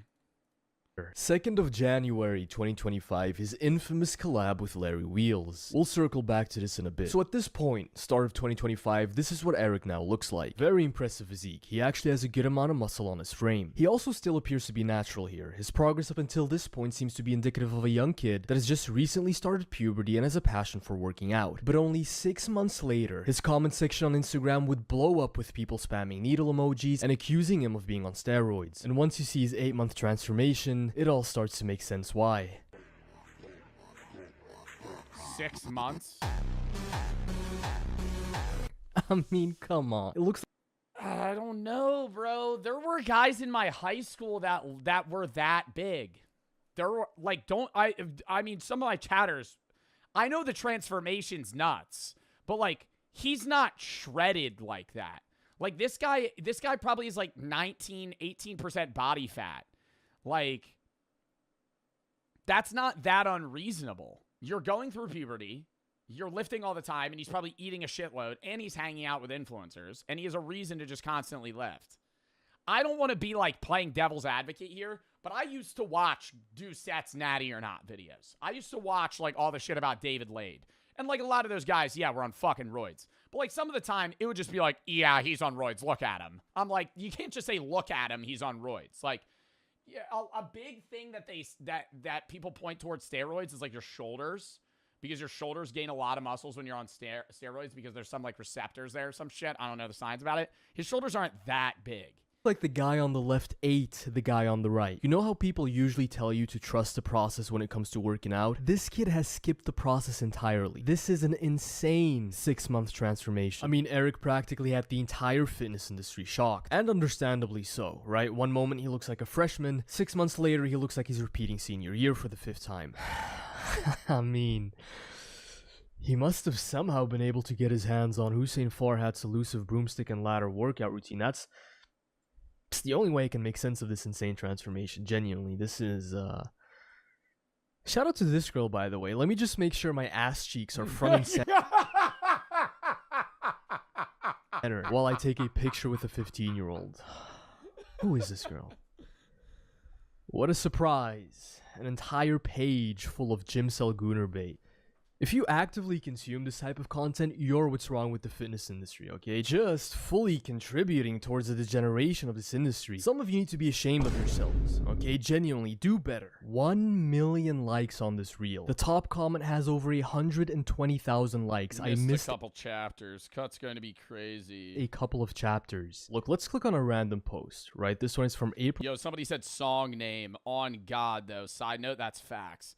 Any gym influencer somehow has like the most niche funk fucking edit music. Bro, like you'll just be like, it'll just be like a random like video of them doing curls and it'll just be this playing. And you're like, what song is that? Just a couple of chapters. Look, let's click on a random post, right? This one is from April 2025. And this is what he looks like. And then let's just scroll up a couple of times. This is 4 months Wait, how much does he weigh? later. A couple times. 225 at 5'11". Yeah. And it's like, it's not like a fat 225. Like the guys in my high school that were benching 405 when they were like sophomores were like 6'2", 340. But they were, like, big. This is 4 months later. A completely different person. Look at the top comment. Every single time he posts, he grows twice in size. 20,000 likes. And of course, his strength just inexplicably skyrockets as well. Here he says that he could bench 315 pounds for multiple reps only a week after benching for the first time. Yeah, I mean, this kid's 15, and he's 3 inches shorter than me, but 40 pounds heavier. And that's 140 kilograms, right? All right, now I'm starting to see the steroids. Totally normal. And then of course, only 2 months later, Holy shit! So, putting 4 plates on each side.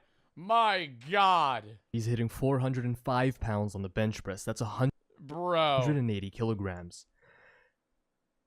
Oh my God. Yeah, I mean, come on. To put that into perspective, it can take natural lifters with decent genetics and dedicated bench programming up to a decade. Yeah, like right now, I like half-ass my lifting. If I really just locked in at the gym, really only spent every day working out. Right now, my max is probably around 270. I think in 6 months, I could bench 270 to maybe 340, but I'm also 24. Like, that's a crazy increase. To hit 4 plates on the bench. 340. I think if 340 is crazy, sketty. I know that I'm very self-absorbed in this sense, but hear me out. If I dropped everything that I was doing and I just worked out all the time and I only cared about working out and weightlifting and powerlifting, I think I could bench 340 in 6 months. Do it then? No, because I would have to spend fucking 3 hours a day at the gym, and I would have to focus on everything that I'd eat. I would also bulk like crazy. That's how I would do it. I would gain 30 pounds, and then I would put 60 on the bench. That's what I do. I barely bench at 350. I barely hit 315. Sketty, you work out all the time. I feel like you're like a meathead. I think that bro, I'm not trying to sit here and be like, if I locked in, I could bench a lot. When I was a sophomore, I could squat 315 ass to grass for 10 reps. And I was 165. Like, I think if I actually fucking like just locked in, I could do like 320. Even never be able to. And Eric does it at age 15 after only 2 months of benching. Right? That's it. That's not that hard. I'm not saying it's that hard. I'm not bragging. See, here's that one chat. That's not that hard. I'm actually 16 and I fucking squat 485. Meanwhile, you hit a fucking 30-degree squat and then fucking just stand back up. The industry's leading authority on natty or nots. I feel like I've seen more than enough to pass a verdict here. I've reviewed the evidence. I've consulted the comments. Heaviest you've ever been, 185. Right now, I'm probably like 178. Section. I have stared at pictures. This is making me want to lock in. This chat doubting me right now is actually like pissing me off. I'm so serious. Chat lock. Chat. No, I'm so dead ass. I would so. Now I really want to, but I get up too late, bro. I'm a bum. I play video games till 3 a.m. and then I fucking wake up at like 10:30. A shirtless 13-year-old for much longer than I'm comfortable admitting. I mean, seriously, I was doing research for this video and writing this script in a coffee shop. I would love to be 200 pounds, but like a good actually, no, like 195. Not in the twos. I would love to be like a 190 to 195, just in shape, though. There were people sitting behind. Let me train you. I'll get you to 225. Brother, I would have to gain 45 pounds. I would be fat. If I gained 45 pounds in 6 months, I would look horrible. Me. Do you know how weird I felt? It took me like 10 minutes to realize working on this video in public wasn't my brightest idea and packed my bags to go home. Anywho. Hop on gear. Now you're talking. Nope, don't do that. Don't do steroids. I'm digressing. By the power vested in me by absolutely no one, I officially ruled this kid a fake natty. Now, as I said at the start of the video, the writing was already on the walls years ago. Of course, any teenager that suddenly finds social media fame for their physique is going to be at an increased risk of hopping on PEDs due to industry pressure. We've seen this happen countless of times. But what sealed the deal for me, what made me confident that it was only going to be a matter of time before Eric would start sipping on the forbidden Capri Sun, was that Young LA sponsorship. And this speaks to a much bigger problem within the industry, especially regarding Young LA. You see, Young LA, more so I feel like than most of their competitors, seem to be really focused on capturing as much of that teenage lifter market share as possible. And there's inherently nothing wrong with that, right? There's nothing wrong with catering towards this age group. Teenage lifters. Well, yeah, teenage lifters is going to be the highest growing market, and it's your biggest competitor is Gymshark. I mean, Gymshark did this years ago, though. Like, for those of you that remember, Young LA 10 years ago, I don't know if it was a thing, but like, when I was 15, my version of Young LA was Gymshark. Gymshark was the gym brand. Especially that was what everybody wanted to wear. It was like they had the coolest stringers and like pants, shorts. Online make up a really big part of this industry. A lot of people, including myself, got into lifting as teenagers. No, the problem lies when you then cede all responsibility in favor of increasing numbers and virality as much as possible, which has led Young LA to repeatedly sponsor some of the most egregious teenage PED cases in the industry. For example, do you guys remember this kid, Logan Dishman, that 17-year-old Young LA athlete who claimed he was natty while benching nearly 1,000 pounds, but then exposed himself? I mean, okay, I'm not trying to, I'm not trying to rule check you right now, but butts off the bench here, pal. 1,000 pounds. Butts off the bench here, pal. That's not a real 900-pound lift. But then exposed himself. If I put my butt off the bench, I could, no. When he got hospitalized for using a dirty steroid needle. Oh my god. And his heart stopped beating while in the ER, causing him to go on life support. Well, he's still sponsored by Young LA. They didn't issue a single statement, didn't disavow the abuse of PEDs amongst minors. Instead, they kept him on and continued inviting him to their events. They made it very clear that the only thing they care about is how many eyeballs these kids can bring to their brand, which is already bad enough on its own. But then they take someone like Eric English, a young, impressionable 14-year-old, and they fly him out to those same events so he can intermingle with those older teenagers who are openly abusing performance-enhancing drugs, teenagers who Young LA are directly enabling. Do we really think these dudes are not going to rub off on a 14-year-old? And yet this guy, Logan Dishman, does not even appear to be the main influence in Eric's decision to hop on PEDs. No. That honor belongs to another teenager, also sponsored by Young LA, also seemingly introduced to Eric through a Young LA event, who also appears to be throwing everything but the kitchen sink at himself when it comes to PEDs. Meet Gentile Lifts. Probably the most obnoxious fitness influencer you'll see in a very long time. He got his break on the internet by injecting himself with copious amounts of steroids and creating what can only be described as some kind of weird, niche fetish content. No. I'm not joking, okay? How else are you gonna describe this? This back exercise is gonna make you squeal like a pig.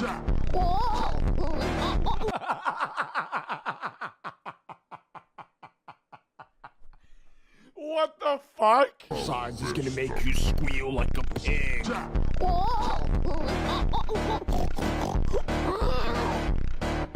Oink, oink, don't be a little pig. Let's go hit some heavy hammer curls.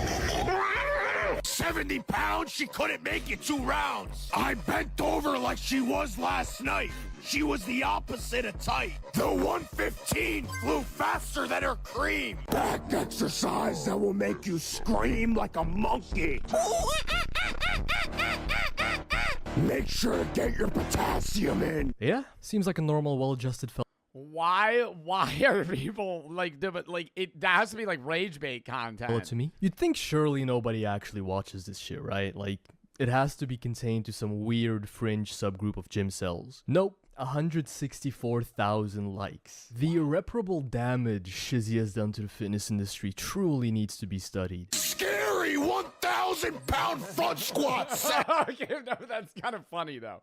Like him starting out the video wearing a mask, just red in the face, flexing, screaming in the mic.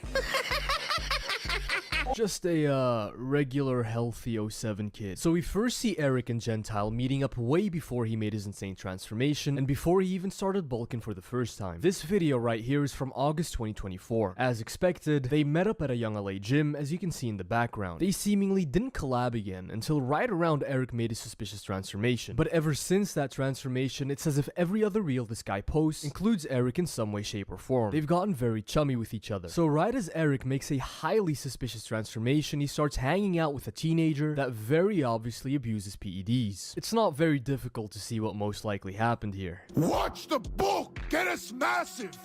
Well, the scariest part is like this is gonna fuck up their hormones. Like if they ever get off gear, and they've been on gear since they were like 15. They're going to have to be on basically hormone replacement therapy for the rest of their life. Like, they're not, yeah, you're not going to naturally create testosterone as a male if you're on steroids, like, say, 14 to 28, and he gets off when he's, like, 29. Like, he's going to be on test.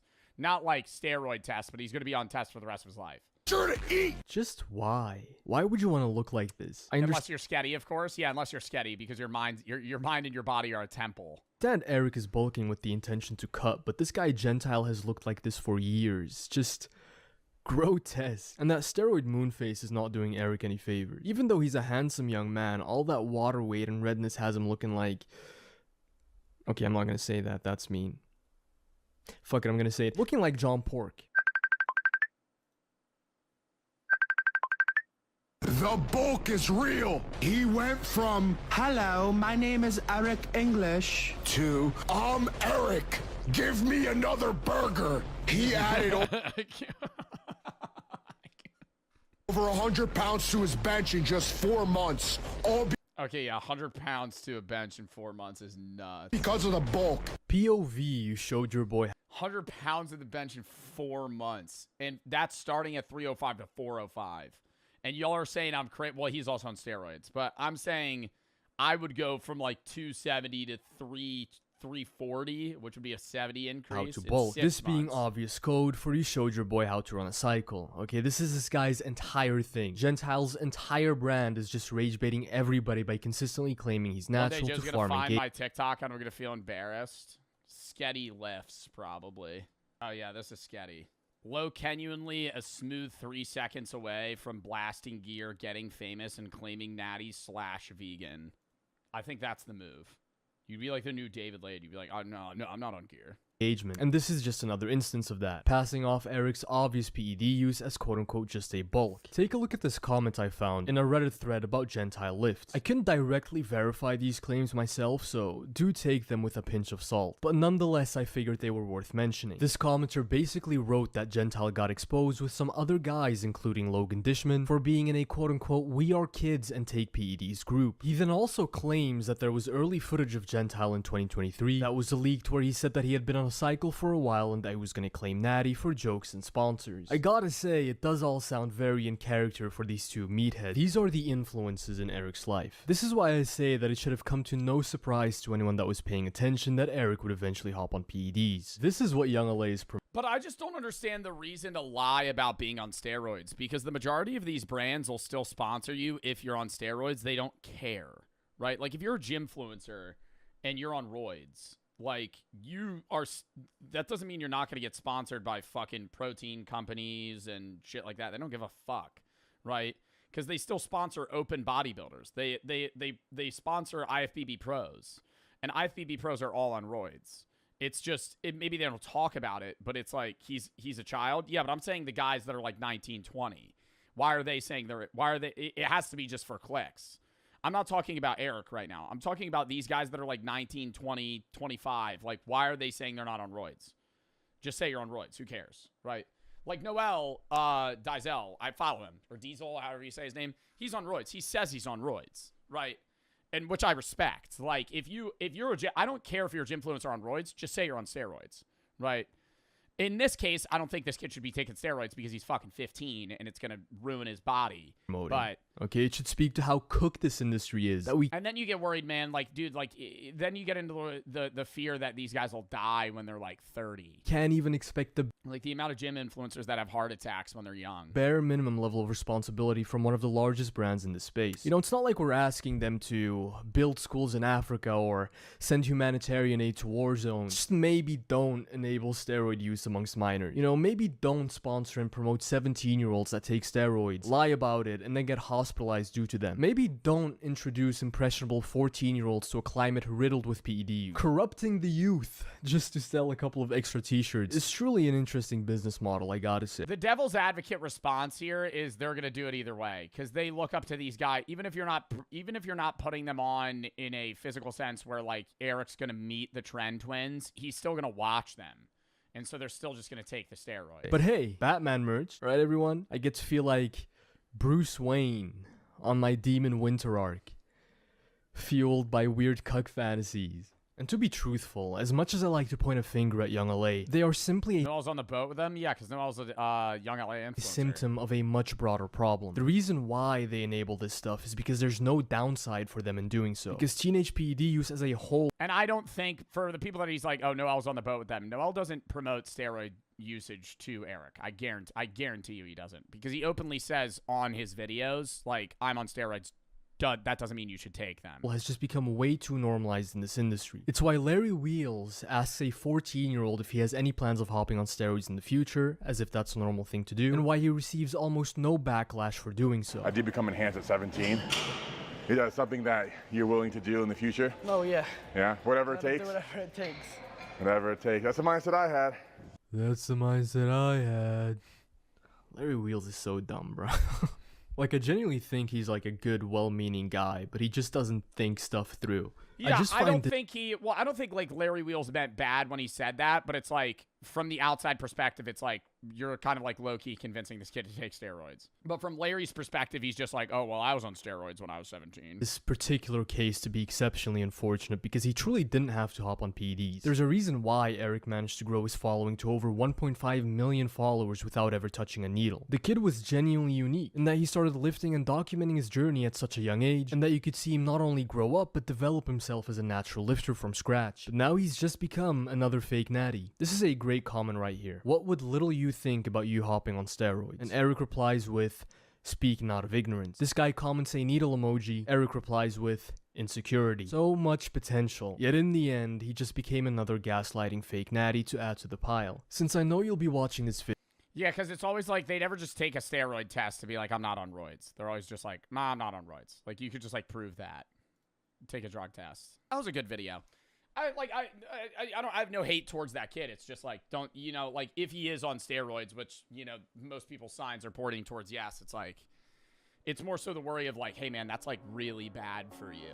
Like that could kill you. I'm sorry, child. I know I pissed 4 times this stream. I gotta piss again.